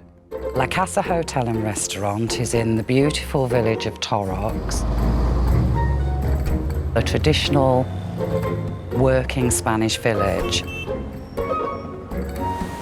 You've got fabulous, glorious beaches, 5 minutes drive in a car. It's got the mountains, it's got history. It's got the best climate in Europe, Torrox, as well, the best climate in Europe. Never had any experience of running a hotel at all. The only thing I had experience is staying in them. But they were convinced life as hoteliers would pay dividends. I always said, this is the first, next it'll be Paris, New York, London, you know. This is our little breakfast dining room area and our bar. It's like having a big doll's house that you can play with. A recent addition to the hotel is our new therapy room. We just had a vision that we wanted to create somewhere for people to come and stay that was individual with a little bit of luxury. Turning their backs on Blighty, they cashed up and invested every last penny into La Casa. We sold everything and we just went. And everybody thought, you are crazy, you two. This has probably been €500,000 when we've borrowed, remortgaged. Our life savings, everything. Having spent 4 years painstakingly renovating a wreck, there were high hopes. You think, open the doors and they'll come flooding in. And then, of course, we opened literally at the start of the recession. In the first year, we were 22% occupancy, and 6 years later, we're still only 25% occupancy. Despite gaining awards and rave reviews, they failed to turn a profit. Why we're not full, I don't know. Where are we going wrong? What have we got wrong? Something needs to happen because I don't know how much longer any of us can continue. Financially, there isn't any more to put in. You can't sell a house when you're in a recession and properties have dropped. Couldn't walk away, no way. No. In too deep. In too deep. I don't know what we'll do. I really don't. So we need Alex desperately.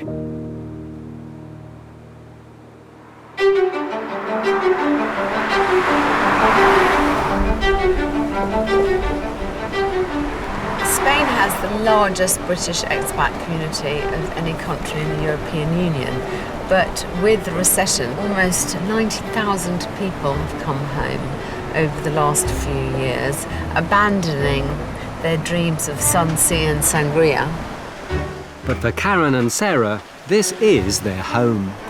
It's like your dream of what a Spanish village should be like. It's all whitewashed, narrow streets, people eating and drinking outside. So, on paper at least, it seems like a sure deal.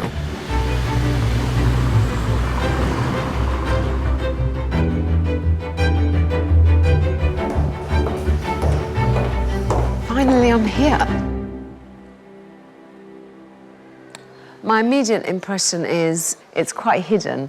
Torrix is lovely to drive through, but this is even more hidden than the village itself.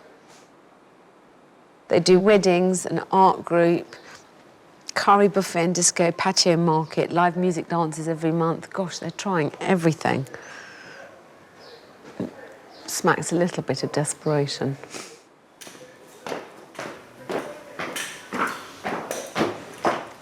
Hi. Hello, Alex. Nice to meet you. Very Sarah. nice to meet you. Welcome too. to our little hotel. Thank you very much. Tucked away neatly. In the best climate in Europe. I'll give you a brochure. Thank of the you. Casa, and it'll tell you a little bit of information. Lovely. And I'll just take you. All right, great. Okay. Follow you. When it emerged on the Spanish hotel scene, La Casa was awarded Best Budget Hotel in Spain, with rooms starting at a mere €50 a night. All our rooms are named here, and you're in the Picasso suite. Fantastic, thank you. I'll just take you through. Very nice. You've got your, obviously, bed here. You've got a separate little lounge area. Wow. And how much do you sell this room for? This sells for €130 a night. That seems very reasonable. Who does all this artwork? Oh, Karen, my sister's a talented one. I'm here to just make the numbers. Yeah, I don't believe that for a minute. But anyway, there's your key. Thank you. OK, I'll have a look around, then I'll be down. OK, thanks, Alex. Thanks. So, first impressions are, look at this lovely view. Oh, she seems really nice. Does she? Yeah, really nice. Say what? She mentioned your artwork. Did she? I'm not mad keen on the art thing, but it's, you know, it's fine. You just left her in the room? Yeah, she's probably having a good old nosy around. Is she? It is immaculately clean. She won't find a speck of dust because we've been cleaning for the last week.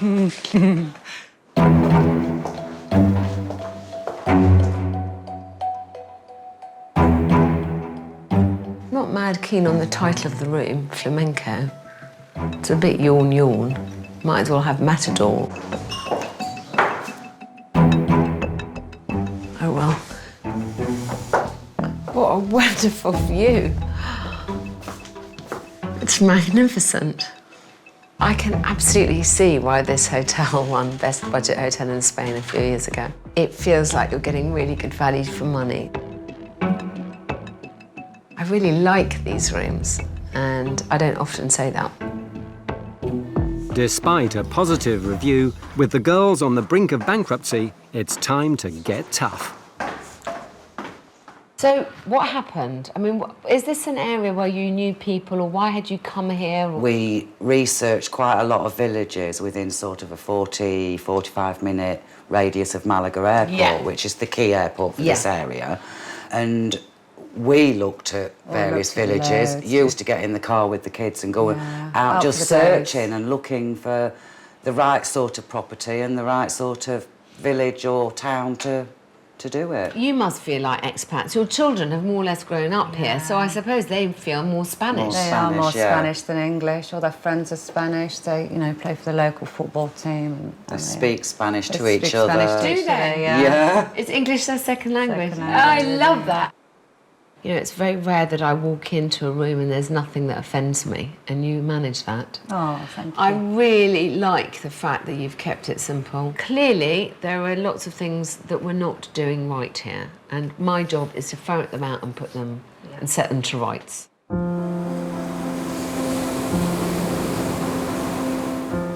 Alex Polizzi is on a Spanish crusade to help two sisters who've sunk their life savings into their dream hotel, La Casa.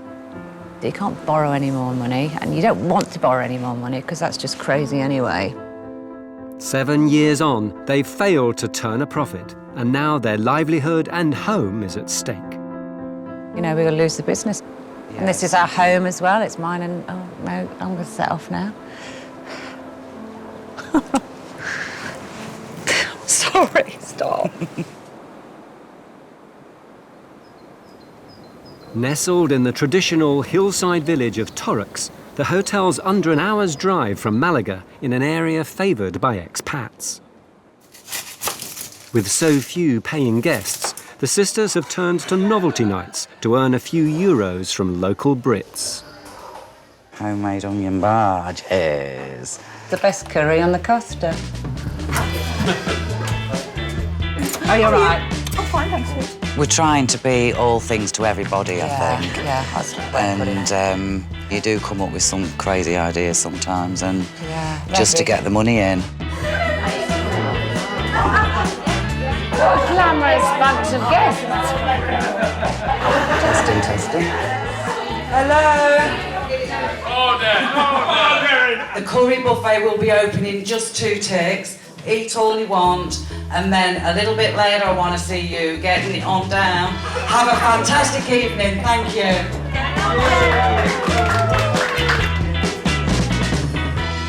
I think the girls are definitely doing too much. I mean, you know, first of all, how they're describing it, you know, I cannot be the only person for whom the descriptive term a curry disco strikes dread. What do you charge people for curry? We charge $12.95. So you do make a profit? Yes, we do, yeah. Coupled with the drinking, it's quite a good night. We work hard, 18 hours, just to try and tick the money over, and probably get to bed 2, 3 in the morning, then we'll be up doing breakfast at 8. It's been a lot of hard work for you today. It has, yeah. You've been going since this morning, cooking and yes. doing. I mean, the ideal thing would be to have your rooms full and you not have to do. Yeah. The rooms are lovely.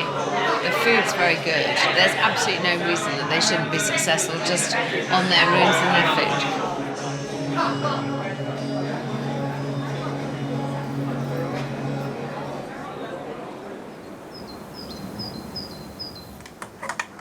Oh, we're hoping she slept really well. I slept quite well once the music had been turned off. It finishes at midnight, which is very early in Spain, but...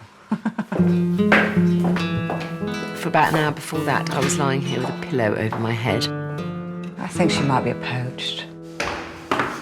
Or a scrambled. Definitely not a fried. Definitely not a fried. She's too glamorous. I know. Morning, how are you? I'm fine, thank you. How did you sleep? Yeah, good. Considering. Once the music went off. Oh, good, yeah, because we are conscious of that. I just think that if I was here, especially if I was here in that room with children, Yeah. you would have not been particularly happy. Ultimately, you wouldn't really be able to do that if you had a full house, would you? No. No, it is a very difficult balance, really. 2 poached eggs, please. See, we know our clients. I don't think there's a literal word for poached. It's eggs done in water. So, huevo in agua caliente. Oh. Did you make that up? Yeah, I just made that up. I wonder what all this stuff is. I'm not quite sure why they're selling lip glosses. Thanks, sweetheart. Oh, I wanted to ask you, tell me about all this stuff. Well, we've got a patio market that we do once a month. We sell a little bit of jewellery and gifts, some handmade Mexican pottery. You know what? You're doing a lot of things here. I know. I think it's because you're not busy enough doing your core business. What we didn't want to do is sit still and watch, you know, the business go under. It's desperation, really. You know. Okay. Good. I'll let you have your breakfast. All right, I'll come back to you. All right, darling, Before thanks. it gets cold. Can I get you some water? Thanks, Do you want still water, Alex? Yes, please. OK.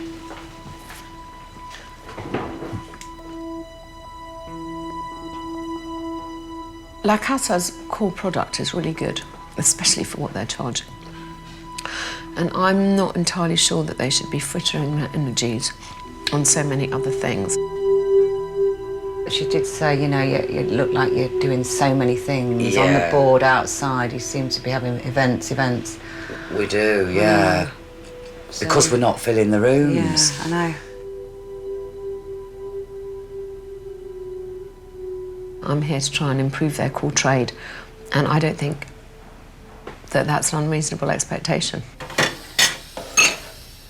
If I look around the rooms, I can see nothing wrong with them, so I've done the obvious thing of going back to the website and the brochure and seeing, you know, why people aren't booking, and it has to be led by this. Well, it's not a very attractive website, that is for sure. We analyse it, we look at it, we try different things, and we don't know what we're doing wrong. No. Dinning in style, and it has dishes to suit every palette. I write it, you copy read it before it goes live. And this has got to be one of the least attractive leaflets I've ever seen. This really, really harsh red, this matador red. I mean, how is that an attractive picture of a bedroom? You're quite arty. I'm very good with close-ups. I think it's a shame, because I think they're underselling themselves. With Karen and Sarah struggling to fill just 8 rooms. Very reservoir dog. Charlie's Angels, I was thinking. And having now experienced La Casa, Alex wants to know if the hotel is targeting the right clientele and making the most of its location by seeing Torrux for herself. It is such a pretty town or village. What would you call it? Is it a town or a village? I think it's more of a town, to be honest now, isn't it? It's quite big, but it is known as a village. Un poco de selección de tapas. Posible almecas. Carne con tomate. Un poco de que tu pensas, sí. Rabá. I was very impressed by how they launched themselves into the language with very little pride. If I'm unsure, I don't know on the end. Yum, yum, yum, yum. Yeah. I admire them for it. On razor clams. See. Do you like those? Oh. This is idyllic for tourists. There's lots of places to eat and have a coffee, have a drink. You can walk everywhere. There's very little traffic. It seems very traditional, very authentic. It feels like you're off the beaten track. You're not on the usual tourist trail, and that's incredibly appealing these days. I think it's a shame that this place isn't better known, not just La Casa, but Torrox itself. Have you enjoyed your couple of days? I've loved it. Being so off the beaten track means La Casa's marketing has to work even harder to draw guests in. And currently, it's far from perfect. Exhibit A, Your Honour. I hate this. There's no subtlety to it. Why did we choose black and red? I don't know why we chose black and red. Because it's the colours of Spain. Yeah. You know. We sort of did it across everything, didn't we? The room brochures, the website. So you know what I'm going to mention next is your website. Website, yes. Which is littered with spelling mistakes. Is it really? Yes, darling. Dinning out. You don't want to dinning, you want dining, don't you? And restaurant spelt wrong. And your photography is pants. All the photos are awful. So come on. You've got to shoot the shit out of this place. There's not a glimpse of what makes this place special. Yeah. You need good branding and you need good literature to then be able to market. My aim is to maximise your room revenue and your in-house restaurant revenue. I mean, 28% is pathetic. I know. Yeah. It really is, darling, for 8 rooms. I mean, pathetic. I do hotels, and what I want to do is make sure that you feel like you're a really well-functioning hotel. I really do think you're too cheap, because I think people's expectations of what they're getting are partly created by the price, the bracket. At least another 8-9 euros. Yeah. I mean, I would say 10. This place is perfect for small parties. And I think certainly in the low months, you should be renting it out as a whole property. It's like renting a villa, but with the added advantage that you've got a chef and a housekeeper. Yeah. I love that idea. You're so good with your guests. I was struck with that last night. It's really nice to see that after all... I'm glad. I hope they're happy tears. Cry. It's good things. It's lovely. All right, the brochure's shit, but it's good things.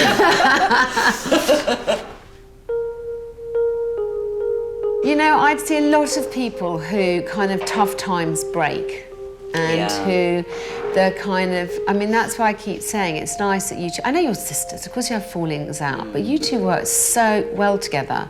It's really admirable. I mean, people are going to watch this and think, my gosh, I wish I had that in my relationship with my sister. Yeah. Aware that the hotel's issues are bigger than a makeover of the rooms, Alex has a plan to put not just La Casa, but the town of Torrox on the map. We need to make sure that we get you some publicity. What I would like to do is to bring out some international journalists on a familiarisation trip, and I would like you to design a programme for them. Okay. They'll obviously stay here, so they'll be writing about here. Yeah. But the story becomes interesting because it's about this forgotten gem. Okay. I'm looking forward to my next visit already, and quite often, after my first visit, I'm quite happy to shake the dust from my boots and depart. We just need to make sure that more people know you're here. Yeah. The hotel inspector, Alex Polizzi, has been called to Spain. With La Casa's pitiful occupancy and 0 profits, owners Karen and Sarah are in the depths of despair. Is it us that got it wrong? Have we got our hotel in the wrong place? Are we fighting a losing battle? We could be done and dusted. God forbid. I'm trying not to cry now. With Torrox so off the beaten track, the lack of guests is crippling them financially. If they're to survive, their marketing must convey authenticity. Dinning in style. Dinning in style. That is so obvious. What are we like? Restaurant. Restaurant. A missing. And done most of the work ourselves. Oh no. How long's that been live? Forever. Oh, God. It's just ridiculous. You're the laughing stock of the village. Convinced a rebrand is key to filling rooms, Alex has called in some experts to help reposition the miss-hit La Casa. If you type in FTP, T. Oh,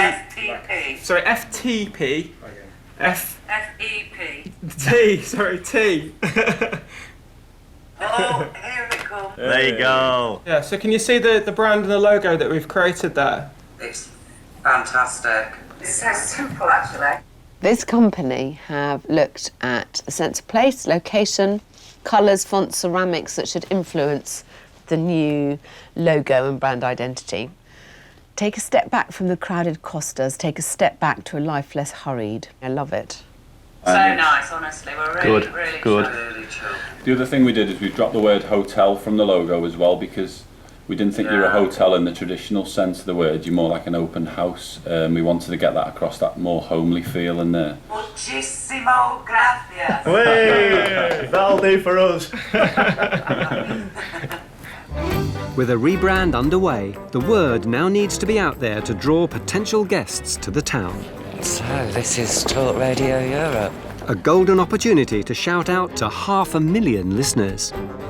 People know Marbella, but they don't really know Little Torrox, and so with Alex's help, she's going to put us on the map. Now, lots of people move here and have a great life here, but not many people say, you know what, I'll tell you what, while I'm here, I'm going to buy a hotel. We bought a view, yeah. It was a derelict property. Never been on radio before. Tell us more about the hotel. How long's it been going now? Well, we opened right at the start of the recession, so it's been a very tough, great timing, as my dad would say. You don't want to come across as being nervous or being sounding silly, really. Or being too northern. We're right in the centre of the whitewashed village. Beautiful views. You're close to all sorts of amenities, aren't you? Yeah, you're close to Malaga, you can do the Alhambra within an hour, you can go skiing within an hour and a half, you know. Tell people on the Costa Blanca in Mallorca who are listening right now, why should they come to Torrox? Because it's got the best climate in Europe. You beat me to it. It was fine, really, wasn't it? You sounded all right. Sep couldn't shut you up. And we've got the right faces for radio. So we've been told. Karen and Sarah are very gung-ho. I think after my last visit to them, they said that whatever was suggested was going to be better than what they had. Hotel La Casa. But quite honestly, I still think that they're not really selling it enough to groups. All right, thank you so much. See you tomorrow. Bye. 8 rooms shouldn't be that hard to fill with a small group. Alex said to us to look at a price for the whole property. So that is for breakfast included and all the rooms. 4,270 euros. So now it's half board would be 6,160 euros. They vary from 6,000 then. And they're not even catered. If we could sell that all the time, I think we'd be happy bringing in that sort of money, wouldn't we? Oh God, yeah. Drinks on top of that. We'd be laughing. It's where we want to get to. We do. Right. Nailed it, look. Done.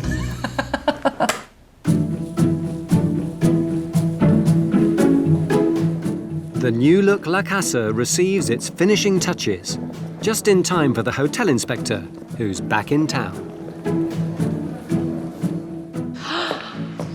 Doesn't this look so much better?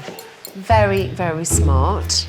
All this white and blue gives much more of a sense of place, but also it's more in keeping with the interiors.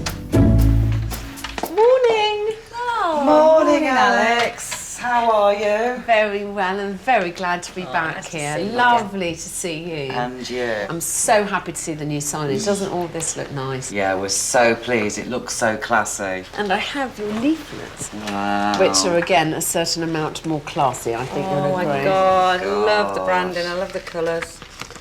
With the hotel's rebrand complete, the girls just have 24 hours to put an authentic Torrox and La Casa firmly on the map. So we're about to meet the journalists. We'll check them in first. And then we're going to take them straight off for a tour. I've got your itinerary. I think it looks fantastic. Just make sure that the two of you divide and conquer. Let's just make sure we make the story enough for them to write a really nice article about. Okay. Yeah? Yeah. So we're selling Torrox and La Casa. Okay. We're looking for a little bit of real Spain, you know, a bit of real culture and secret, undiscovered little spots. We want to find out about the hidden Spain, you know, and I think the chances are we could find that here. I'm very excited. It's a big day for La Casa. I really want Karen and Sarah to be their usual relaxed, charming selves. Feel a bit stressed out now. They have an incredibly hospitable temperament. I want them to elucidate why this part of the world is so fantastic, why Torrox in particular is such an undiscovered gem, and why people should go and stay at La Casa. Andrew, you're in the Matador room. Great, that's the positively named room. It is. Hello. Sarah. I'm Odd. Hello, Pleased nice to to meet meet you. It's a pleasure to welcome you to Torrox Pueblo. It's a pleasure to be here. With their reviews read by 350,000 travellers, Alex knows these 5 journalists could make or break La Casa. The best climate in Europe. How lovely. Come on, gang, let's go. With their business on the brink, the sisters must prove Torrox and their hotel can offer the discerning traveller an authentic Spanish experience. So this is Torrox Pueblo, best climate in Europe. Although they're English, they're very well embedded into the culture and into the history of this place. All I want them to do is transfer some of that pattern to the journalists. This is 1st century AD. Dates back from. Yeah, the first to sort of inhabit Torrox were the Phoenicians, and then it was the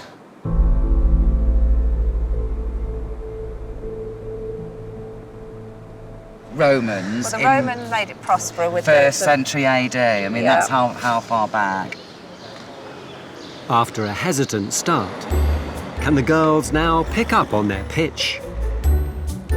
So this is the award-winning olive oil factory. It's nice oil, actually. Come on, gang. And next, a mountain route to Azerbaijan. It's known as the Lost Village, and we're going to have a fabulous lunch. Wow, look at this ensalada. Cheers. Thank you for coming. Cheers. And next on one of the biggest tourist attractions in Spain, the Nerca Caves. Wow! 2 local boys from the area discovered these caves. This is between 5,000 to 8,000 years, so it's really, really old. Right, so no time to waste. If everyone's ready, let's go.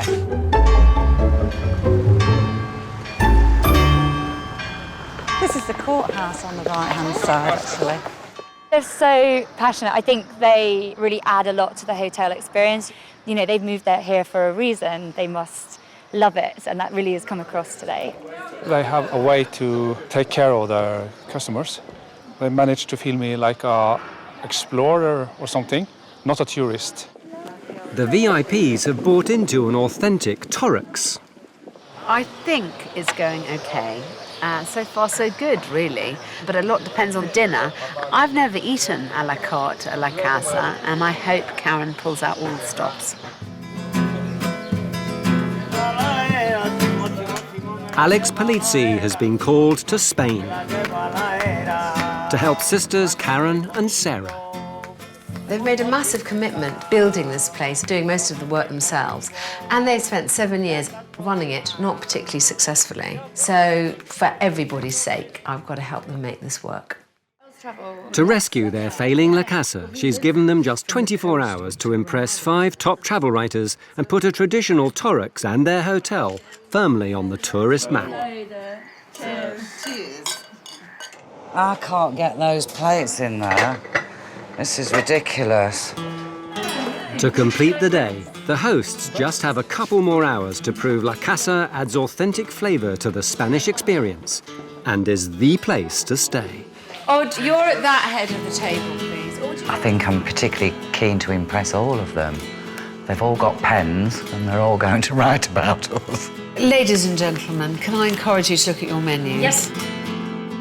At the heart of the hotel, the restaurant with its extensive international menu. There's beef, there's lamb, there's pork dishes, and there's vegetarian dishes. There's a new oriental duck vermicelli noodle dish. Will it be to the taste of their seasoned travellers? Any first impressions that you'd like to share with me? Alex, you're a hotel expert. Isn't the menu too big for such small hotel? I think that's a really good point. I mean, I think that a couple of things that are cooked really well, easier for them. It would change it. It would help them. They'd only have like 5 dishes, but 5 dishes they do great and they're really proud of. So let's see how they do. Yeah. The calm before the storm. I'll have the prawns pil, please. I'll have the cod. I'll go for the lamb, please. Everything's got to be perfect. Who's having the pork, Sarah? Can't remember. As the orders come in. My kitchen is getting smaller. Don't shout at me. Sorry. It's exhaustion. You all right? Are you all right? No, are you all right? Yeah. Just remember, Be professional. we've got to be professional. Yeah, absolutely. Okay, go for it. Make sure the plate isn't clean. It is. If you want any more sauce, let me know. Okay, that's it. It's a wrap. Sorry, guys, we're a little bit slow because it's a small kitchen. No, not so at all. Took Thank you in. so much. The food may be hitting the spot, but is the international menu. Maybe just give a couple of dishes that remind us that where we are. Okay. Yeah, a kind of real Spain. Yeah. That isn't just fish and chips. Like a tapa selection or something. Exactly, because I think a lot of people, when they're travelling, they want to be reminded, Okay, yeah. The girls have pulled out all the stops to keep their Spanish dream alive. Have they done enough to convince the journalists of a truly authentic experience? Or is La Casa now a write-off? All I can do is say, look, there's this sport in the world that I think is wonderful. And hopefully, I really do hope that you think so too.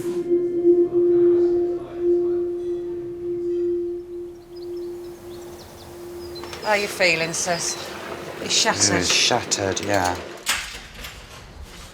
I look it as well, don't I? I thought you looked a bit chic today with your hair down. Did you?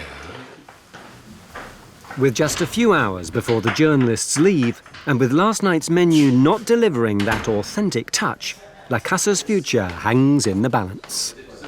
I gave the girls a bit of a pep talk last night and reminded them that it isn't over till the fat lady sings. We still got breakfast with the journalists. We want to make sure that it goes really well. It helps that it's this beautiful morning and we can sit on the terrace. So, what can I say? I hope it goes well. Good morning, everybody. Hi, How are you this morning? Did you all sleep well? Good. Yes. It is the last hurdle with the journalists. Yeah, they leave so the tomorrow. last chance to impress them, basically. Send them on their merry way, happy, hopefully. Hopefully. And they'll write nice things about us, won't they? Yeah. Fingers crossed. I'm wondering, have you seen enough to make you think that there's something you could write about here? They gave us a good flavour of what there is here. There's a lot more to discover. It's just such a great place to be based, and you can travel to so many places from here. Andrew? Yeah, I think we went to the olive oil factory, so it'd be really lovely to have that olive oil and some lovely Spanish artisan bread, you know, and the tomatoes, because those are the things from this area, and it would tie it really in together, I think. Okay. What I miss with the hotel, I would recommend them to give me a more touch of Spain. Yeah, it's a little bit too English. The breakfast is delicious, of course, but English breakfast, I eat it in England. Spanish breakfast in Spain.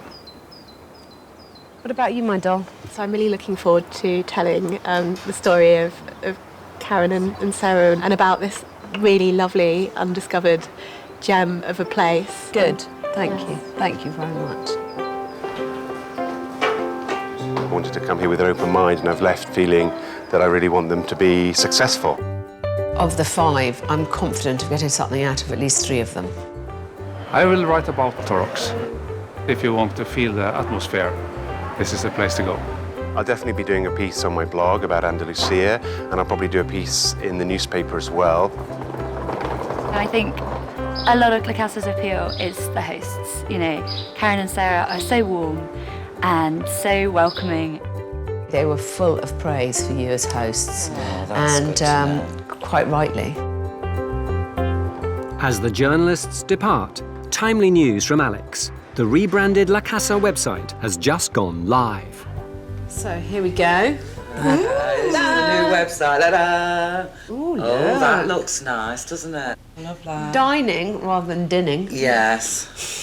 Very good. Do they have your new prices on it? Yes, they do. Yes. Good. Just checking. Yes. Much Do you know what nicer. somebody said to me, actually? It looked like a brothel. Good grief. Oh, well, it can't surprise you.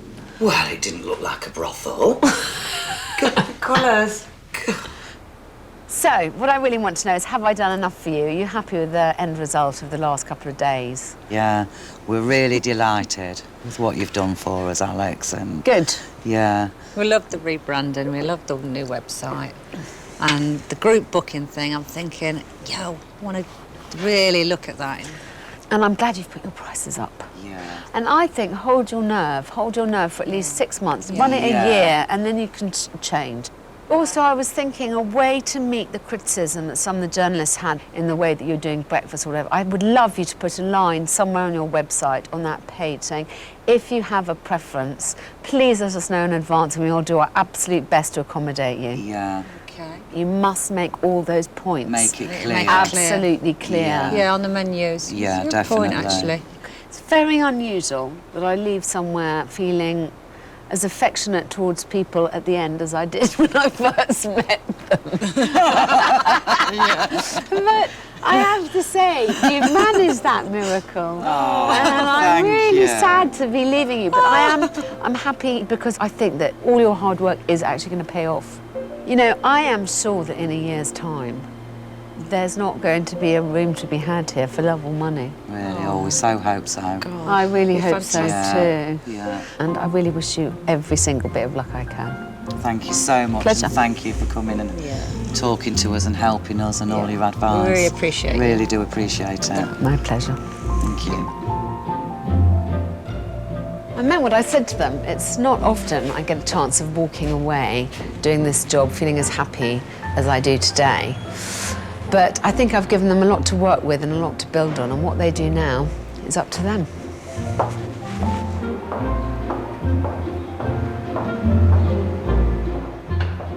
Onwards and upwards, as they say. Is that what they say? You never know. I think she might be back in Torrox because it's got the best climate in Europe.